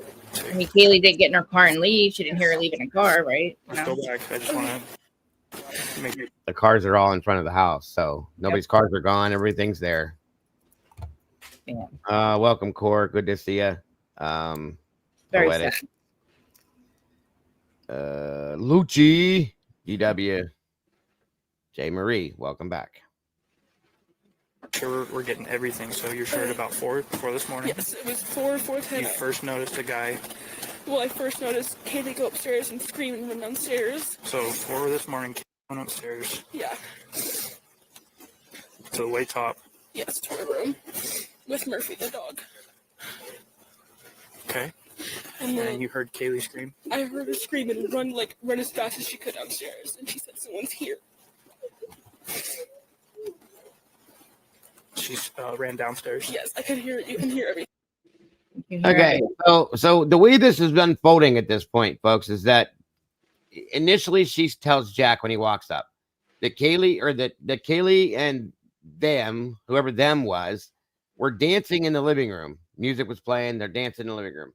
And she heard Kaylee say she was going to bed, and she goes upstairs, and then she hears Kaylee scream and come running downstairs real fast, saying somebody's in the room. Somebody's here. So what I'm gathering then is that somebody was in the house already, right? Like, how did they get in? They would have to be in the house already because nobody. Hey, Julia, good to see you. Nobody could have snuck past them. Well, she said somebody's in the room. So does Kaylee have a room, a window they can get into from upstairs? Or is there... They're all downstairs on floor number 2. Right. The other way it would work, which is kind of crazy, is that Kaylee has a slider, okay, like a slider door. Yeah. On the deck up there. There's a deck. Okay. You can go out on, and then her and Maddie's room share the deck. Maddie has a window. Kaylee has the sliding door. That is the only way, unless somebody was in the house already, in a closet, under a bed, hiding, that anybody could have got in that house without anybody seeing them. I think the key here is the difference between what she tells law enforcement and what she tells Jack D. When Jack D rocks up, she knows an awful lot about Kaylee, but when she's talking to law enforcement, she doesn't really know that much about Kaylee. Right. Exactly. Now, there was the ladder there. I don't know, but I don't know. That's really different than what we've ever gotten. Yeah. Excuse me. How did they get Somebody in? asked me to rewind. Hold on. 1 second. Who asked me to rewind? I saw it. Carrie, please rewind. Some are saying they heard BLK male, blackmail. Okay, hold on. I never heard that, but okay, hold on. That's why we're doing this. MOGEN. And then Kaylee, KAYLEE. That's what I was saying, Kate. Is somebody could have come in that house, or a couple somebody's could have came in while there was nobody there or whatever, and then they just waited, hid in the closet, under a bed, whatever, until the time was ready to do it, I guess. Goncalves, GONCLAVES. I think that's how you spell it. How old is Maddie? 21. Or 21 or 22. I can't remember. They're both over 21, but I don't know. I think so. How old is Kaylee? Over 21. I'm not sure 21 or 22. Right, Heather. It's okay. You're doing great. I'm asking a lot of you, so I appreciate you. You're doing very well. Do you know if the other 2 girls are upstairs or not? Right now, what we got to do is we got to process this whole thing. That makes sense. Where did she think Maddie was? Would I be permitted to? That's fine. Right That's now? Okay. fine. I understand. Okay, let's go back. I just want to. Well, this was recorded obviously the day after, the next morning, around noon or so. It says 12:22 here, and this just came out 16 hours ago through Law and Crime to answer that question as well. Make sure we're getting everything. So you're sure at about 4 this morning? Yes, it was 4:10. You first noticed a guy. Well, I first noticed Kaylee go upstairs and scream and run downstairs. So 4 this morning, went upstairs Yeah. to the way top. Yes, to her room with Murphy the dog. Okay. And And then then you heard Kaylee scream. I heard her scream and run as fast as she could downstairs, and she said someone's here. She ran downstairs. Yes, I could hear. You can hear everything pretty much. I heard her run downstairs really fast, and then I heard Murphy barking a lot. Okay. And then I heard her go into I think it was the bathroom, and I remember her sobbing, and I just remember hearing this guy's voice that I didn't recognize saying, "You're gonna be okay, I'm gonna help you," but it wasn't like, I don't know how to explain it. Like, it wasn't in like a nice way, it was like a weird way, like a weird tone. You're gonna be okay. I'm gonna help you. A weird tone. That's interesting. Thank you so much, CIKR3029, for the super chat. Due to chat, just wanted to say hi and thanks for the great content. Thank you for being here. I hope to see you come back too. Appreciate you very much for all of that. Just for being here, we appreciate it. What she just said, doesn't it kind of conflict with what she was saying earlier? Like the first officer she spoke to, didn't she pretend she didn't know a damn thing? Yeah. Annie 410 is just very specific time, coincidentally exactly 8 hours she has a lot. Y'all, good point, Core. Good point. Thank you, Outcast, for that, bro. $2 per Dylan. Go. I love you, bro. Leave it there. Thank you for that, sir. All right. On we go. But yeah, Xana was expecting a DoorDash at around 4. So remember that too, guys. That was good, Outcast. And you didn't hear anything from Kaylee anymore at that No, point? after that I didn't hear anything. So then I kept calling her name. I called on my phone, I called Xana. Wait a minute. Hold on. I was that bad I didn't hear anything? Wait a minute. Okay. I'm gonna help you. Yeah. And you didn't hear anything from Kaylee anymore at that No, point? after that I didn't hear anything. After that, I was that bad I didn't hear anything after that. It sounds like she's trying to convince them right there. Either she's completely terrified or she's that drunk. I mean, and I don't. No, it's bugging me. Yeah. Let's see. I've been watching, but also been outside a few times with the pit bull potamus. Did anyone else notice that Maisie showed up in a white Nissan Altima? Yes. That one car, that was the one guy that Right. the detective guy shows up in one. Yeah. Yeah. That's the same. Yeah. Her story here keeps changing. She says Kaylee screamed and ran upstairs. Then she says she screamed and ran downstairs. Right, Bobby. That's what I mean. Good point, buddy. Stuart Jones, good to see you. She's minimizing her involvement. Like I said, she's completely removing herself from the situation. Yes. it does seem odd that the officer just eats it up, though. Like when she starts giving these really odd stories, Well, shouldn't that be followed? Or shouldn't you try and pin her down on something? Agreed, but he does make reference to the fact that they're going to do this again. Welcome, no shenanigans. They're going to do this again, this interview again and again. So, yeah, this is not drunk or sound drunk or even hungover to me at all. Shock could be there. Yes, I agree, but there's nothing about her that sounds off like she's there. That's all I'm saying. I don't know. That was just. I was going to say that too. It doesn't sound like she was like on pills or drunk or anything, that she just woke up, or she wasn't even asleep apparently. So Right. she And sounds completely. She sounds with it, just upset. Yes. Just upset, right? But I don't see tears falling, and I don't hear any snotty cries or like some. or anything like that. Chris Doheny says he's not interrogating her, but shouldn't he be? I mean, No, well, not in this one. They're just doing a preliminary like questioning as they would initially at a scene. This isn't a interrogation. but I mean, wouldn't all the witnesses be asked for an alibi? Not you right. with? They don't do that in the beginning like that, Jesse. They're just trying to get like that's why they have multiple. He says that you're going to have other interviews. This is just the like when they first come on scene, they try to get the what do you call it? Like kind of the gist of what's going on in the very beginning, and then they'll sit down with detectives to do the actual like not really interrogation, but the true questioning. But they're supposed to get like a sum up of a summary. There we go. Yeah, statement. Just standard statements. They won't worry about that stuff until after they sit them down in a room and get some time with them to do that kind of stuff. So yeah. Why did they cheat? Well, he wanted to talk to who lived in the house. The two that were still living there is what it was, WB. By the way, good picture there. If you notice, there's no marks on his hand in that picture like they tried to say that there was in those stupid reports yesterday. So then I kept calling her name. I called on my phone. I called Xana, Maddie, and Kaylee. None of them answered. So then I opened up the door to look, and that's when I saw the guy pass by. He looked at me, but he didn't come towards me or say anything, which was really confusing to me. I don't understand that. And I'm pretty sure he went out the side door.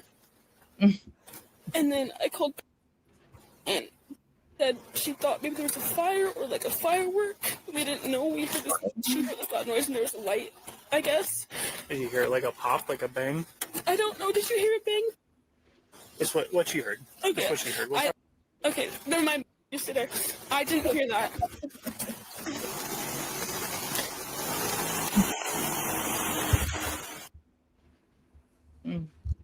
That's a good point, Lucy. Based on the things I've seen and read, it seems very possible that Xana was on the third floor looking for her DD, the DoorDash with Ethan Chapin's phone.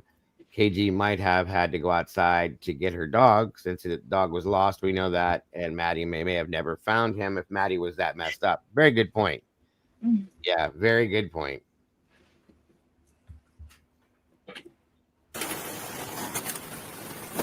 Hey, where are you going right now? I'm just going to pick up my phone. Okay. Where's your friend live?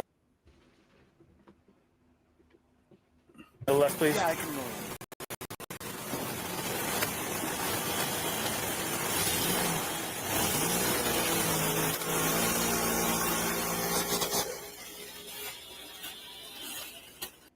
That's a good another. I was going to bring that up too. Like at some point, and again, I don't believe 90% of what she says, but Molly states that she saw somebody ducking in and out of the window every time she'd look up there. And what the hell is? Damn, stop calling me. I don't want your spam calls. Who is that? Is that her or is that somebody else up there? Somebody's in the room. We don't know who that somebody is. We don't know if that is a male or a female in that room. That Kaylee screams and says she saw. It could have been, it truly could have been. But wasn't the food fully eaten based on the crime? I don't know if it was eaten or not, bud, because they never really said anything on that. The bag that they show on the counter in the kitchen, I don't believe was from that night. I just don't. There's more in the new crime scene photos of that, and the food was eaten. We're about to get to those. So then, yeah, it looks like it was eaten then. Okay, good to know. Thanks. I didn't know that yet. About to find out with these new photographs as soon as we're about done with this. So I still don't think what Molly saw was on the third floor. It's a good point. That's very good. Like I said, I have issues with anything she said. Yeah, I think she's involved. I mean, way too convenient for her to be there at that time with the people that she associates with, what she's into, the whole walking her dog. I mean, DoorDash drivers don't walk their dog on the job in front of a customer's house. It's all just, and then when you listen to the 1112 camera and you can hear the dog barking and it just seems like she's participating in whatever's going on in there. Right. To some one degree or another. Yeah. It's very possible. Very, very, very, very possible. I agree. And that's what Outcast has said is what my biggest issue always has been with her. She was there too long. way too long not to be involved in something. A DoorDasher, I've had DoorDash delivered, folks. If I can even get them to hand it to me, I'm lucky. They drop and run. They're gone. Okay. They don't stand around. They don't walk dogs. They don't walk up and down the road. If you're trying to find the house, okay, fine. But way too long was she there. And the fact that one of the plainclothes police officers states that they saw her car, but then they saw 4 people walking towards the house at the same time. I'm sorry, but what if they were coming from her car? What if those 4 people got out of her car and were walking towards the house? That's all I'm saying. Like, where did they park? Like, where would they have gone? She was parked in the back corner, kind of just pulled up there. Yeah. And if they were in her car, possibly, okay, the 4 people, maybe she took them there. Oh, it's important to keep in mind that this isn't her first rodeo. Right. She was involved in another case where her husband was killed, and the way that it's described to me, it was an attempt to steal some drugs. It went wrong. Her husband ended up getting shot. She was the witness, the star witness in the plea deal or whatever, and here she is finding herself in the wrong place at the wrong time once again. A star witness. Yeah. Wow. That's another in a case that might involve drugs. That's and she's a CI, right? Basically. Of course, yeah. I think they all are, but yeah. Busy says if she was looking for it for 15 minutes, Xana may have texted or called her and said, "Hey, I'm over here," blah blah blah, because it does show when they're there. Like when I've had a map pop up on mine when I did it. Gianna, good to see you so much. How did she just happen to miss the people? It just starts to happen at 4 something, right?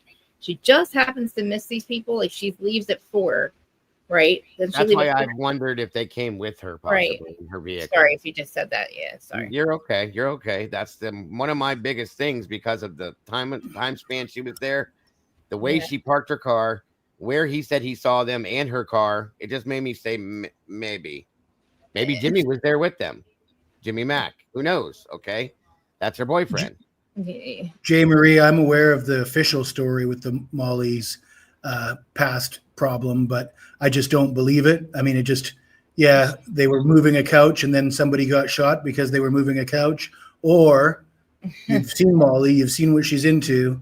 Somebody got shot over a big bag of pills or something else, because the latter makes a lot more sense to me. I don't think they were fighting over a sofa. And Paco's right that Janelle is a friend of Molly's, and that Janelle chick seems to have her hand in everything in some sort. So I don't trust her. I don't. And he said he saw a blonde person walking with that group of people. Well, guess what? Janelle's blonde. Just saying.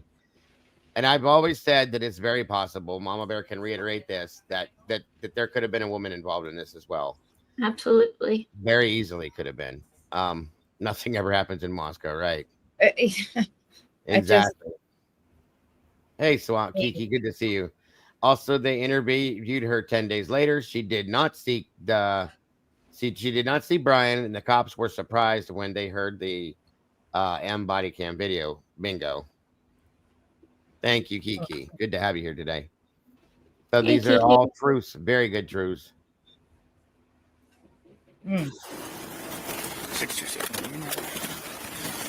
Okay. I don't think I ever heard a bang. I didn't. Yeah, that's another thing too, is she didn't turn herself in. She didn't go over there the next day or the day after, like it claimed, and then she was cleared. They found her with a pen trap trace. Not at all like it was stated. That's exactly how that happened. Thank you, Kiki, for putting that out there too. Why did they do? That's a whole different story than what we knew. You know what I mean?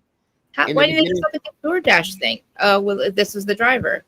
In the beginning, we were told that the DoorDash driver turned themselves over to her, or went to the police and said, "I was the DoorDash driver that night." Yeah. Like a day or a couple days after. That's not what happened. Not by any means whatsoever. Like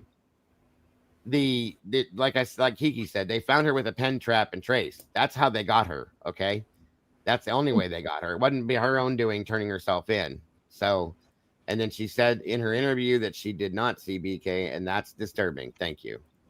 I agree. Very much agree. Yeah, didn't she at one point say they looked right at each other?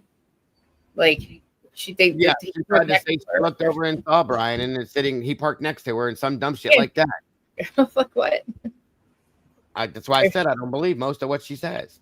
There's your eyewitness. Well, right I don't believe anything she says, but I also think that I mean, she wasn't making it up that she's a CI, and Bill Thompson uses people like this. And I mean, we saw what happened as soon as that body cam footage was released shortly. I mean, that seemed to trigger something very sinister in this case. And I don't think it was just good luck for Bill Thompson. I think it was certainly a little bit more intentional than lucky. Yeah. Right, exactly, Jesse. I agree with you. And yeah, Kiki's right again.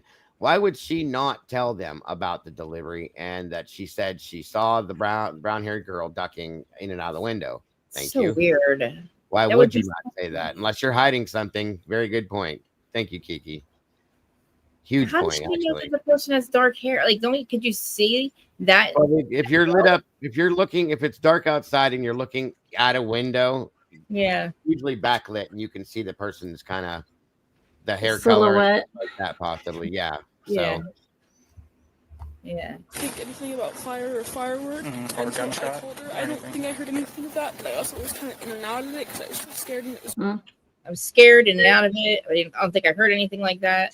Right. That's what I mean. That's what I was thinking the whole time, Heather, is that she was just using this as a way to try to get out of trouble once again.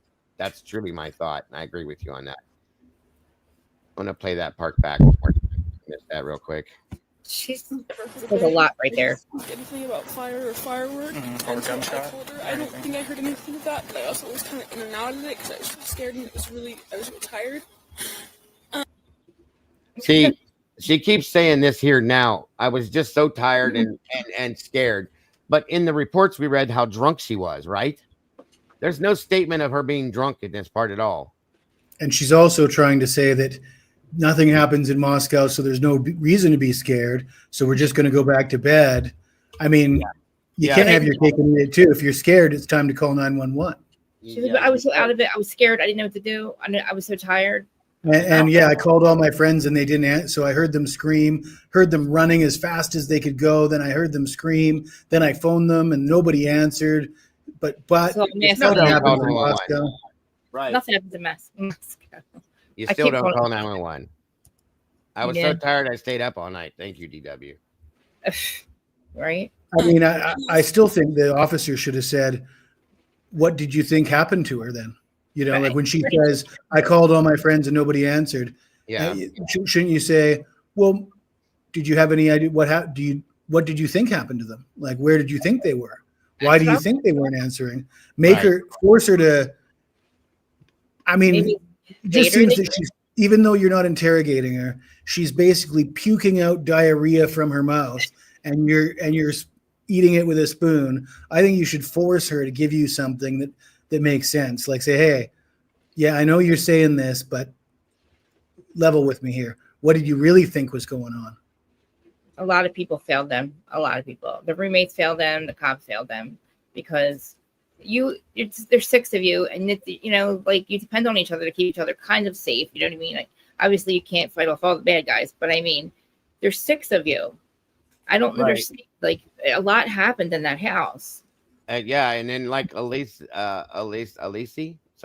that the ISP report says that she didn't drink that night because she wasn't feeling it, was doing classwork. And remember, we read over those reports where it states a lot of ways, and a lot of people are saying that she wasn't drinking that night. But that's what we're told. That's why she couldn't remember anything, remember? Except for Vampire Diaries. She remembered all that. But anyway, there's no hangover. There's no nothing. I don't think she was drinking, period. Me neither. Period. I mean, I sort of feel like, not that I'm saying that this is the way it is, but I feel like it's the way it should be. The fact that they went with this PCA that they went with, and the fact that it was so inconsistent with what actually happened, I mean, case dismissed in my opinion, but I guess it just doesn't work that way. It's the upside down universe, this one. Unfortunately, it doesn't. I agree, Eddie. I mean, somebody should be held accountable though for putting that PCA forward. Okay, maybe case not dismissed, but it can't be okay to put a legal document together that is so misleading, so full of lies, and do it intentionally. Agreed. And I think she did too, Eddie, for a specific reason. That's just my opinion too. I haven't heard her say anything about him having a thing right. Remember how they said she pointed to her belly like he had something sticking out, or I didn't hear him say that. Her say that at all. He doesn't. That must come out in the next one, but not this one. It's probably at the police station. Probably. Wow. Wow. I told her, I need to come to your room because she was the only one that was answering me. So I just ran down there, and for a second I stopped and I saw Xana passed out, and I thought maybe she was just like sleeping or something. I didn't think anything because I was so out of it. And I went into the room and we just fell asleep. And then we woke up this morning. No one was waking up at all. Like no one was answering, which was really weird because all of us wake up around like 9 or 10. And then I called to come check, and he came here first. And I told him what happened, and then I looked in the room, and he said they needed to get out and call the cops.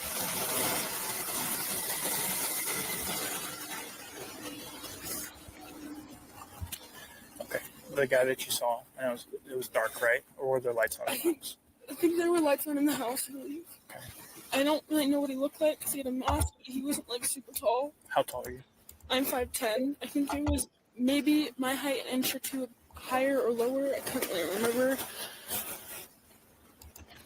There it is, higher or lower. Mm-hmm. An inch or two higher or lower. What? So he was shorter than you. Wow. He was either shorter than her or taller than her. And so he says, so about 6 foot. Which one was it? 5'8" to 6 foot, which Yeah. is basically An average everybody. man. She's 5'10", right? She said. Yeah. Yeah.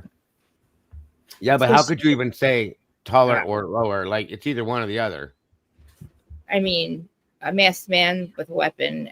I don't know. Maybe shorter than me, maybe not. Well, she said that, Hemisphere. I don't know that that's true. I think so. Around there. How was he built? Fat, skinny, stocky? More like skinny, but like basketball player kind of skinny, like not too.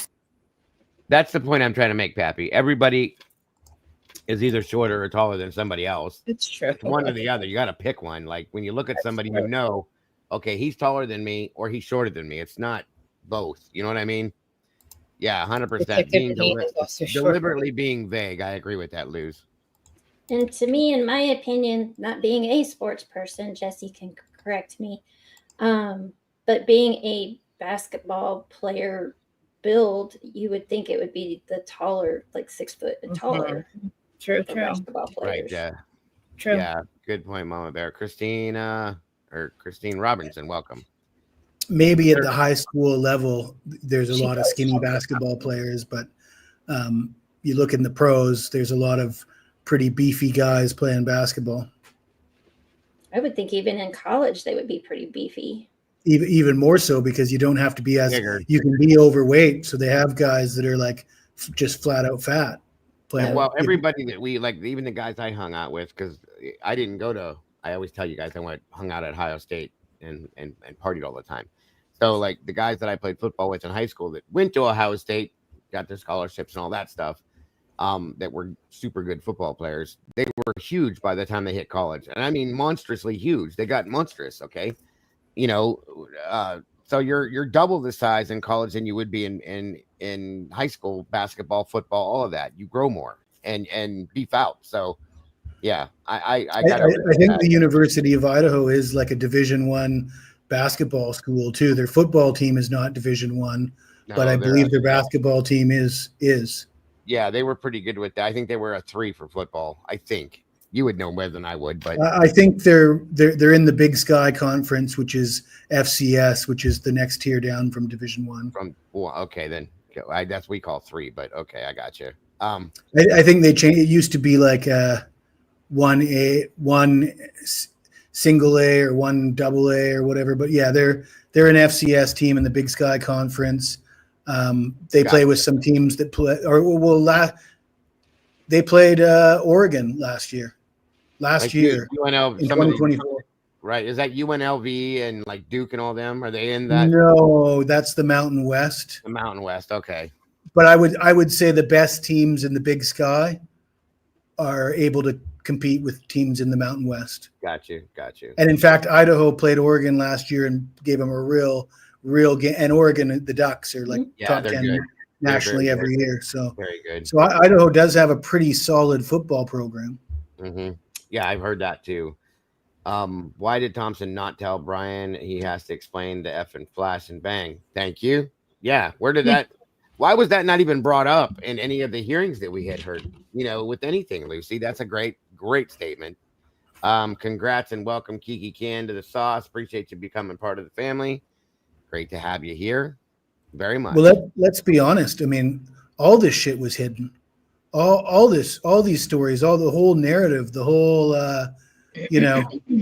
this is I think it's been trickled out to us to a point where we're not freaking out as much as, could you imagine if we were watching this 2 years ago after we just read, when we just let the PCA digest and that was all we had to work with for that maybe year period or 6 month period. And we really didn't know any better.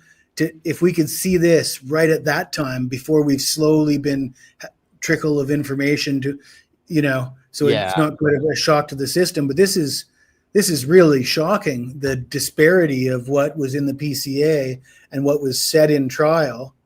None of this was said in trial, right? Yeah, no.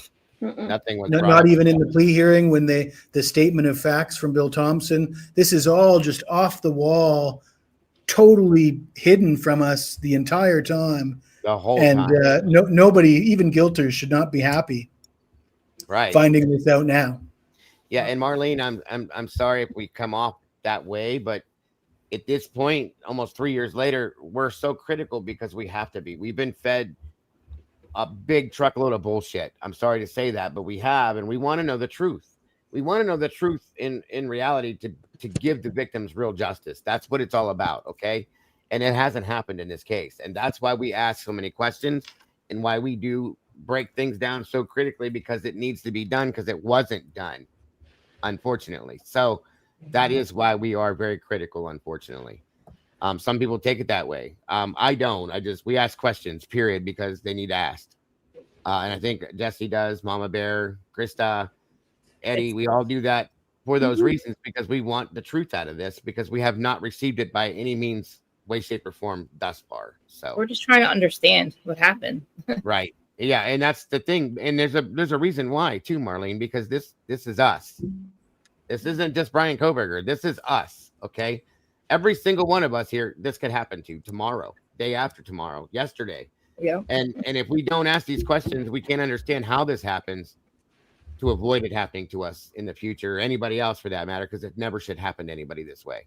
And Marlene, my kids may be going to college in the next 2 to 3 years, so it makes me extremely nervous. Yeah, Caden is going to college. He chose, and I'm petrified because of things like this. You know what I mean? So we should all know the truth. This is our country. We are the people, folks. That Constitution is ours, okay, and it needs to be followed to the T. Otherwise, it keeps happening. So how can we think? Like we said, like that was stuff in Kentucky. How could we think that this would be any different? Richard Allen, Letcher County, all this shit happens everywhere, and it can happen to any one of us. So, especially with judges and it being like 100%, 100%, yes. Nuts. But thank you for being here, Marlene. I appreciate you very much and your statement. Skinny, but like almost fit skinny in a way. That's what I think. I don't know for sure. Almost fit skinny. That's a new one, but okay. I'll take it. Fit skinny. And then the voice, he said, when he that's okay. Anybody new here could be that way. I didn't recognize him or his voice. I mean, I also couldn't see him, but I didn't recognize that voice at all. It didn't even cross my mind if that could be. Did you guys have a party last night too? Or? Not tonight, but there was and we had like a thing before. Talking about two different people. Almost. Okay. Is there anything that popped out about that event that was concerning? No. I mean, I because Ethan, he isn't like And Sienna and who are dating, and Sienna went there. I was there for a little bit, and then I went to my friend's house down the street, and then I came back home with my friend. Everything was fine, nothing weird at all, nothing suspicious until 4 a.m.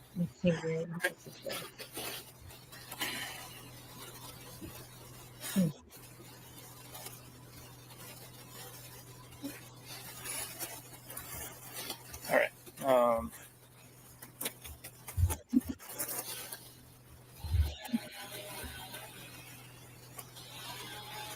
I don't think I have any more questions for you right now.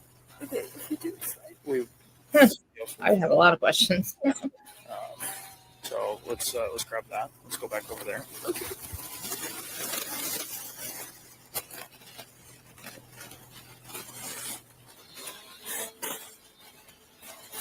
All right. Who else lives here?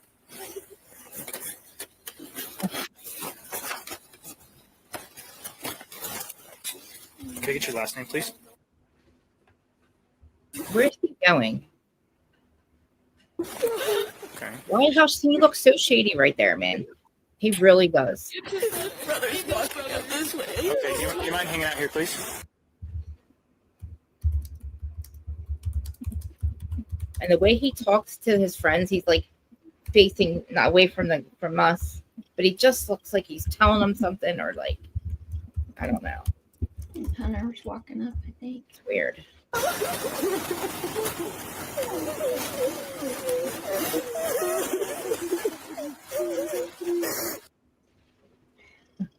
See how he's talking to his friend or whoever that is? That's Hunter Chapin.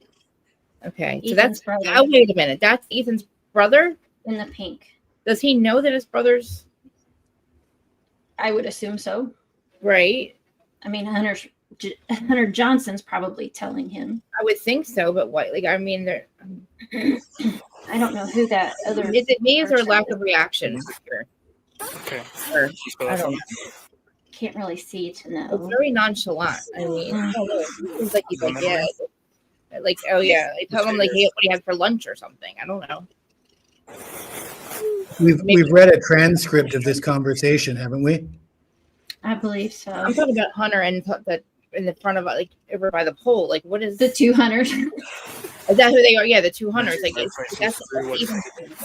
What state is your driver's license through? Yeah, maybe it was the book, the The Patterson Prime book that tells us about this conversation.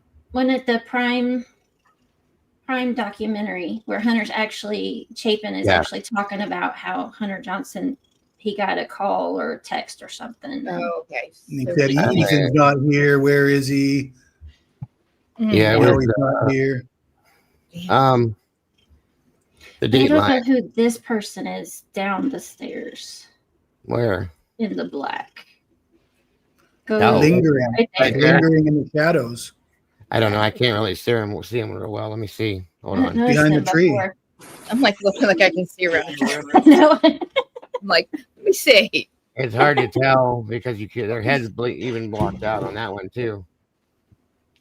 Is it? I don't know. When you going?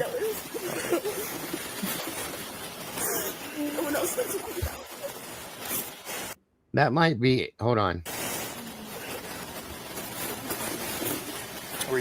Is that Bethany returning? No, they're already talking to Bethany. That's a guy. The So way the they guy, walked I up was there. going to say, did Hunter have a girlfriend?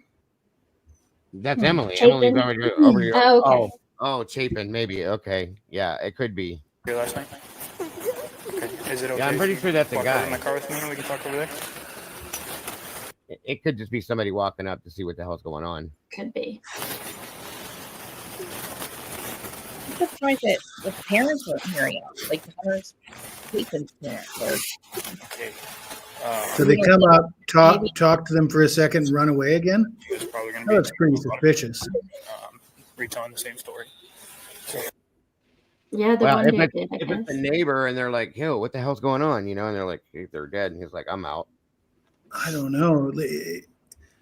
Black hoodie, kind of lingering down there by the tree, run up there, have a conversation for 10 seconds and run back down. I mean, first of all, The cop should be saying, "Hey, you come here. I want to talk to you too." Right. Maisie shows up here shortly. You'll see. She's She in shows a up. light purple hoodie. It's a purple hoodie with her sorority on patch on the side of it. Yeah, she'll be here in a minute. And Charlene, I don't understand the blur because they're all over the age of 18. Well, the done one says probably went back to the Sigma Chi to tell the frat you guys are nitpicking too much. But yeah, we should know. We just want to know that, right? Like, it could have been somebody that lived down in this area down here too. That's what I was. Yeah, what the hell's going on? It might be something to, but I mean, I don't think that the officer standing there, and this is right in his trajectory, should be assuming that it's something innocent. He should probably at least get the name of whoever that is. I mean, he's letting cars go in and out left and right through the whole thing. So how are we being nitpicky? I mean, Hunter Johnson seems very. Is he in shock or something? Or well, I mean, I would be, but he's talking to Hunter Chapin right now. That's where he ended up at. Is over there. That's. Well, you got to question everything to find out what is sketchy and what isn't. If you just let things go because you think they might not be sketchy, you're not going to get many answers that way. Sure. Yeah, and he's the one that saw the crime scene, so he can't leave. He is a witness. He tried to leave. Remember? They're like, he's like, no. And the thing is, we got to remember who he's talking to. Yeah, he just run home. That guy in the black hoodie. Come back. Yeah, that guy in the black hoodie is talking to Hunter Chapin, who is like a prime suspect in the deceit that's going on here with the 911 call and the false narrative that's being pushed. Hunter's like the maestro of this whole thing. So anybody who's coming up and talking to Hunter for 5 seconds is, I want to nitpick about people that are in Hunter's circle and are talking to Hunter. I mean, and the crime scene, this whole area from the end of the road, in my opinion, to the apartments there should have been shut down. I mean, I know they don't let people in and out because they live there, but that should have been shut down besides people coming in and out. Nobody else should be able to walk around that area at that point, in my opinion. No, they didn't have any. They didn't forget about protocol. They never put protocol in place in the beginning. Right. They never ran any protocol. Sorry, but that was behind on every aspect, in my opinion. So pretty wild. I'll just say that much. There was more fire trucks and ambulances when they found John O'Keefe than there is here. Well, they stopped them all and sent them away. The EMS was sent away. They were there. Yeah. There were probably 6 of them, but they're gone. Oh. Huh. And you could hear them coming. They came late on this one too. I don't know why they were so late running, unless they're all volunteer, which could make some sense. But still, like, yeah, they sent them all away. And I still let them go home soon for Thanksgiving. We can't hold you forever. Okay. So we'll cross that bridge when it gets there, and the detectives will work with you guys to get a hold of you however we best can. Okay. So you were here last night. What time frame were you here through now? Were you here the whole time? Yeah, pretty much. Okay. What time did you get here? I get confused. Well, who's Beth? Where's Bethany? This is. Oh, you did. This is Bethany right here that they're talking to. Okay. Right, Pap.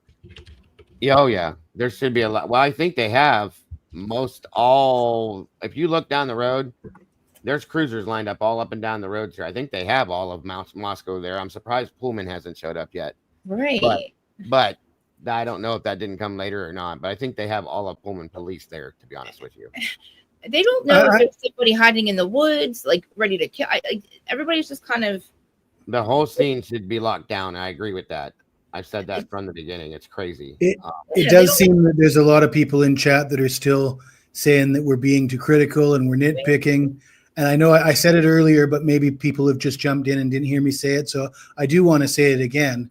Going back to the beginning, if you followed this case with us for the last 2.5, 3 years, we have 2 witnesses independent of each other, saying that all these kids are on Snapchats 2.5, 3 hours earlier than this body cam shows, and they all know, right? So that's why it's important for us to be nitpicky, because I truly believe that those witnesses were telling the truth. And that means that every single one of these kids you see in these body cams and their friends and their friends' friends all know. And they know they probably have an inclination how and why, and they're all keeping it quiet. Of course. And if we keep finding out more, like every case that you guys watch and I hear about, there's something wrong. Like there's more things wrong. And again, for 3 years, we've been trying to figure out, not you guys, not me, but you guys have been trying to figure out all of this. And it comes out that's nothing what you thought it was going to be. I'm asking a lot of questions because I'm fairly new. It's the first I time told Dago years ago or when I first met Dago, I told him that in my hometown, there's a disappearance of a young girl, age like 16, 17. The whole town knows what happened to that girl. Of course. Nobody's ever been charged. The police still pretend to be investigating. It's a town of 100,000 people. Everybody in town knows what happened. Nothing's happened. Nobody's been arrested. Right. See, that's a problem to me. Yep. That's a big problem. Yeah. It should not be that way at all, ever. So, just saying that listen, Poetic, that no, all due respect, but that statement was absolute garbage. That none of that was true. That person that stated that was not even real. Okay, we proved that 2 years ago that we completely debunked that person was not a real person, and what she stated was not true. So, that's all. All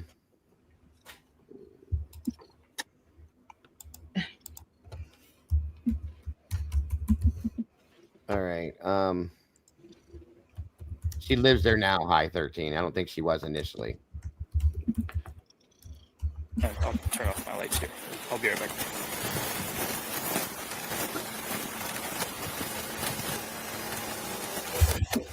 I forgot you were here, man. Do you still want to hang out here? I just want to know what's going on. Yeah. I don't know how much I'm allowed to disclose right now. We're processing what's going on in the scene. As soon as we know for sure, we can tell you guys what's going on. We have. I know it sucks to be in the dark with this, but okay. Becky, Ethan was there. He was one of them that was murdered. Yeah, he just said everyone knows but me. That's what Jack just said there. Oh, that's a shame, though. I kind of feel bad. I truly do feel bad for him. Just kind of like so what's going on? Not knowing a word. I think she's meaning Hunter, not Maisie, or not Ethan. Yeah, Hunter is in the pink hoodie, and Maisie shows up here in a minute. Maisie's the other sister. Yeah. What's your relationship again? Does he not know these people as well, or he knows this is Kaylee's ex-boyfriend Jack. Right, I think he knows a couple of them slightly, but he's not real close to the rest of them. Oh.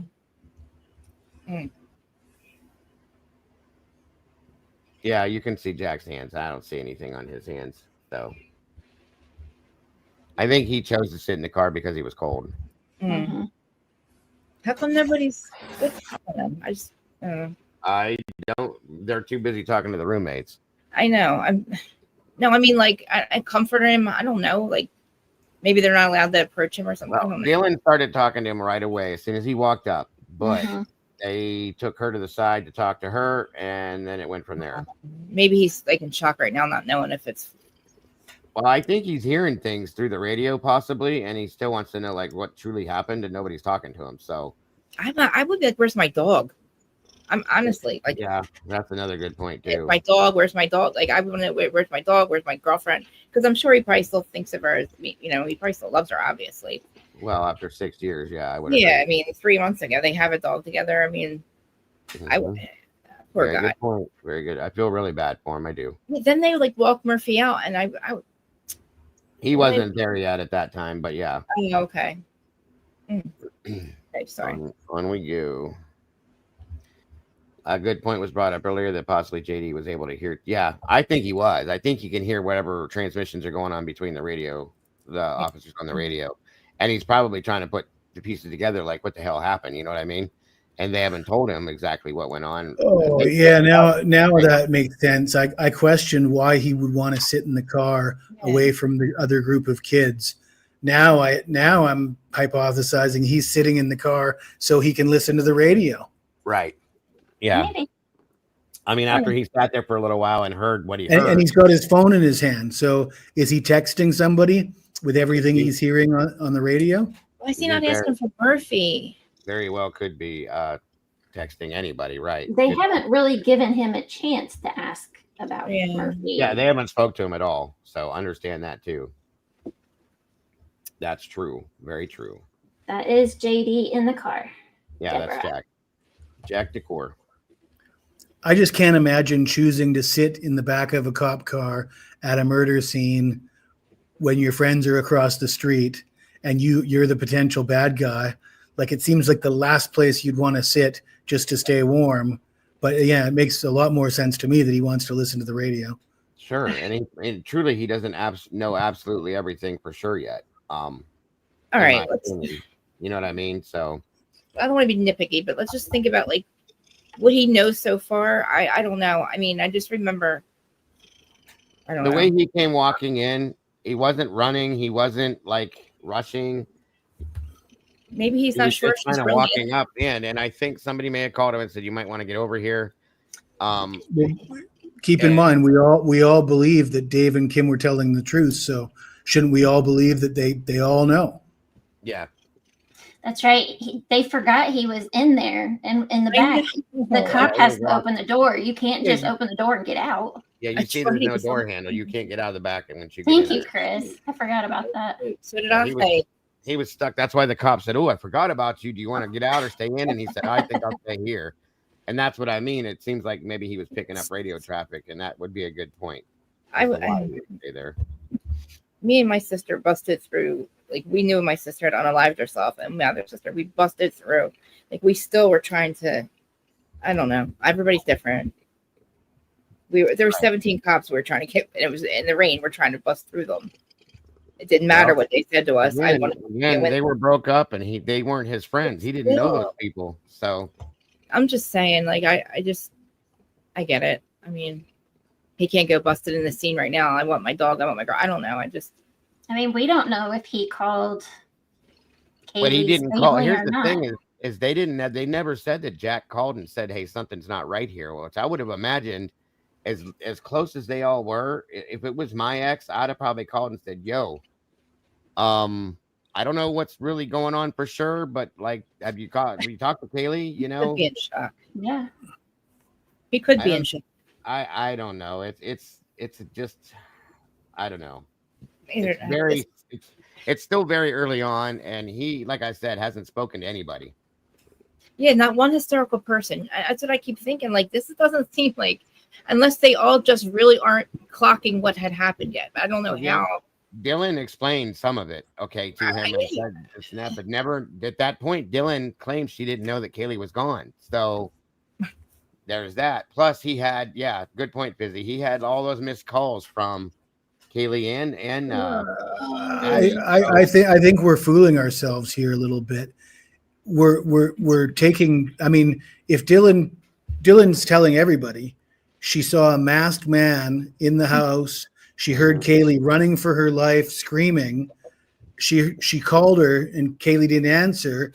And there's crime scene tape and cops everywhere.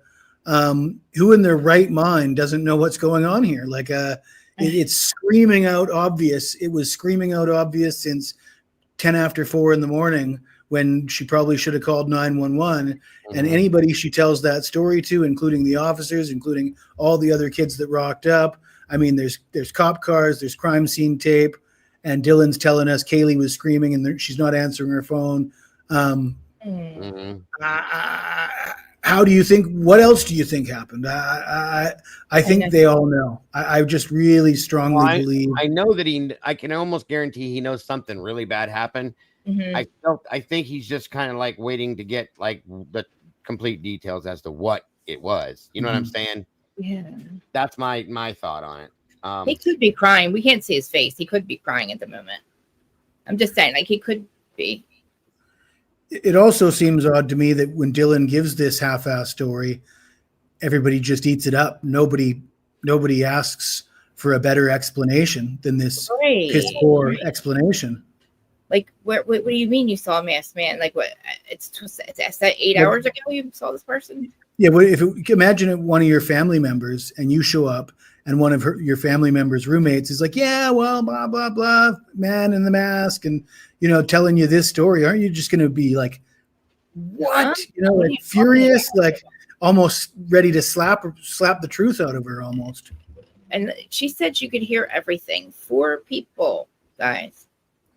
I mean, I'm trying to wrap my head around one person doing this, and I just don't see that. Here's the big thing. Here's the big thing. In the very beginning of the case, we were made to understand that she didn't hear anything and couldn't hear anything. Okay, that's right. But at that point, we now know is a complete and total lie because she says herself, "You can hear everything." Okay. As I told you guys 2 years ago, you can hear the house is like cardboard. So, I mean, I'm just saying that's something else too. Why were we told that? Why did she say that? And why was this brought out to us the way that it was, and then all of a sudden changed? And why did they tell everybody that it was safe and it was a targeted attack, or it was they told him there's nobody running around murdering people, they said. So I don't know, who did they think?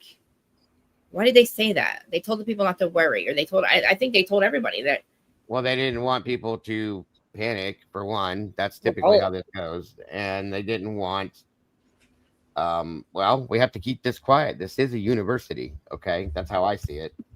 We have like everybody locked their doors, everybody shelter in place. There's a masked man running around.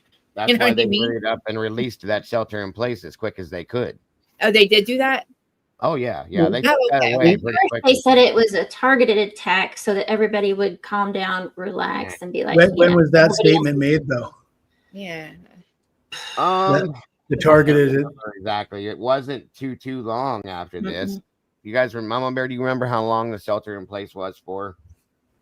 I won't know. Maybe a week. Because everybody was going on Thanksgiving break. Thanksgiving. Yeah, it was about a week, I think. What I would say is the document drop that we've been reading from ISP in particular warrants saying it was there's plenty of suspects and plenty of motive being discussed in those documents I would feel comfortable with the police saying, we believe this is a targeted attack based on the information that's in those documents. There's plenty of reasons for motive. There's plenty of suspects that would have motive. Those documents don't indicate Brian Kohberger as a sole perpetrator that didn't know these people. Those documents indicate a crime of passion. Showalter, Jack D, Cole Berenberg. Those things implicate anybody but Brian Kohberger, right? But also somebody who knows them and somebody who has a motive. Yeah, and they're exploring plenty of avenues, all of which would be a targeted attack, not a sole perpetrator that is Brian Kohberger. And funny as it is, like you said, somebody that knows them and somebody with a motive, which completely detracts away from Brian Kohberger, in my opinion. So once again, I'm just saying. I just keep on. I honestly think I could have defended Brian Kohberger and won this case after drinking 4 bottles of Cabernet Sauvignon. Well, depending on how you presented it, it's very possible. It would be interesting television, let me tell you. That I agree with. I definitely do. All right, let me get through this so that we can hit them pictures too, guys.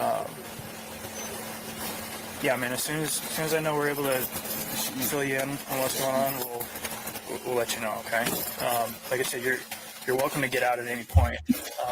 If you want to hang out in here, you can, because it's warm. If not, you want to hang out then, you can hang out outside too. Okay. Tell you what, I'll just crack the door. I'll try to not lock it on you, so if you need to get water. We can start, yeah, we can see if somebody can bring some of that stuff by. Okay.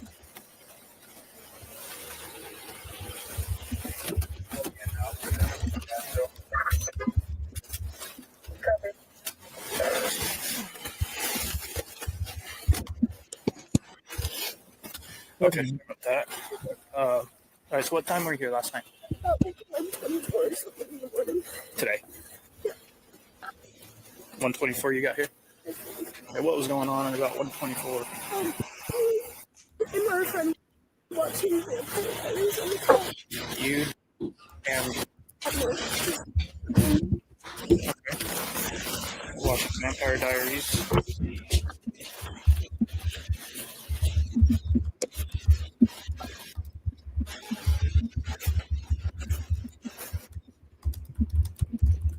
Mind the World with Dylan Whisper at 23:30. I'm scared. The story was don't say anything. What's going to blow? Oh, good point, Core. Good point.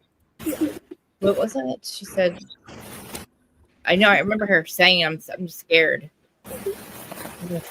You. And then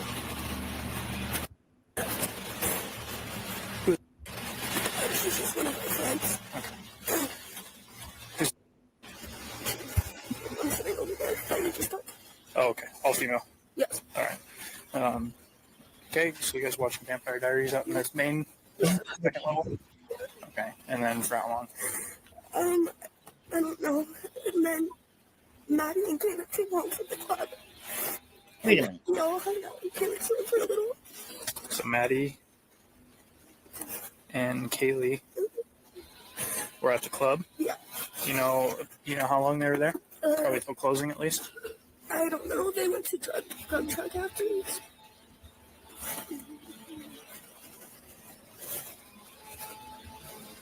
Grub truck. Okay, and then they came home at about what time?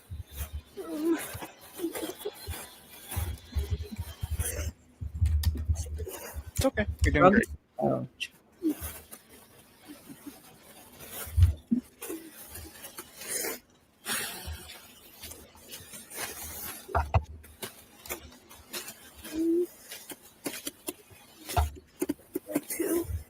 So they did get home at 2? Yes. How do you know that? I just have a picture of Kelly's room with Murphy. Picture? Okay, then what happened after? For those of you that weren't familiar, this is this is Hunter Chapin right here. I think that is now Hunter Johnson over there. This is Josie, and I think that's Emily. And then me and Maddie took out Murphy, and then Murphy's a dog? yeah. Okay. And then I went inside to go to bed, and she was still taking him out. And then I was in my bed, like about to go to sleep, and Maddie just said that she lost Murphy. And was wondering if he was with me, and I just said no. And then I went to bed. And what time do you think you fell asleep? Cutting trees. Maybe 2, 3. And we know that that's not true either, that they never went to sleep. She's saying 2:30 now. So they're all over the place with this, you guys. And we know based on their text messages and phone calls, they didn't sleep. And the defense claimed that too. I think they're doing tree work in the background, folks.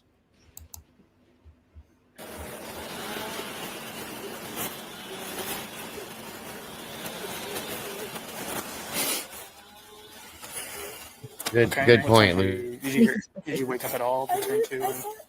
I heard something like loud and Murphy like bark. Oh my God, Yvette, I was thinking the same thing. And then I thought I saw like a firecracker, so I thought someone maybe was just drunk and Her hands were red. Weird. firecracker in the house.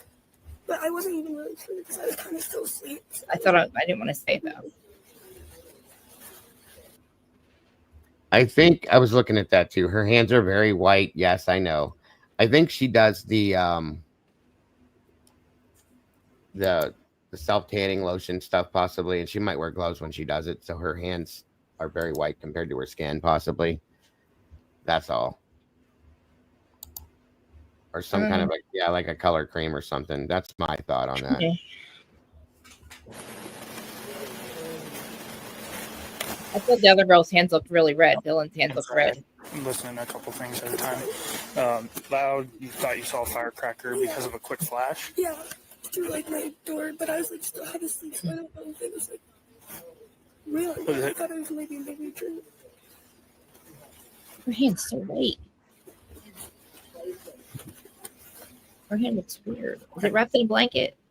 Oh yeah, it's wrapped in a blanket right there. Did you ever like pick up your phone to see what time that was? Oh, maybe I might have called her and asked her what was happening, because sometimes we do things and I'll call her and be like, oh, what's happening? She's just poop in. Okay. Do you guys recognize all these vehicles in here? Yeah.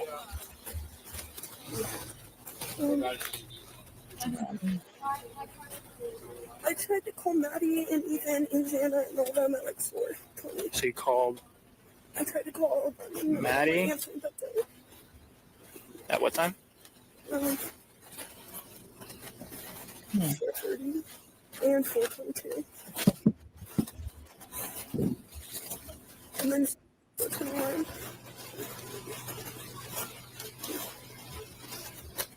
And then Ethan at 4:22. And then Carrie at 4:31. Her hands are so white. 4:31? Yeah. I mean, so no answer. It does look like she tans a little bit salty, or it doesn't actually look like that. I was like half awake. Okay. And then what part of your day did you got up at what time today? I like woke up. My dog was really bad.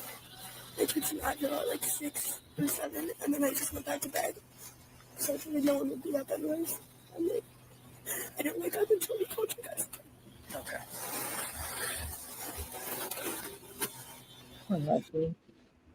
Maggie Witchy, random people arrive and leave at 4:4100 and are ignored. Yeah, good point.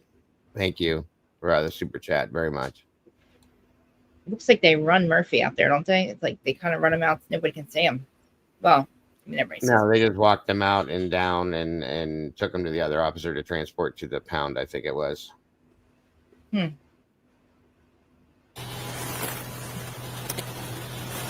Moscow 70, could I get the time this call was generated? He didn't bark at all.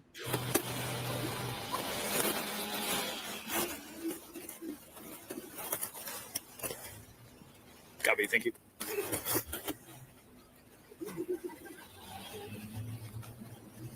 All right. Remember seeing anybody in there that went along? Downstairs the whole time with my door locked. That's why I was thinking second straight. I didn't really hear anything either. I thought they were just being like loud and making things. Very typical. Yeah. Okay.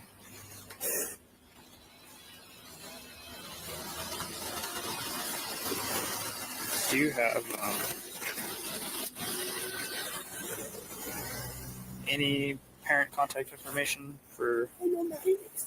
Okay. Oh, wait, no. I know her boyfriend. Okay. What's Maddie's boyfriend's name? Her hands are. I don't know, man. Is anybody having any Maybe it's issues just with she's boys? He lives in Boise. Okay. So he wouldn't be up here right now. Up.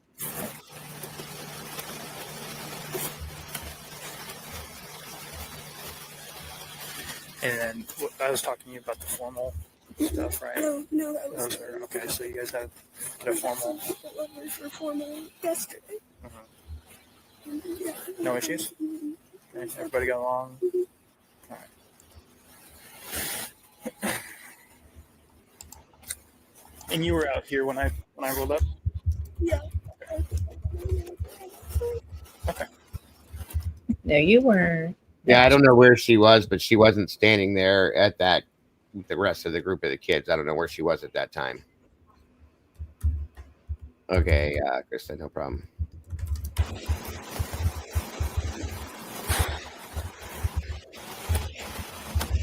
So I don't know if I have any other questions for you right now.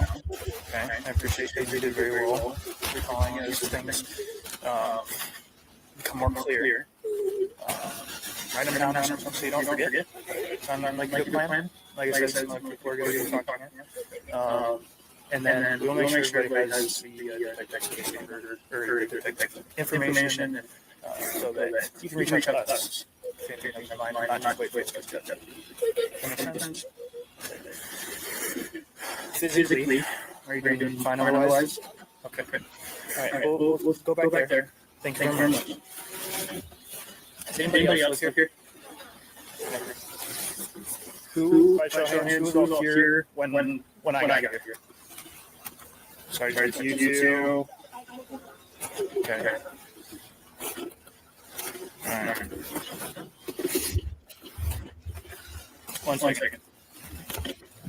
So, Maggie and Kaylee were at the club last night. They were after. Don't know if they ran into anybody that maybe had issues there. They just had a formal the other day, went without a hitch. There's no issues formal. There's nobody that they should have bad blood. So, obviously, follow up need to be done at the club and the drug release.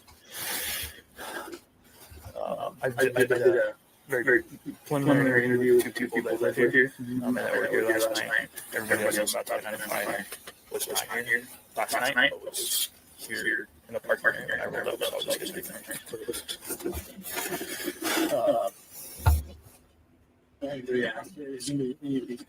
just Ryan asked, sounds like they recognize all these vehicles to include some of the ones down there. So they asked, this can leave the time being.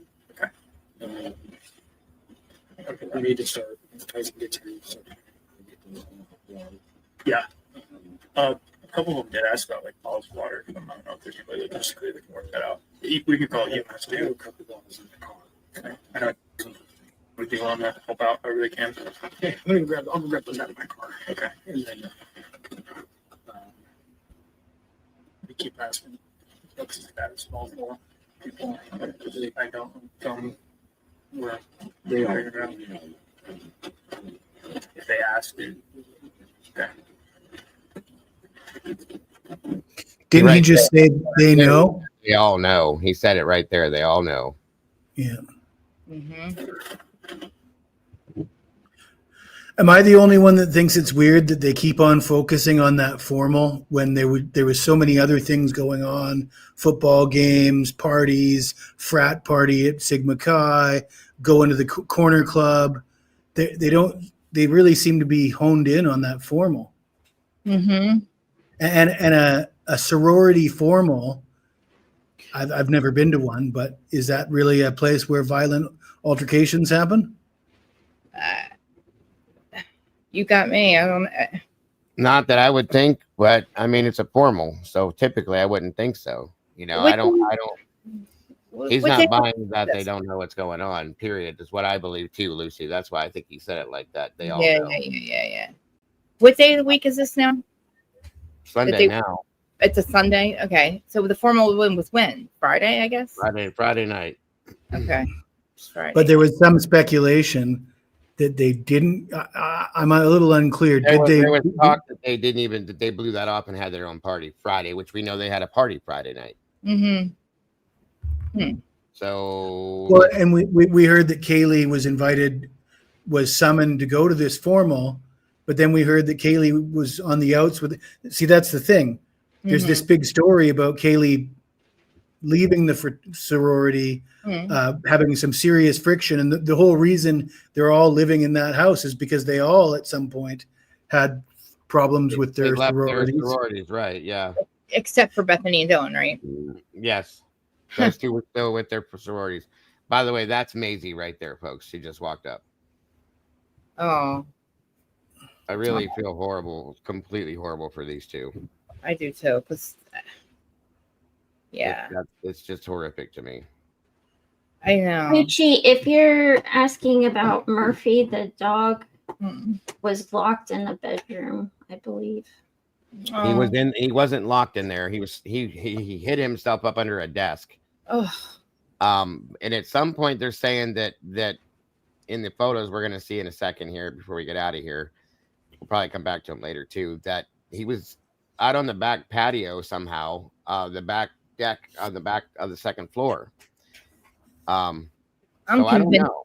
I'm convinced that they came through Kaylee's window, or that whatever that is up there, because she said somebody in the room. She said somebody's.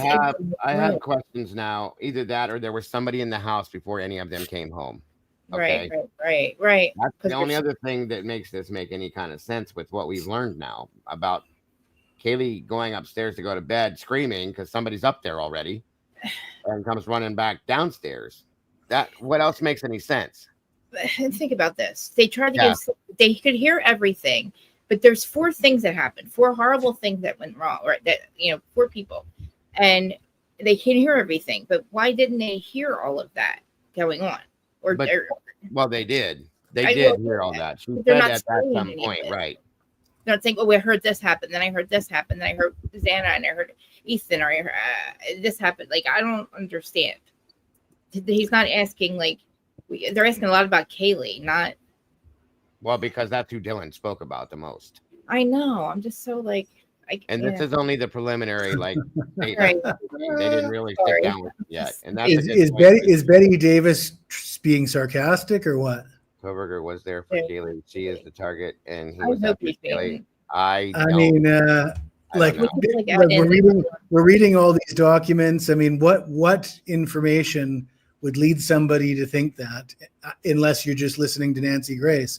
But as far as the actual documents coming from the police department and their investigation, there's just nothing to indicate that that's the case. There's no relation to Brian Koberger here whatsoever in any sense. And that's the car that Maisie shows up in, like Jen or Lucy just said, is a white, what did you say it was, Lucy, a Nissan?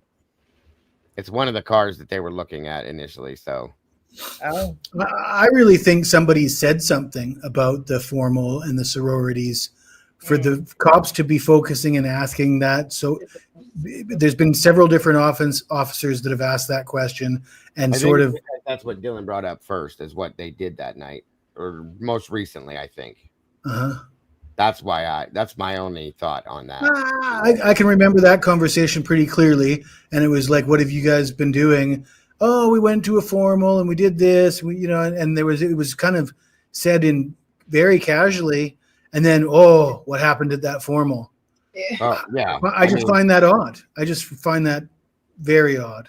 I think that's what she mentioned too. Like we weren't supposed to go, or we didn't go, or then I made her go, or I asked her to go, or something about we didn't supposed to go, or I don't know, something about Kaylee not supposed to be going. I don't know. She will be. They will be, Christine. As soon as she walks over to the group, she sits down with them. But sorry, guys. No problem, Mama Bear. Thanks for being here, Corey. Good to see you. Oh, just leave now. The blue car belongs in the parking lot. Belongs to Xana. That's her Honda. Thanks, Mama Bear. I appreciate you. You're welcome. I'll see you sometime next week. I'm not sure. Okay, dear. All right. Bye, guys. Bye.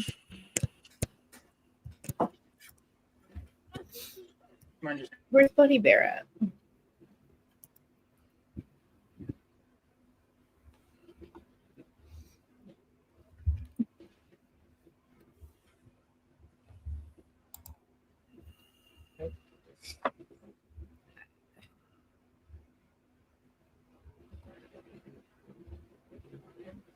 So there's the twin. They're the other two, right? The twins of Ethan.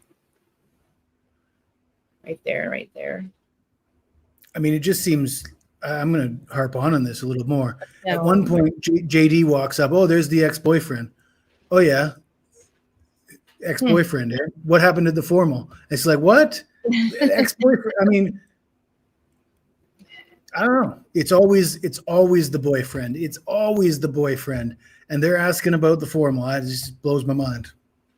Do you think we're just older and we're thinking more wiser? Maybe, I don't know. Like maybe we're just like, Oh, you don't know. You don't want to know what I really think. No, because the police are older than some of us are and should have been asking that too. But I mean, I think that basically anybody under the age of 40 is mentally challenged. To be honest with you. Yeah. And plus, I think that even the police in some aspect might be a little shocked with this and doesn't really know how to process it right away. Maybe. It's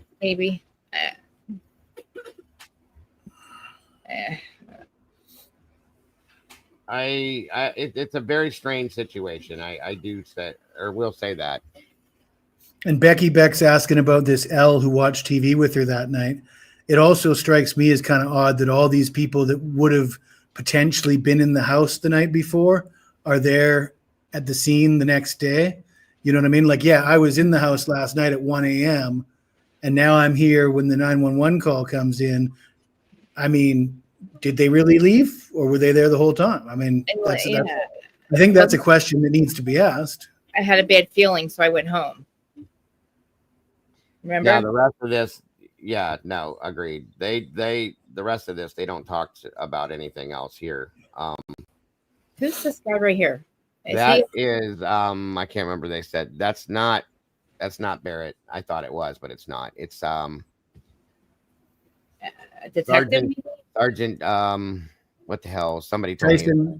Tyson Barrett? No, not Tyson Barrett. Oh, do they? Is there more? Hold on.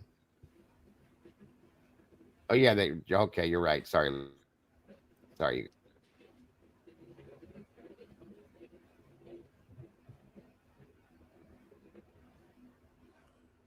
That guy's so weird. That's it. Sergeant Lawrence. Thanks, Chris. Right here. That's Sergeant Lawrence. He looks like he's wearing I don't know. He just looks like he's wearing a fake mustache and I don't know. Something about him is just off to me. That's not Payne. What's his name? That's Gunderson right there. Gunderson. Okay. Yeah. Okay. I just don't recognize that. I don't remember them looking like that when yeah. That's right, Lucy. Okay. Yeah. I got you. Yeah, the glasses and the nose thing, I think is what took him off. But where's Brett Payne at? That Brett Payne guy. Is he talking or where's he at? Yeah, he was out of town. They had to call him back. No, he wasn't even here. Oh, no. okay. I thought you knew that. Sorry. No, I didn't see them on for the first time until that press conference that was just recently. Yeah, him and Chief Fry were out of town on a hunting trip until they called them back. In fact, he's saying right here that he's going to get a hold of Payne and get him back there. This guy here is. I'll ask you later. Where do you go? I don't like that guy. Maybe it's me. What are we trying to research the presidents? Yeah, Gunderson looks like he's wearing one of those fake noses and glasses. That's kind of funny, but just saying. It kind of is, because I thought he was the guy that we keep saying doing interviews that looks like he might have shaved. No, Nunez is doing the interviews, but we see him talking to Nunez every other time. So yeah. Even if it did turn out to be a fake mustache, that wouldn't even come close to being the weirdest thing in this case. I know. He just looks like he put his not even at all his detective face on. I don't know. It's just funny to me. Kind of reminds me of an emoji a little bit. Mm-hmm. I'm sorry. It's just funny to me. It looks funny. I'm sorry. I think his nose looks really ridiculous. It looks like a prosthetic nose. It really does. Like, it really does. He's got an odd look. I don't know what it is. I don't know. I'm from Jersey. Maybe it's just because he's not from here and it's off to me. Is he bald? No. I thought so.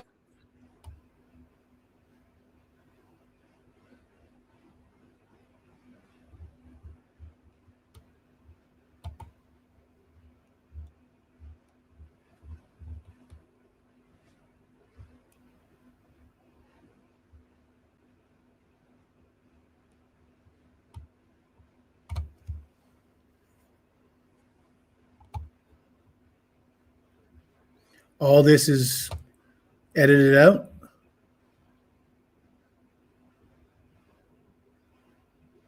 What'd you say?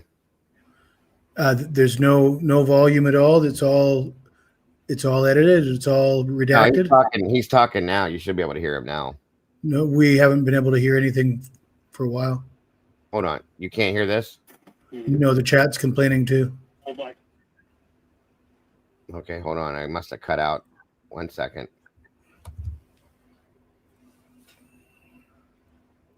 They just started talking again.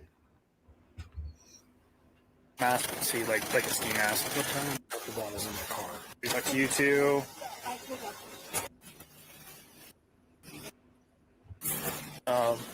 Obviously, follow up needing to be done at the club and the drug track. Can you guys hear this? Yeah. Okay. Yeah, I can.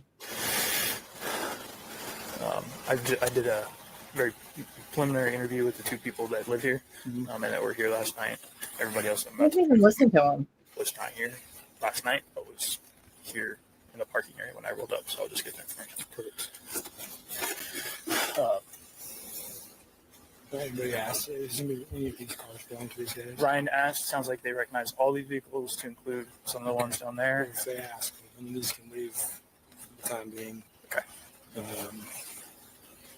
We need to start, once Tyson gets here, we'll start figuring out how to get them somewhere. Yeah. A couple of them did ask about like bottles of water or something. I don't know if there's anybody logistically that can work that out. We can call UMass. I have a couple bottles in the car. So I know would be willing to help out however they can. Hey, I'll go grab those out of my car. Okay. And then they keep asking what's the status of all four He's people. doing shit with his hands too. Did he just chuck those gloves on the ground, or are those McDonough's gloves that he found? He did something with those gloves, and I thought maybe I missed that he didn't take them off, and I just thought that he did. Because he goes like this, and it looks like he takes them off. But what did he do with them?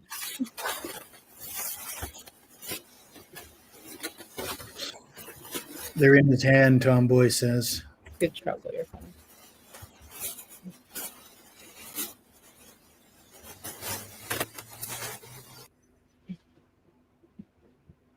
I'm real fucking confused. Hey, what's your name? What? Okay.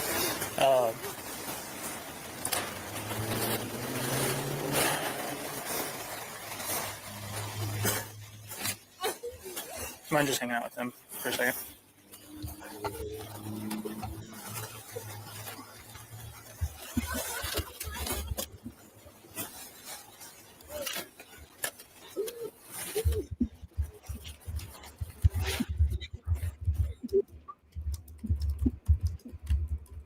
No.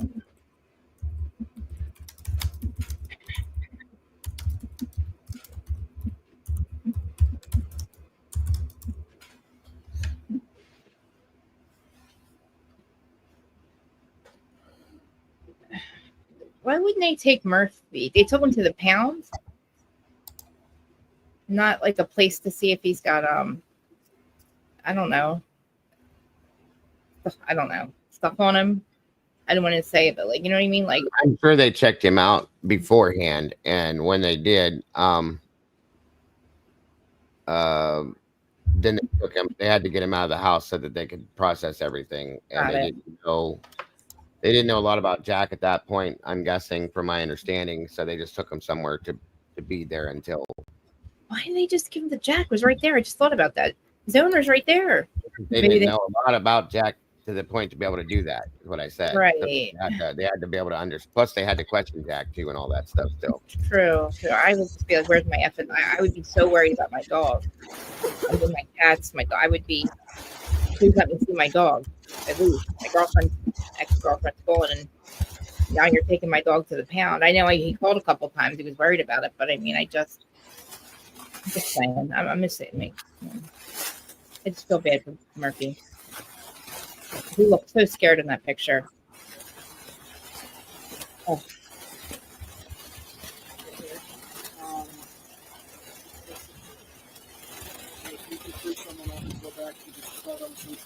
I've got ISP on standby already. I've got a call in Dustin. I'll call Payne. We need to talk to everyone. So we'll get Dustin and Payne working on that. So I'll call Payne now. I'll call Darren and get him. We have family members walking up for Ethan and mail. Okay, so they're saying now that the family members for Ethan are walking up. The car sounds like shit. Jesus.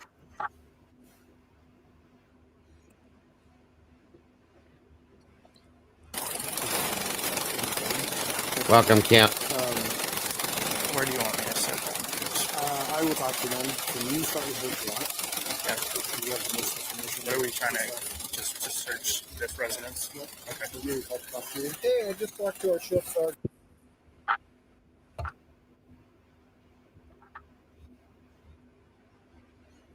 More redacted. Yeah, that white car in the background is what seems to be making that noise, but it sounds horrible. And then the last calls too, this is the timestamps that good right after it happened. Is at 4:21, 4:22, 4:30. She made these phone calls immediately after the bang. Okay. Okay. Time to call people that are in the Yes. And no one answered. Perfect. Do we want to shut this down so Travis not rolling through? Probably I can do that. It sounds like a lawnmower, doesn't it? All right. Thanks, Darren. All right. Sounds like there possibly was one. Man. Okay. We haven't seen it. Obviously, I shot one period. So we're waiting the boat. And then, what did your lady say about someone coming in? Seeing somebody come in? She saw a guy masked, about 6 foot, skinny built like a basketball player. She described. Said that he had a. See, that right there screws up the whole thing.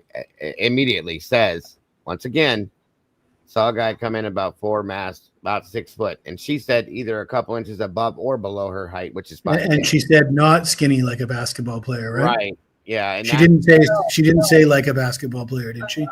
And you're starting the narrative build right here. So yeah, that's a problem.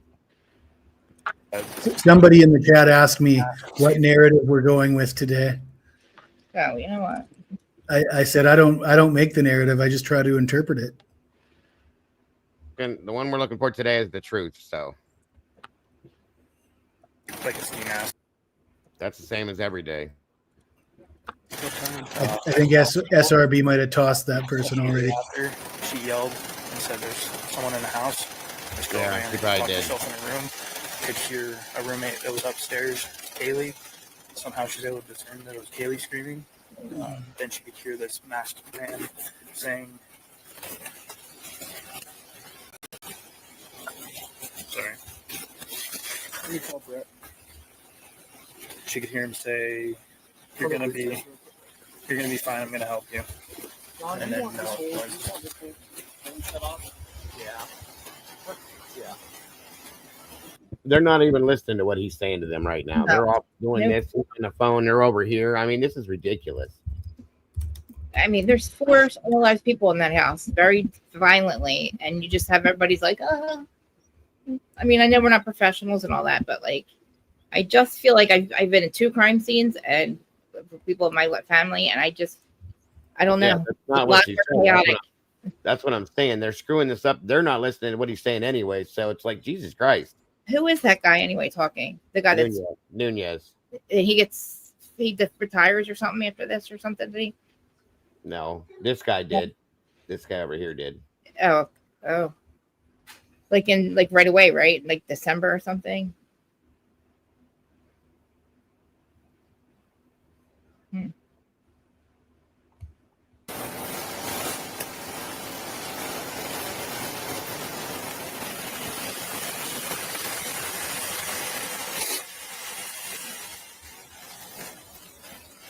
When he said he didn't see any obvious injuries, he was talking about on the other roommates, I think, is what he was referring to. It's obvious that the other ones have injuries because they're deceased.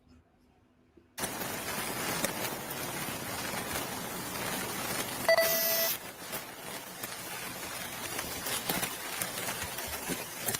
there anything else you want from me for now? I can start heading back. Yeah. So, okay. Search warrant. As far as the search warrant goes. Good description of the place. Okay. couple photos and describe anything. Okay. What are you doing? Well, get in town. We've got a quadruple homicide.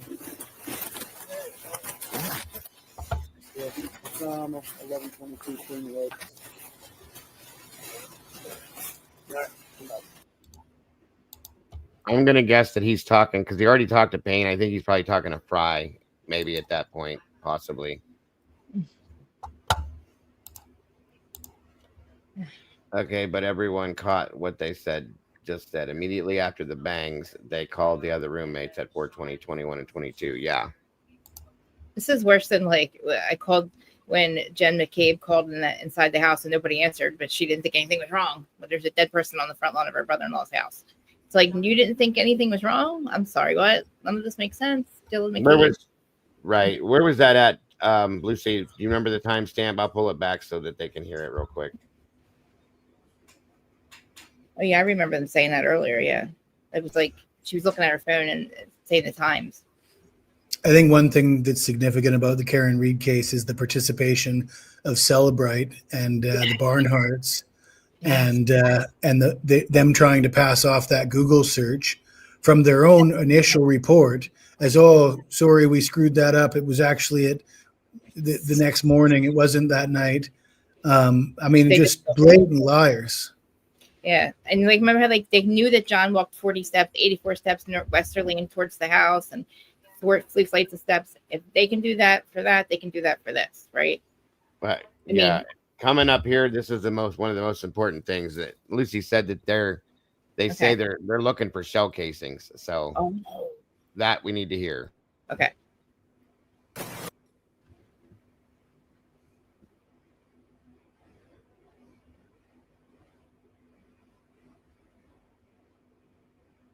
Yep, sounds good. And then I gotta grab my phone. You're looking for any shell casings, knives, or just... There you go. So we're looking would you say shell casings if there was no gunshot wounds? I don't think so. I don't think I would, but maybe I don't know. Don't quote me. Because I don't think they know 100% what happened yet. It could just be a blanket type situation, right, SRB? But oh my God, I don't know. But that's a good point though. Like shell casings, knives. Granted, with one of the victims for sure, they don't know 100% what happened. With the other ones, this is still early, so maybe they're doing that just to make sure they're covering all their bases. That's all I'm saying. Because of the bangs, maybe. Yeah, Lucy's right on that one. I mean, they don't seem to be thrown for a loop when they hear about the bangs. They seem to be reacting to the being told about the bangs, and that's what I mean. Finding that to be they're discussing it as if it's pertinent information. Nobody is saying what bangs. What are you talking about?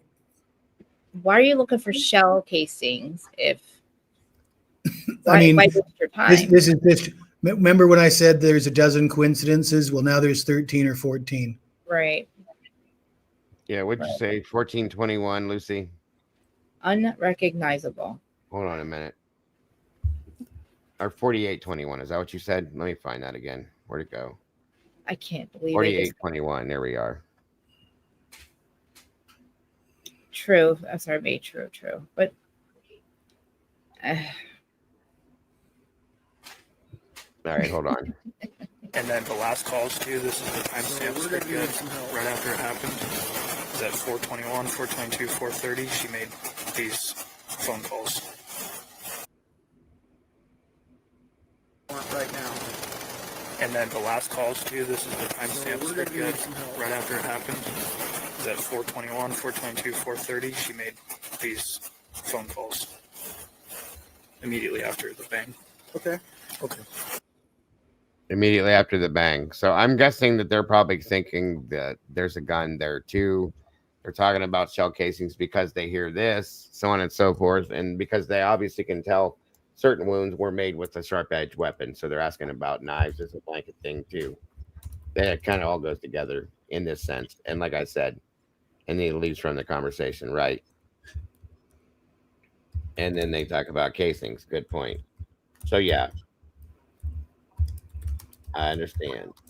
Either when you get a hold of the on-call prosecutor, tell them what we got, let them know that you're working on a search warrant and the nature of it, and then we'll go from there. They'll have a long list. Okay. Do you want these are the victims' names? I don't need them at this point. Okay. I'm going to probably do a quick walkthrough and then go back. Okay. I'll meet you at the TV thing. I haven't finished IDing everybody here. I'll let Shane know so you can delegate that to somebody else.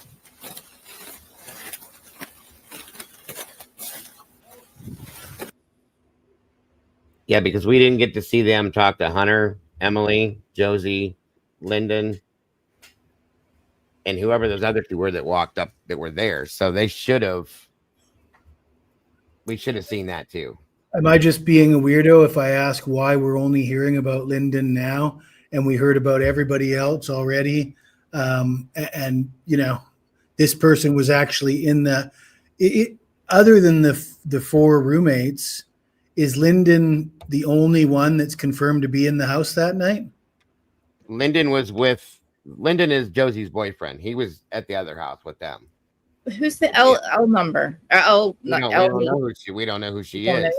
Okay. Oh, so I thought that was Lyndon. That's not Lyndon. No. That's a female.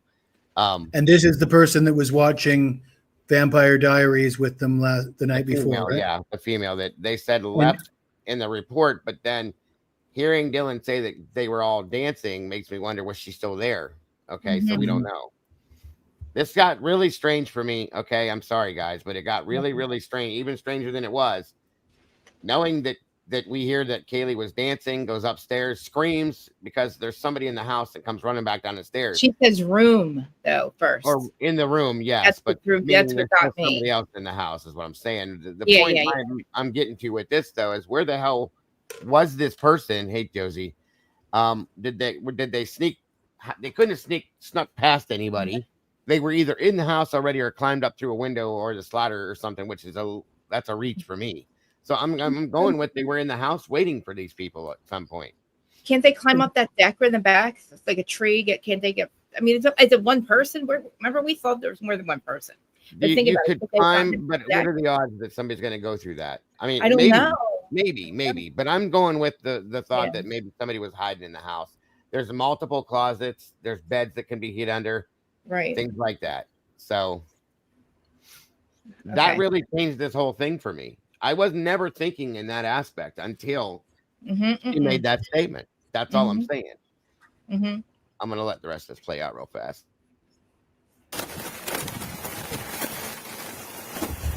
Hey, boss, I got to get going to start some paperwork back at the station. So I imagine you don't want to go with me.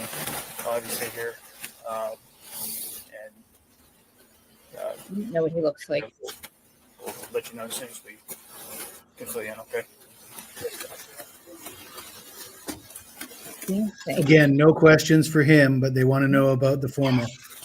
He's not asking any questions either. But this guy's leaving, and I would be asking, well, did you do? I don't know. I don't know. Who knows what we would all have done? But I'm just.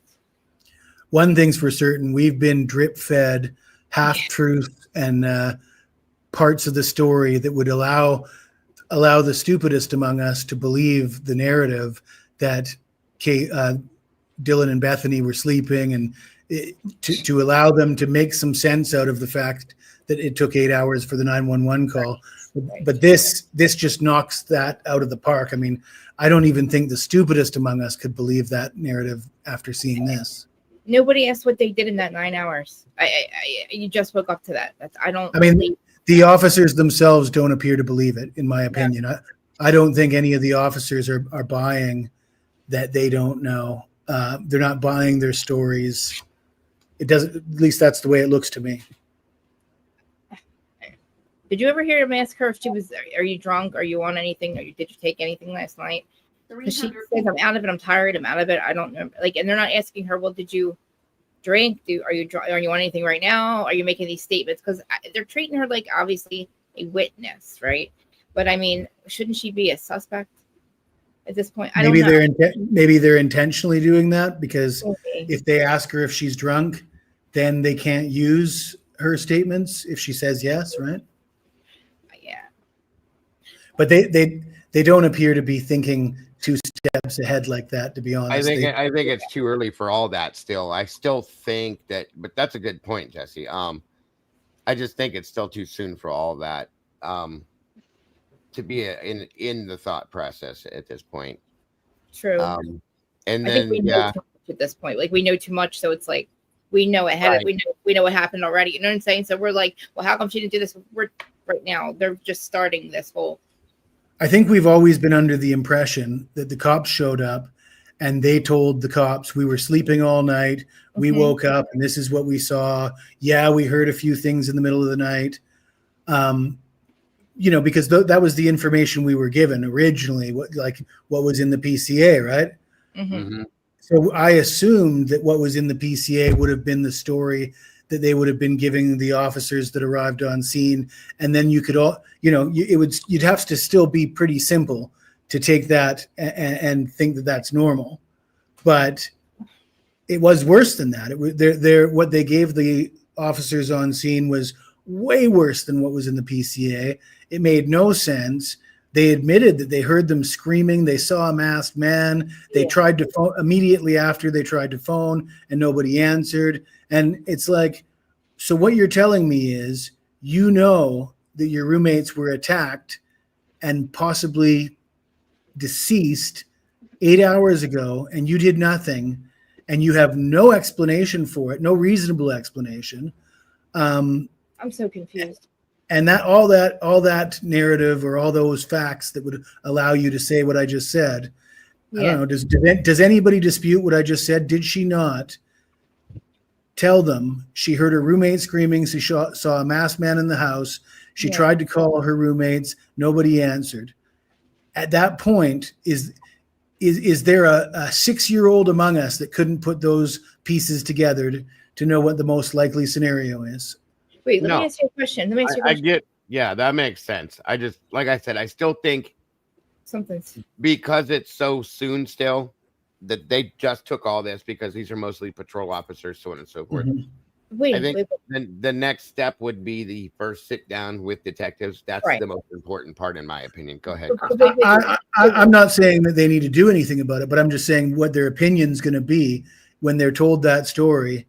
Their opinion should be that they're suspicious. Right? It should be questionable. Yes. Listen. Okay, I'm losing my mind. Something just hit me.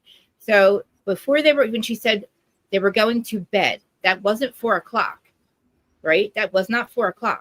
She saw Kaylee screaming when we were going to bed, and then Kaylee runs upstairs, and that's when all this happened. That was not 4:00. That was when they were going to bed, and something woke them up at 4, right? When did she hear Kaylee scream? Around 4 a.m. That's Isn't it when they were going to bed, though? She said that's what she said. Yeah, but it wasn't 4 a.m. then. They were already in bed. Those two were already in their room. Bethany and Dylan were already in their rooms, and she was in her bedroom. Said she heard. Not at 4:00 though. I mean, the PCA states 4 a.m. Basically around 4 a.m. is what she started to say. Okay. Kaylee said she was going to bed. They were dancing in the living room. Kaylee said she was going to bed. She went upstairs and she heard Kaylee scream and run back downstairs. That wasn't 4. Okay. Wasn't it 2:30? And all that stuff. Let's not turn the chat into I'm sorry. sorry.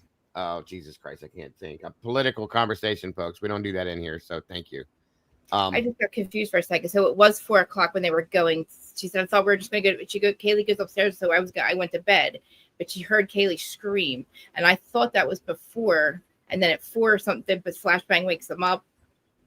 No, it was around. It was the Kaylee screaming that. Well, actually, in the PCA it says playing with her dog. Yeah, completely something different. At around 4 a.m., she wakes up to the sound of Kaylee playing with her dog. That's what the PCA says. Well, and again, like I said, why? Why are we told that, and now we just hear this? Why did they not give us that? Okay. Well, what was in the PCA was misleading at best, if not just a blatant lie, because they've omitted names, they've omitted so much pertinent information. The flash and the bang, What I mean, isn't that a Brady violation right there? That's potential exculpatory evidence. If somebody actually heard what could be interpreted as a gunshot, and that's not in the PCA, to me, that's withholding potential exculpatory evidence.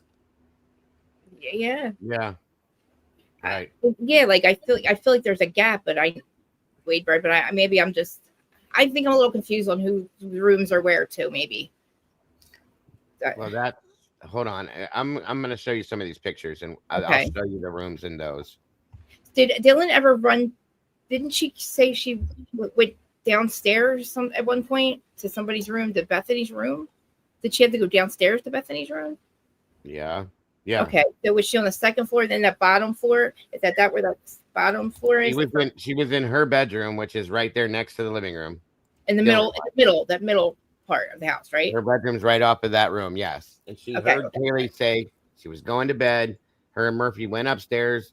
Kaylee screamed and runs to the third floor, yes. Okay. Kaylee screams and comes back downstairs, said somebody's in the room or something like that. And she never opens her. She yells for Kaylee. She doesn't respond. Then she hears Kaylee crying in the bathroom, and somebody tell Kaylee, "You're going to be okay. I'm here to help you," in a weird tone. Okay. Bethany was on the very bottom floor. And Maddie and Kaylee were on the third floor, and Dylan and Xana were on the second floor. All right. Do you understand that? Kind of. The bottom floor is where the door is. The bottom floor is no deck, right? The bottom floor is that one where they walked in, right? Yes. Okay, people get confused because of the kitchen. I'll show you in these pictures. Hold on. Okay. These are the new photographs that I was sent. Give me a second here. Miss Charlene, I thought the same thing, but she doesn't sound like she was at all, though. At this point. That's Xana's car, that blue Honda. Mm-hmm. That's Kaylee's Range Rover right there. That other car at the end, right on the other side, I do believe is Maddie's car. I think the white one. I'm sure I'll be corrected. Nobody's picking that house out of random. It was lit up like a Christmas tree. Everything was lit up in that house. It looks like anyway. Yeah, all the lights were on in the interior as well. It looks like a lot of them might have been. This is the deck I was talking about. That sliding door up there is Kaylee's bedroom. Okay. So that's the top floor. That's the third floor. And I know this confuses people because this is the second floor. The bottom floor and the second floor is where the kitchen is. And there's another deck, though, right on the other side of the house? This wraps around to the backside, yes. Oh, okay. I got it. That's all that is. People used to get confused in the beginning about it. I understand. I'll show you the rest. Hold on. Okay, see how this goes around? This bedroom here is Kaylee's. The one on the other side of that is Maddie's. Yeah. This is the kitchen. Okay. Right here. And let me see the next picture. Okay, yeah, that's Kaylee's bedroom. That's the kitchen sliding door. This is the back patio. Hold on. Where's Dylan's room? I'm going to show you. Hold on. Okay.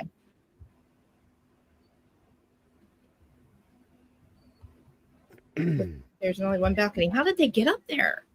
I don't know that they did. I'm just saying there's could have been somebody inside. These are the footprints that they marked off with the markers, and how they measured them and all that kind of stuff. Okay, see how the deck rolls around the back of the house? Oh, that's the one I was saying. I got it. So that's Maddie's bedroom up there. Right over here, this is the kitchen. If you go back this way, I believe that this back here is the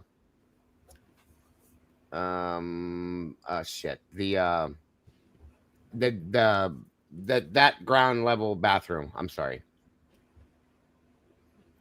Did we ever hear anything about Brian's footprints, shoe size, matching those footprints in the snow? Nobody talks about that bag either. There's the bag. That's a cooler. Lana found. I have one. I can show you if you need me to. It's like a cooler bag. That it's like a book bag material, but you put ice and drinks and stuff in it. People probably carry them around everywhere there. You know what I mean? But we take ours to like the beach, or if we go somewhere. Yeah. Or they've gone to a friend. That might be Dylan's room there. I'm sorry, you guys. I get confused from time to time. And then there's an extra bedroom or something right down there. No, I'll show you. See, that's where people get confused at. Okay, you notice. Look. I would love to live in this house, though. I love the setup, though. I do. I don't like it at all. It's confusing. You know? I think it's cool as hell. See how the house is on a hill? Yeah. Okay, the house is built very strangely. It was a one-level house, and that's the ground level. That we're seeing the second floor level there. Jesus, these go by quick. Hold on.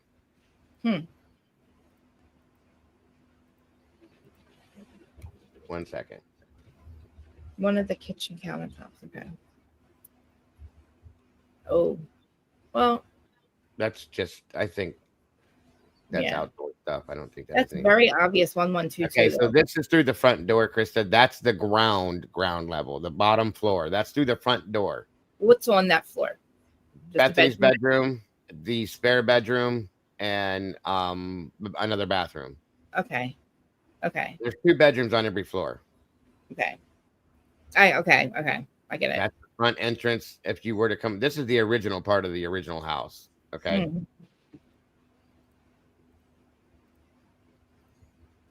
And Dylan ran down to that bedroom with her? Yes, she went down. There's the stairs. Okay. You go in the front door. You go up those stairs. Those stairs take you right to the living room on the second floor. Where the beer pong is. Yes. Okay. Okay, so there's droplets there. Hold on. How did she not knock over them fucking ping pong ball at the table? I don't know. She had to run past it. Hold on a minute. Look back and see Xana. Okay, so see these? These look like blood droplets to me.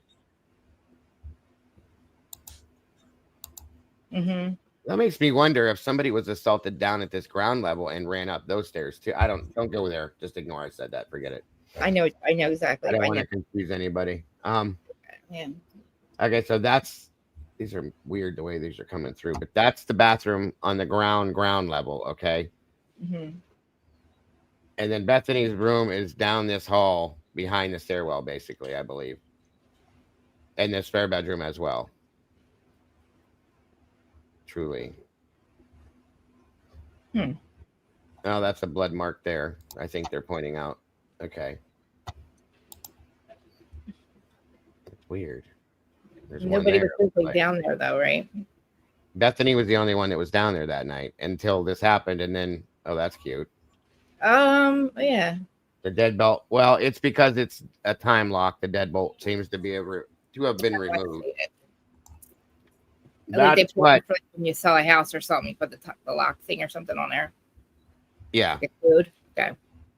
I think Jeff had stated that Xana's dad said he stated that he fixed this because they were having issues with the door or something, and that we were worried about problems, or maybe I could be wrong, but I believe that's what I heard. So that's new. You can tell that's newer than the rest of the stuff on the door, and that's a time lock, like a code lock. I'm sorry. Did somebody get in that house? Well, there was a specific handful of people that knew that code. Oh, okay. They're close friends. So who knew? Somebody got. Yeah, we're on the new crime scene photos, folks. We're not at the video anymore. Sorry if I confused anybody. That's the bathroom on the ground level. That looks like blood over there. Or no? No. That's those little small bottles of Fireball shots. Oof. Oh. Oh, I can't think of that. I really like that house, though. I like the way it's set up. I like weird stuff like that. I just don't like the way they put it together real shady. Like, it's real shitty, in my opinion, the way it was put together and loosely built. Okay, there's blood there next to the garbage can. This is on the ground level, by the way, folks. How did it get down there? Somebody was all through this house. Yeah. Just saying, these are droplets, too, mind you. They're not like big blotches of it. They're just drops dripping from something.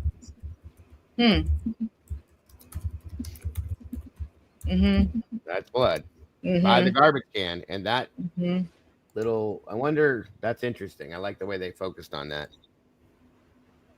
That was a shower curtain. Yes, it was, Eddie. It's okay, but I get it. It was a shower curtain. That was good, Eddie. I love Eddie's humor. It comes and goes. There's beer cans all over this house too. You see that. So as far as a cleanup, this has to have been from Friday night because they had some kind of a big blowout party Friday where I believe that there was like 100 people there, they said. And they're not asking about that. They're asking about. Well, it was brought up and talked about slightly, but not a lot. Okay, so this is the top of the stairs.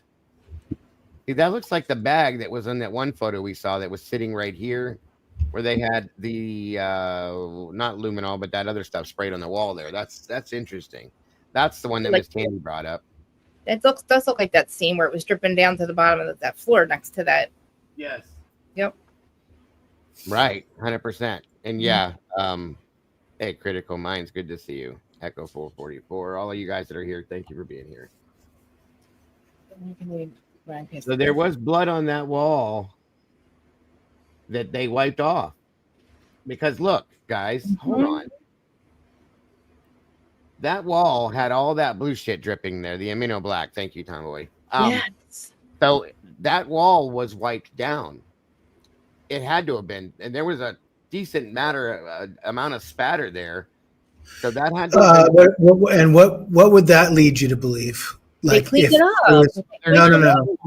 No. That's not what I'm getting at. No. What kind of a weapon would be used that would splatter a wall and not get so much on the floor? It could be. It could be multiple, but I know what you're saying. Like a gun shot. If it's in close range, yes. But a knife can do the same thing. So could a machete or a sword because of the splatter. When the knife get it mostly on the floor, though? No.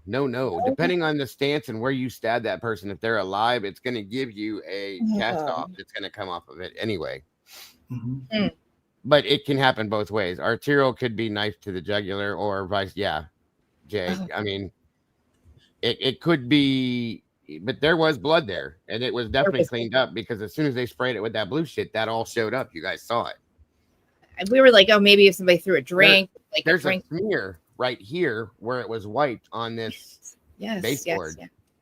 I said that, and I never it looked like a mop swipe or something. It looked like a. They wiped it with, they smeared it somehow, and when they were wiping it, but it showed right back up, obviously, because you can't get rid of blood. It's very hard to do even with bleach. Now that Eddie's back, I'd like to remind Eddie that the amount of coincidences about the gun has now gone up to from 12 to 14. I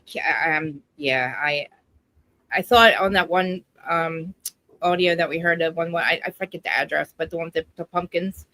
I swear, before I hear him bark, I hear pew pew or pew. Pop. Instead of the dog barking at that, and then I hear a dog bark. There is some creators that are doing enhanced audio things where they say they hear a double tap. I've said it before. My ears aren't good enough for that kind of thing, but like I say, the amount of coincidences are adding up. All these things, the phone call, starting with the phone call to the Gonsalveses, and Diego, do you remember when I came on here and said that I remember that being at like 10 in the morning when the football game was kicking off? Yeah, because of the time. And then we went back and looked, and that was it was ambiguous, and they never gave a time, and we couldn't actually use that interview to prove that they were notified before the 911 call. Yeah, but I'm still not certain that's the case. I'm still not certain that they didn't get that call at 10 o'clock in the morning, 2 hours before the 911 call. I know that they claim that they didn't, but my trust for the Gonsalves family has been reduced since we had this discussion last. And I do think that call, that's the first indication that there was a gun. And we all ignored it at the time. We just assumed it was meaningless. But going back after all these other coincidences, finding the cops are looking for shell casings on day one, hearing gun racks and double taps and audio, a lot of coincidences now. I'd say it's up to 14. And did you say blood splatters? I didn't use the blood splatter, but again, like Dago said, that doesn't really distinguish it. But in that room, for it to happen in that room, right? I don't know. I could sort of imagine somebody coming into that room and double tapping somebody getting against the wall. Oh God. And then them cleaning it up. And I just don't. The other thing is, I just don't think Dylan and Bethany are cleaning this up. I just don't think so. I think that's somebody else doing that. I guess those are marks too. I'm not sure right there, but I could be wrong. That could be part of like something else. I could just be seeing that wrong. Sorry.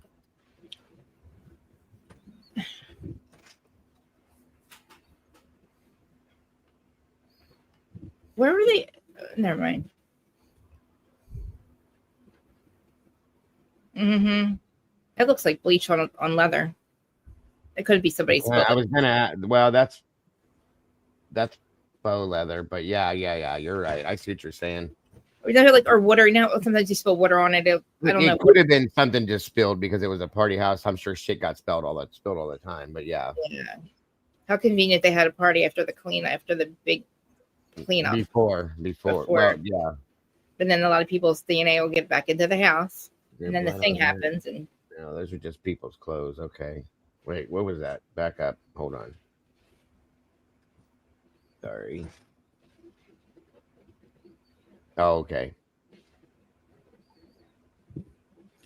Is that a personal bathroom? Because if my roommates left my bathroom like that, I'd probably be pissed. That's the laundry room, it looks like. And maybe the basement bathroom with the laundry room in it, possibly. Yvonne, I thought that too. Like they were threatened to go down there, don't come out for this amount of time, or I don't know. There's the defibrillator and the knife on the table. See, Jesse, how it's set up there? That's the triangle point towards the stairwell. That point ending towards Dylan's room there. She has she could have went the other way, but I mean that's a small space right there to get through to not knock there. You know how light they are? There's nothing in them. Well, here's my question. The only question I had about this whole thing, you guys, was it always set here like this, or was the table moved over by where the TV area is? Because there seems to be more room over there. And one of the documents says that they heard it getting knocked over. Yeah. Right. Sounded like it, yeah. How are they going to get the cups set back up after it got knocked over? If somebody cleaned up, then they cleaned it Nothing back in up. them. As best they could, I guess. You know how light they are, those cups. They're the little one, you know what I mean? We know how light they are with nothing in them. Agreed. Yeah, I just wondered if it was originally maybe positioned going the other direction. Yes, there's the knife. Why did he have it for so long? He probably just didn't. Well, after the shock of finding what he found, he probably wasn't thinking about it. Maybe at that point. Yeah. Maybe he just had it in his hand. He's like, "Oh crap, I got to put this down." But it has blood on it. There's nothing on it. No. Nothing. No. Okay. That's why they got so close to it. I don't see anything on it at all. You're right. I hope they tested it to make sure, but. Yeah. All right, so that's the kitchen area. There's a blood splat there, a drip. It looks like. That's why I think they're showing it, but it could be. I could be wrong, but that's what it looks like. Slow down, Jesus. Hold on, let me slow that down just a little bit. This thing's flying through this. These people are crazy over here. Let me go back to that and let it play there. There we go. That's another thing too, is if they were in that living area and they weren't paying it, well, no, because I think somebody maybe right here. There's a closet there that somebody could have turned a corner and went up the stairs while they were dancing, not paying attention, but I think they still would be possibly noticed. Yeah. But there's places upstairs they could hide too. Well, if she wasn't in her room, and they could just been hiding in that room. That's the kitchen slider door there. Table. That's the door she thinks he went out. That one right there. Yes. Okay. Well, that's the door in the report. She says. Now, see, that's different from what we heard in that video. The report. She says she watched him go out that slider door as he turned and looked at her. I read that word for word to you guys. And what she said here is she thinks he went out that door. She had shut her door and locked it. So make up your mind there, Miss Dillon. And that first statement should be the one that you lean on, right? And whatever no, she the says first the statement that first we got. time. Yeah. I agree with that. But if Yeah. you go back to the beginning, Jesse, we got in the PCA that she thinks that he left. She didn't know. So Mhm. it's changed 3 or 4 times. That's all I'm saying. But I do Well, remember and how, it's pretty clear that she was influenced and sort of coached into talking about eyebrows and various things. that's how I feel. I agree. I remember the very beginning. This is because you guys were talking about this. I didn't know much about it except for mainstream media for 3 years. That one of them passed by him in the hallway, and she just noted, because there's always people in the house, and she didn't think anything of it, but saw his eyebrows because she draws eyebrows. That's all I remember. And then I was like, they went to sleep. That's what we were told. And then we always like, well, they waited 9 hours. What was the 9 hours about? Oh, they were in fear shock or whatever. I can't even say it anymore. Fear state. Well, that's never been stated since Right. the shock, frozen shock phase. It hasn't been brought up again. Well, like you're when they were asking at the impact Does it look statement. like there's blood on the top freezer part of the fridge there to you guys, or is that just maybe the picture? Somebody said that too. Okay, maybe, I don't know. Can you pull it up? Oh wait, I can make it. No, it's all right. I can. It could just be the photograph itself. It does look. It does actually. Now, you guys, weren't these pictures that we saw before? Wasn't that table covered with shit before? In the other photographs we saw, I swear it was. I wonder if Kiki Can has ever played beer pong, because I don't think you can glue the cups to the table because you won't be able to play beer pong properly. No, it'd be cheating. Kind of. Just a little bit. It's a good thought, though. Believe it or not, I've never played it, but I've watched. There's the handprints on the window from the inside looking out. That is so strange. It looks like a child's hand. It does, or a small woman, female. Yeah. And that could have nothing to do with this, you guys. That could just be somebody was Well, joking around. it's definitely not Brian's handprints. No, not at all. There's the stairs going up. It does look fairly clean. That part of the house does, for the most part. But is that where Kaylee lives? Kaylee's the clean one? I don't know. The older one? No. Yeah, that's the third the third floor stairwell. Nothing there. Yeah, the cups were very close to That's standing on the landing, looking down to the living room, seeing the pong table again. Huh. That's the third floor landing, going up to the top. Kind of reminds me of a shore house because there's like 3 different. It does look a little bit like a shore house. I agree. Reminds me of a shore house. There's 2 fridges up there for those 2, I guess. And there's more alcohol. There's That'd be, alcohol. up there. That'd be my podcast room up there.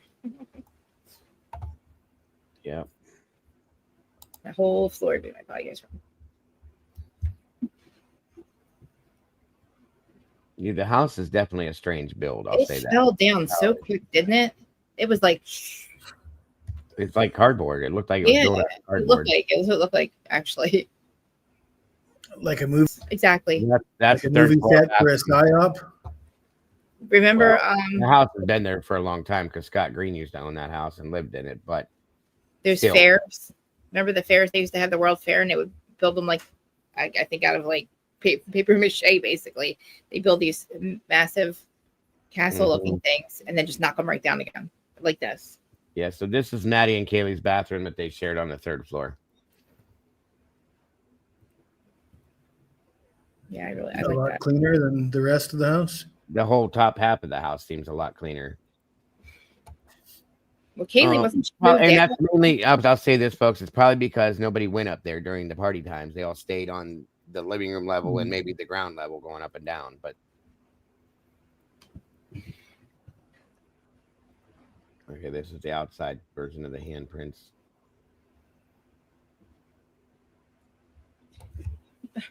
There's something there marked as number 2 and number 3. Okay, the handprints then, I guess. Let me ask you a question. They're trying to pull fingerprints. You see it right here. But Kaylee runs up, down and then back up, where would she get out if she ran back? If she runs back up, where would she get out? Like if she's running from somebody, why would she run down, scream, and then run back up again? Was there a door to go out up there?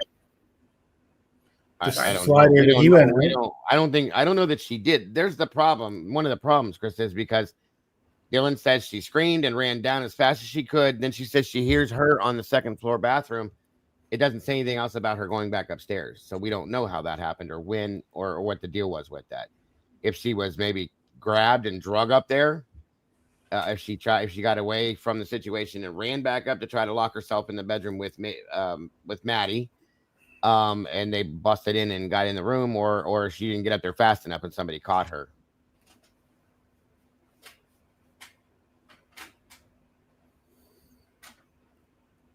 Yeah, they're trying to get fingerprints there. I think Kaylee was shot, and then her they tried to mess it up so that you couldn't tell.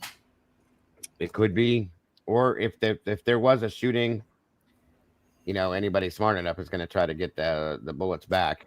Mm-hmm. So they can be traced, especially if they're specific kinds. Oh man, that makes me so sad. Oh god! If that happened, I don't know that it did for sure. I'm just saying something very vicious happened though to them. Yeah, I don't know that it happened. I certainly don't know anything for sure, but I'm just trying to put the pieces together because there's so much evidence in this. This investigation is full of. There's where that next picture coming. They're showing that big scratch mark on the door as possibly something probably, but this here, those are the eyebrows that they keep talking about. I guess that's one version of them. She draws eyebrows, or what the fuck is that? Maybe. That's pictures of eyebrows. That looks like a picture that came out of a magazine, in my opinion. That's what it looks like, a vision board of sorts. Yeah. That's in the bathroom over the toilet. Mm-hmm. I don't see anything in there. I'm like suspicious of everything. I'm like, look at that. Look at that bag. That's a blood droplet in the bathroom. It sure is. Garbage can right there. Oh, what? The red on the garbage can? It looks like a little blood droplet right there. You see my cursor circling it? Oh, yeah.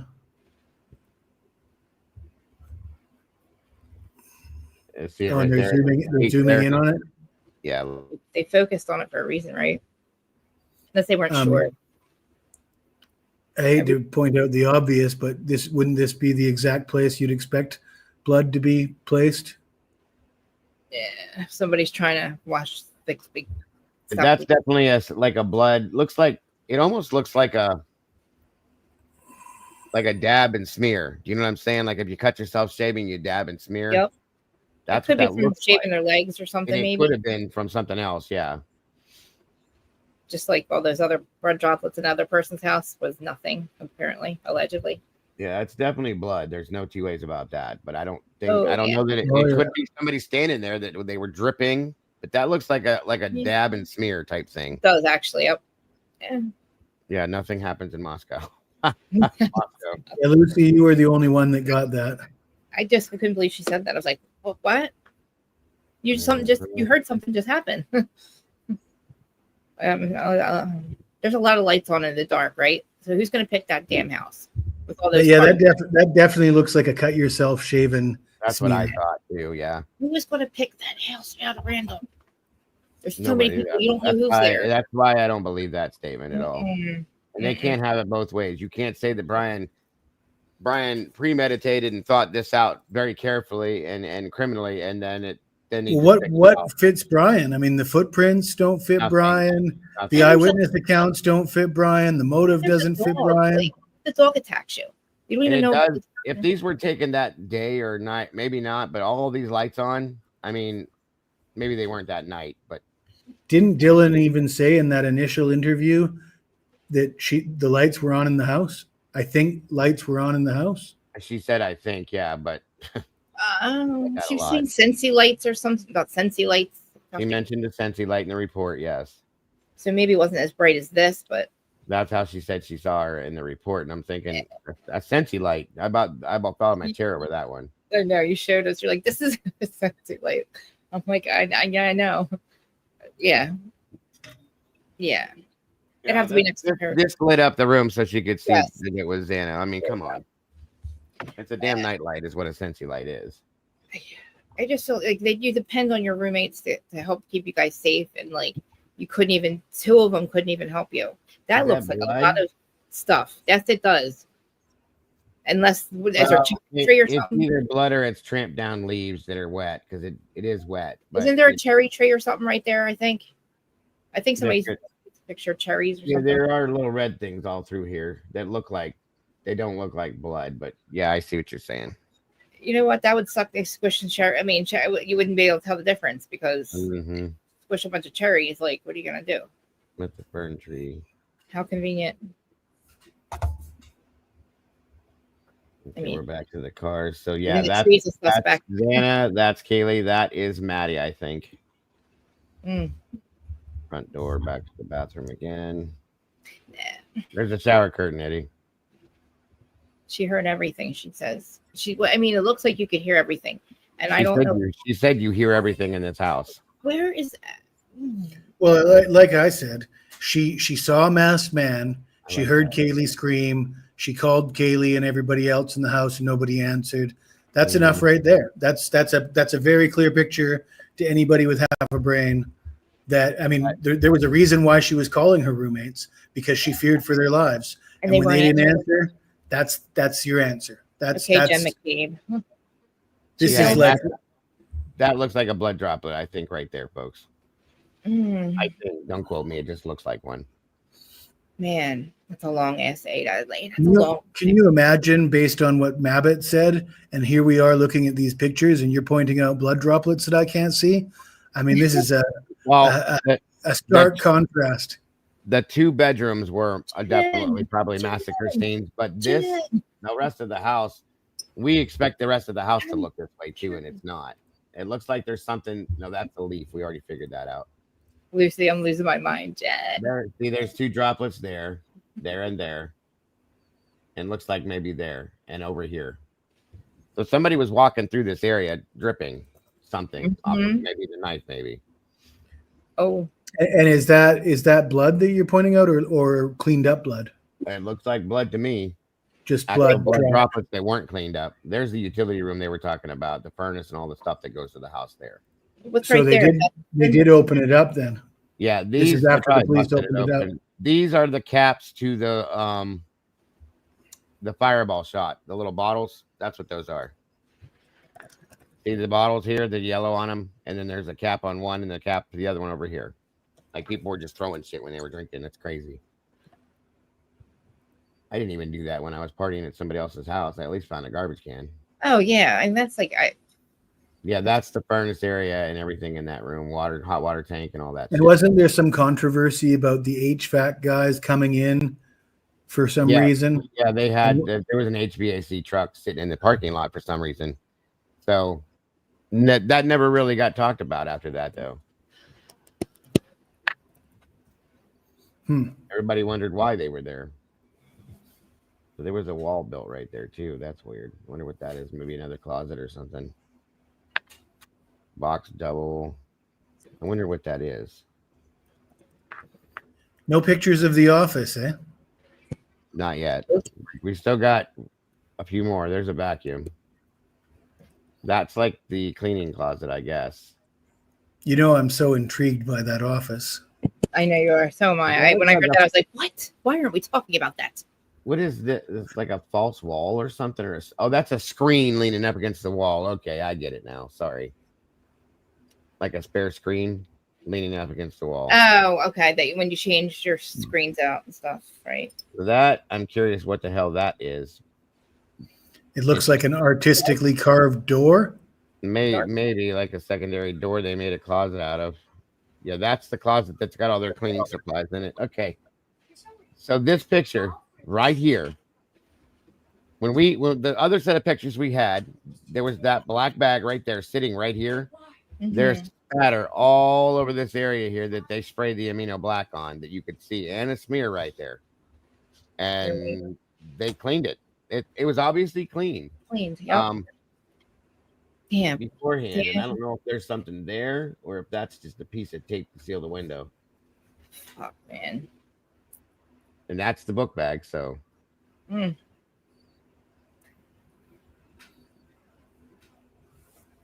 Okay, so the tables moved now. I wonder how that went down. We remember, well, there's a pair of Doc Martens. We remember seeing the forensics people bent down here through the one video through the window. They were doing some work right in this area. They must have found something over here that they were checking out. Yeah. Yeah, that table is definitely moved. And I don't remember that Doc Marten.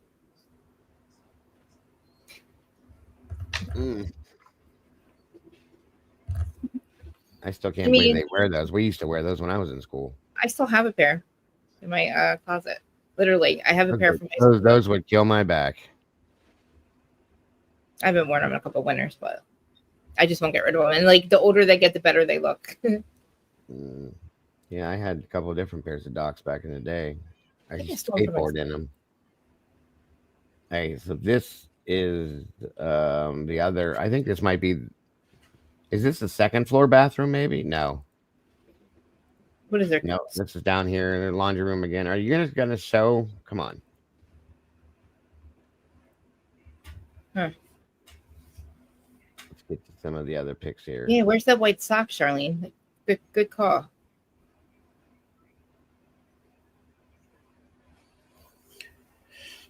Yeah, that blue bucket too. Good trouble. You guys are pointing out a lot of stuff that I heard you guys talking about earlier, and I was like, oh. They must have moved that stuff at that point. Maybe to spray everything around everything, like just to... That was their utility closet for all their cleaning supplies and vacuum and all that stuff. Huh. I don't know what that bag is all about. That's the mop and a mop bucket, though. What would get rid of blood off a wall? Doesn't that stain? Bleach is the only thing I can think of to Bleach? try to, but it still shows up even with bleach sometimes, depending on the amount of it and how much is there. It's very clean, that wall, and then when we saw it later on, unless it was a different wall, but Same wall. Halloween decorations. Damn it. Yeah.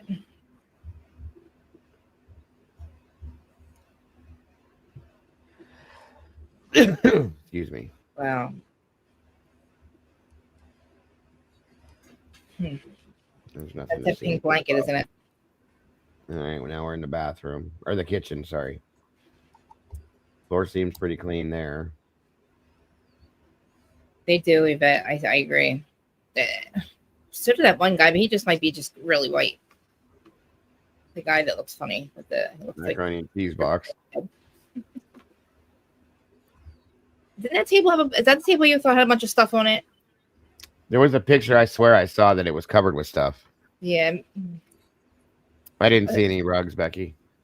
Did they make their mac and cheese? Did they eat it? I don't know when that happened. That could have been laying there for weeks. Right. All right, cupboards.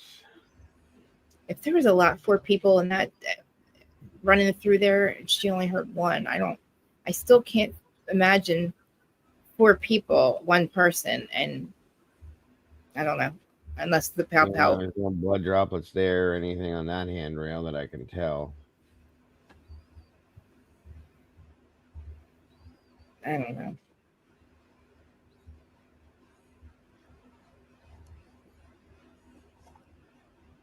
It's again the 3rd floor bathroom. They have something, must be a photograph blacked out there. Yeah,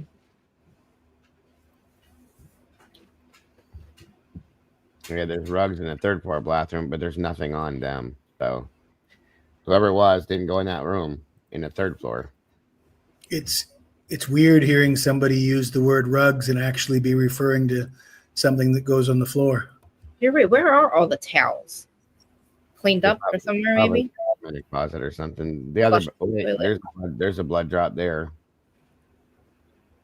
Maybe, yeah. Hold on. Bedrooms. Maybe they keep, like, I used to have my own towel too, so. I'm sure they probably use their own towels, yeah. Yeah, like I had, like, kept mine in my room and stuff. I like the shower.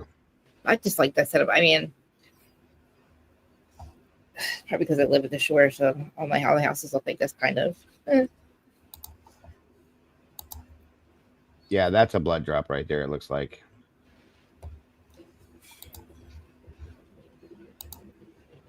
That's Maddie's car. I have to assume that the rooms that they're in are where all the red stuff would be. I guess. Well, like they're showing some things, but not others. Yeah. I think that's the back seat of Maddie's car. Nice little car. But yeah, the lack of a mess throughout the house, doesn't that indicate not the weapon being a K-bar? I mean, K-bar, you got to get so close, you're going to drip it everywhere. You got to you double tap. You can do that from 5 feet away. It all blows back against the wall, and you walk out of there clean as a whistle. Is that not true? I mean, it could be. Yeah. I mean, just as far as containing it to the bedrooms. Yeah, I don't feel without tracking it, because you don't need to be getting it all over your person and standing in it. But the way that it was described to us with the, I mean, it's I don't know. So this is the back patio coming out of Kaylee's bedroom upstairs on the 3rd floor. Somebody got in through that. Definitely. I mean, how did they climb up there? That's why I said I feel more comfortable stating that somebody was hiding inside already than climbing up that thing. I don't know how you do it. Right. Unless you climbed up on the other end through a tree, which I still don't see in the Or middle. that ladder. That ladder that was already there. It could have been. It could Look have been. Murphy's toy. That Murphy's toy. Yeah. Oh. Yeah, remember how loud he sounded in that one video?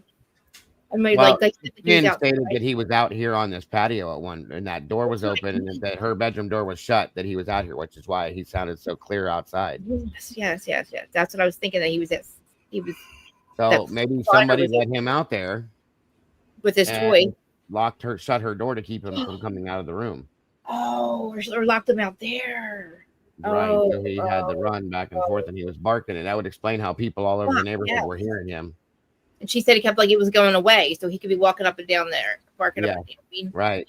Oh, okay. Now I see what she means. By it sounds like his bark was going away from the house, and he's going up and down trying to figure out how to get back in the house. Possibly. But he was running around the neighborhood at certain times, though, wasn't he? Because they let him out and didn't let him back in. I mean, he was on the body cam video. He was running around the neighborhood. Well, after the fact, they let him out. Yeah. How did she lose him? Well, they were drunk. Remember that night before they were drunk?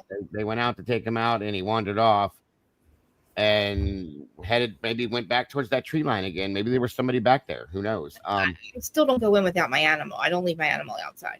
I feel like there they are again. Those cups are set up facing that stairwell there instead of that one. So, and there's the blue bowl. They moved the table again, and the cups still don't fall. It's like, are they really? Well, if you're careful, I guess you could do it. You could. I mean, running past it, looking backwards to see somebody, you don't knock it over. I mean, I don't know.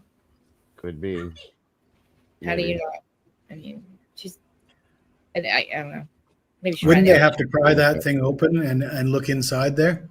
They're taking a picture of that vent, but I mean, wouldn't it be standard procedure to bust that thing open and look inside? It depends.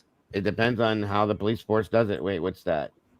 Markers. Oh, maybe it's like a license ID on it. Maybe could be insurance paperwork or something that shows her name and address and stuff. Possibly. That's inside Xana's car. It could have some kind of like personal information that they're hiding.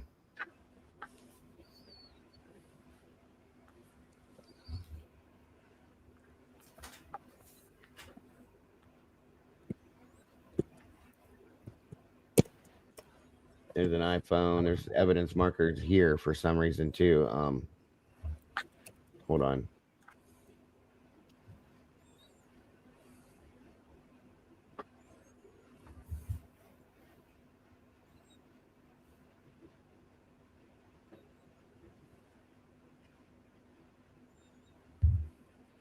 It looks like a club. Or no, that's a snow stick.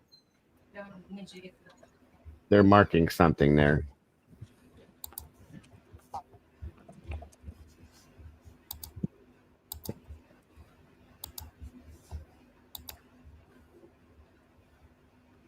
Yeah, busted up phone, it looks like. Or is that blood? No. Maybe. I don't know. Is that an old case or a new case designed to look cracked and old? It looks like she had it for a while. That looks what mine looks like. I can show you right now. Mine looks like that so bad too. Yeah, mine totally looks like that, but that one actually looks way better than mine. Yeah, you're right. It could. Where am I at? That's me.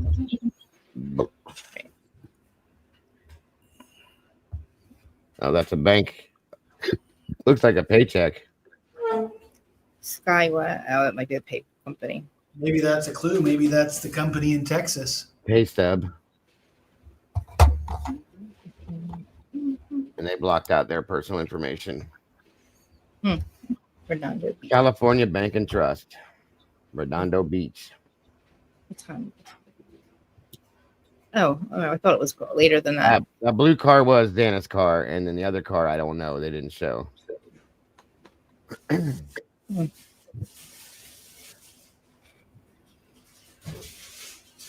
Oh, okay, Krista, no problem. Yeah, I just wanted to say goodbye to everybody. Ooh, wait, where am I at? Okay.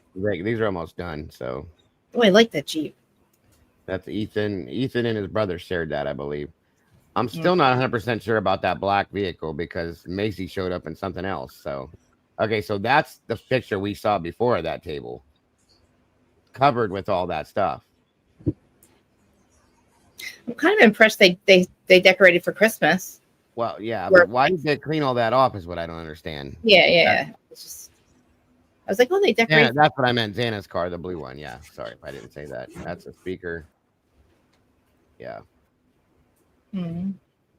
That's evidence, I guess.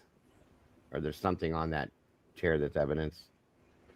There's that stairwell.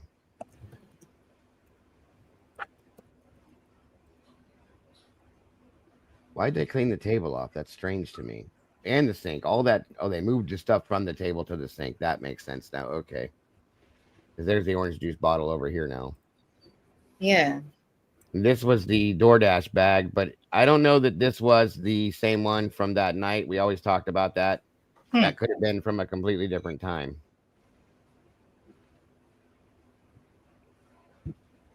It was so weird when Molly on that body cam thing when she just comes out and says it. I'm like, what is happening right now? I don't believe her. Azana. I just don't believe her. Yeah. Wasn't the blue stuff right around here too? There's food. Maybe that was from that night, but those wrappers in there, like everything was eaten. Could be. I don't know. But if that's the case, then that doesn't look open. She ate her food in the kitchen. Oh, I don't think it's open though. Does that look? It looks like a burger in there or something in that plastic. That looks like that was open, and that was cookie or something was opened. Oh, cookies. Maybe, I don't know.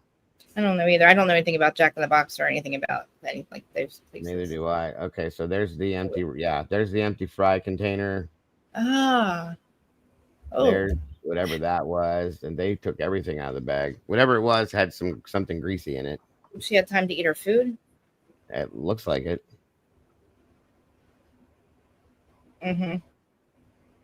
Right, and when all that was going on, though. I don't know Jack's either. I don't know if they put their burgers or whatever in wrappers like that, but yeah, everything's empty.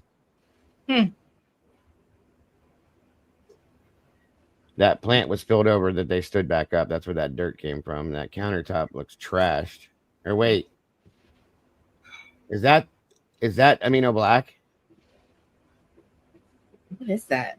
Was that all blood? Oh, shit. That's a lot of blue, guys. Yeah. Oh, fuck. So I wonder if that was all blood. Oh, boy. It's all down over there and everything.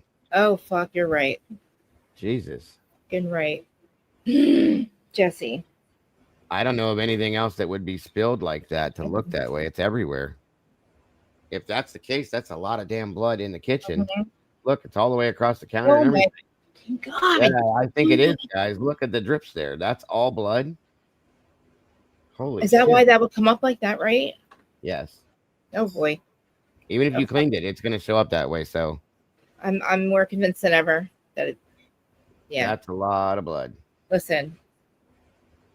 My sister self-unalived herself with a you know what, and yeah, it looks like it was cleaned up in a sense. So there's more fries. Oh God. Let's just back up on the 3rd floor.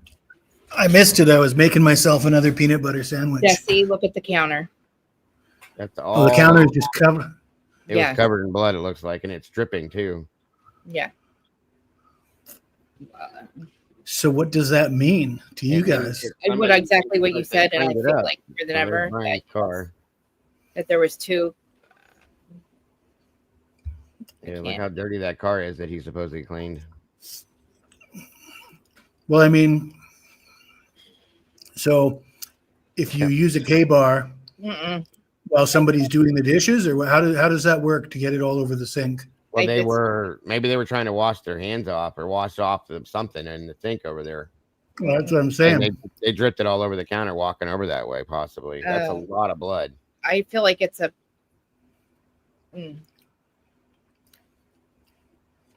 There's nothing on that car, so good try. Nothing. And he didn't clean nothing off of it either. They even took the door panels apart and still didn't find Brian's anything. car? That's his car? That's Brian's car. Oh, I'm like, where do they have a garage at? Okay. Oh God, is this another Sally Port deal? They tore his car completely apart and they found nothing at all. Nothing. That car looks like that one that was pulled up with that one detective guy, the Toyota, I think, or something. It looks just like that car. It looks like they sprayed it down all over everything, and there's nothing. So they said they found no DNA in his vehicle whatsoever, and everybody thought his car was going to be a petri dish. If you remember that. Yep. There's nothing. I saw the one did an interview the other day. He said we were going to get to it no matter what. We would have found. We would have got to it. I think that when you spray that stuff, if there is no blood, that's what it does. I think. Don't quote me, but I think that's how that works. It's not just that his car was going to be a petri dish, but you just wait until trial. All the evidence is going to come out. You'll see they've got evidence galore. There's been nothing. Yeah, just none of it points toward Brian Colbert. There is a ton of evidence. Just none of it points toward Brian. Brian Colbert gave the K-bar to Demetrius. Fact, Jan Schroeder told me. Whatever, criminal. Yeah. All right, guys. So that's the newest pictures as of now. I mean, at another time, because we've been here all day, we can go back and break those down one by one if you want to. But more questions. Was I wrong about something, Lucy? Was that not Brian's car? Or are you saying that to that statement there? No, just that's crazy. Or were they trying to say that was, but there was no bleach. They said it. They found no bleach in his car. They did nothing. None of that happened. So once again, anybody that's out there saying that, shut up. Does that say hoodwink folks that way? What happened in the kitchen? There's a lot of blood in that kitchen, folks. That's a lot of blood. Yeah. I mean, truly, if you look at that one more time, just this port right here. The blood goes from one side of the counter all the way across, okay? From that side all the way around. It's in the sink. It's all the way over to the other side of the counter there. And it's dripping down the cupboard there. That's nuts. That is nuts. And if that was cleaned up, holy shit. Wow. Who cleaned that up? You know what I mean? Hoodwink, that's what I mean. Yeah. And why would you clean it up? Like well, right. Well, that's my question. And there's the point right there. If you're the killer, you did what you came to do. You're not taking time to clean that up unless you know you're part of this situation per se. Somebody's hands, their hands. I'm just wow. So what are the odds? What are the odds that Dylan and Bethany cleaned all this? There's really no reason for Brian to clean that up. That's what I mean. So what are the odds? I mean, that to me looks like exculpatory evidence right there. Just there, definitely. There's no explanation for why Brian would bother cleaning that up. None of it's going to be his blood because he doesn't have any injuries, right? Right. Yeah. Yep. So it's like something went down in that kitchen. I feel like that beer pong. Maybe it started in the kitchen. Right down the street, down the hall from their bedroom. So, let's think about this. Kaylee comes screaming running down the stairs. Maybe she went in that kitchen and something happened there. You know what I'm saying? And then she runs to the bathroom and don't worry, I'm here to help you. I mean, where are the other three at the week? You know what I'm saying? Like, they're not running around going, oh my God, there's somebody here. Like, there's got to be more than one person. I have no clue. I have more questions than answers at this point. This has made this way more questionable. Yeah. In my opinion. I'm just saying. And you guys know a lot more than I do. I don't know some of the names. I just feel like I'm still completely confused about who did this. Well, whatever happened there in the kitchen, that was definitely cleaned up because that Amino Black wouldn't have showed up that way if it wasn't. Yeah. Fuck, man. And I swear at this point, those two know what happened, and I'm almost positive they know who this was. Well, again, though, it's easy for us to say that. I know. But somebody said something. Well, man, they called Hunter Johnson over so he could take the fall. Well, either Hunter Johnson's the stupidest mother effer on the planet for not realizing that, or he's in on the whole thing. And I think that goes for the rest of it. I mean, excuse me. We're talking about the cops arrive. This is a quadruple homicide scene. You've been lured here by Dylan and Bethany, or Dylan, right? Mm. You either realize that and say, holy fuck, your story doesn't make any sense. All of a sudden I'm here. I'm expected to back this story up for something that I'm not involved with at all. And if you're not smart, you're either a real dumb mother effer or you're in on it. And I, again, we all know the story with Dave and Kim, and I see no reason to doubt those people at this point. They came, they had nothing to gain. They don't have channels. They weren't on TikTok doing anything. Yeah. And their story made sense it was the only story we were hearing from anybody back then that made any sense. That's why I leaned into it so heavily, because it fit together. The pieces fit together. Everything else sounded like bullshit. And the pieces have all now come together. Everything they said has come to fruition. And that just means that, Hunter, Emily, Josie, Lyndon, all these people know what happened and why it happened. Maybe they had nothing to do with it. Maybe they couldn't stop it. Maybe they feel like they're just victims as well because that's one of the things that wasn't believed that Kim said 2.5 years ago when she said they knew there were a lot of people that knew this was going to take place, and there was a lot of people that knows who's involved after the fact. So and why, I guess, right? Did they know why it was going to happen? Well, I mean, I just don't think that you can believe that it's Dylan and Bethany on their own, and all these other people that are backing them up aren't aware of what's going on as well. No, I can agree with that to an extent. I keep saying, like, the only grace that I could give her at this point is if she was petrified for her life. She was threatened, and it was the popo doing it. So why would you call them for help? You know what I'm saying? What I think could have happened was that she knew something was going to go down, but didn't think it was going to be to that extent. Right. You know what I mean? That's what I think it is, possibly.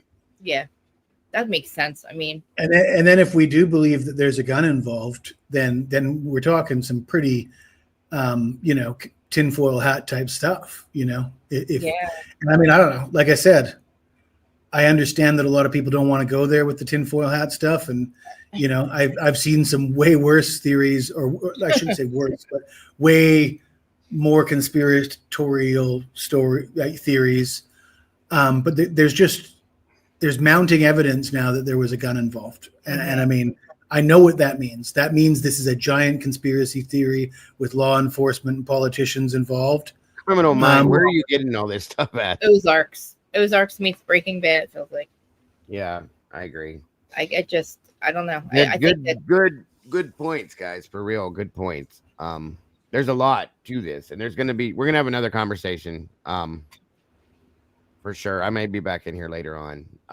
Because this took a long time. There was a lot to it, but look how uh, how Hitler treated them, the outsiders. Look how Johnson or whatever his name was, the Santa Claus guy, they did not like anybody. They were just not for anybody that did this that was around. I just feel like, wow, it doesn't. Bethany refuses to come back into the state. I mean, come on. What would you be afraid? You know what I mean? I'd be afraid of these people, the state. I like what Gaia says. Kill kit and shower curtain are also conspiracy theories. That's right. The biggest conspiracy theories to the PCA is it's worse than a conspiracy theory. It's a proven, debunked. That was put out purposely. That was given to Steve Gonsalves, the whole kill kit bullshit. And the shower curtain was given to him to run with that, to build their narrative and run with it. That's all that was. Because they knew he was going to put it out to the world. It's a shame. All right, guys. Well, that's going to do it for now. Okay. Well, you will not see me tomorrow. Do you want to know why? What are you doing, sir? Sure. If you want to tell us why.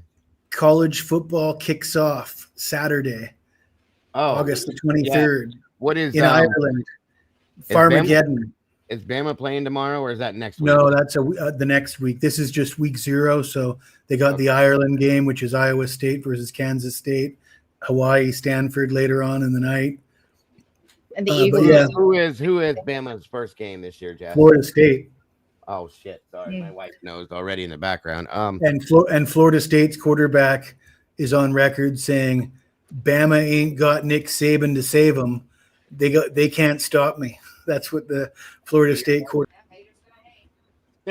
He's a sports guy. He knows it all, but that'll get her going. And she's like, "I watch. You want to hear my wife swear? That'll get her going right there." Oh, I've got a few rants on YouTube saying that Bama is going to tear him a new one.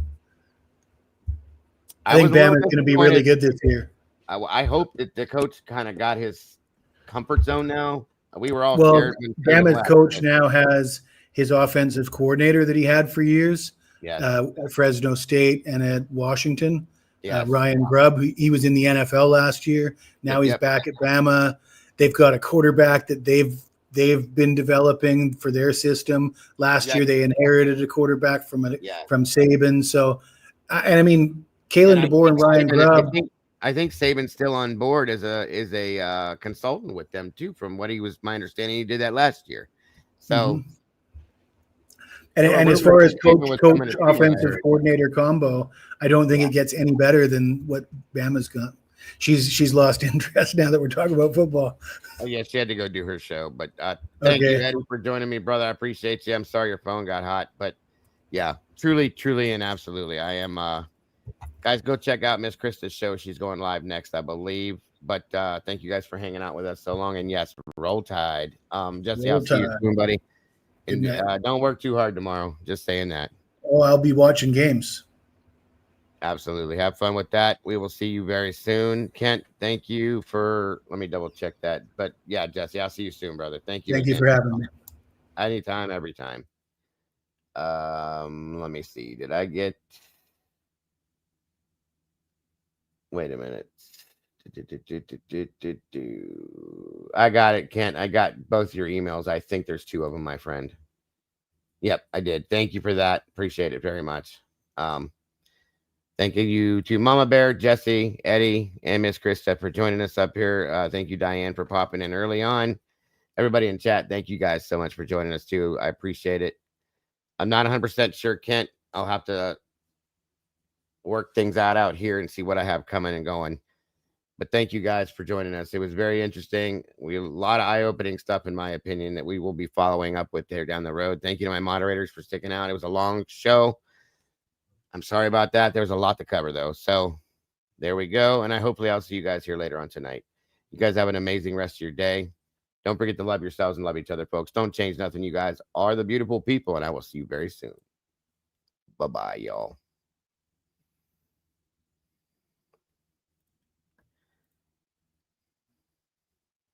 Let's get it. This ain't no slow burn. This a new chapter. There go, Cafe the Meatballs. Yeah, we locking it down. Late night, no sleep, minding the chase. Found a new feed and I picked up the pace. The cafe, the truth, no lies on the table. Found my whole fam and this shit ain't a fable. Used to feel lost, feeling jill like a ghost. Now I got a whole crew, man, I'm feeling the most. They go on the mic, yeah, his voice is a beacon. Every time he drops true, my intellect to awaken. This ain't for the clout, ain't for the quick fame. This for the lost ones that they forgot the name. We watching the cases, we digging in deep. While the whole world out here is still fast asleep. For the cafe, this for the whole fam. This for the real ones that don't give a damn. We holding it down, yeah, we sticking to the code. The meatballs on fire, yeah, we breaking the mold. So thank you, Dago, you a whole leader. Built a real community for every single reader. Only on YouTube, but the bond is worldwide. From the cafe to the crib, yeah, we all ride. Let's ride. Ain't no merch drops, just pure dedication. This ain't just a channel, it's a new nation. We all in the comments, we all in the chat. We got a real bond and you can't top that. From the missing to the victims, we seeing the light. We standing for the truth in the middle of the night. You gave us a voice, gave us something to believe. Yeah, the meatballs, man, you better not leave. We loyal to the real, we ain't doing no faking. Every new video, man, a whole squad awaken. He don't need no fame, he just need a real mic and a loyal crew that's gonna ride with him for life. For the cafe, this for the whole fam. This for the real ones that don't give a damn. We holding it down, yeah, we sticking to the code. The meatballs on fire, yeah, we breaking the mold. Meatballs. So thank you, Dago, you a whole leader. Built a real community for every single reader. Only on YouTube, but the bond is worldwide. From the cafe to the crib, yeah, we all ride. Let's ride. Yeah. From the cafe to the crib, we all ride. Dago, the meatballs. To the last upload, man.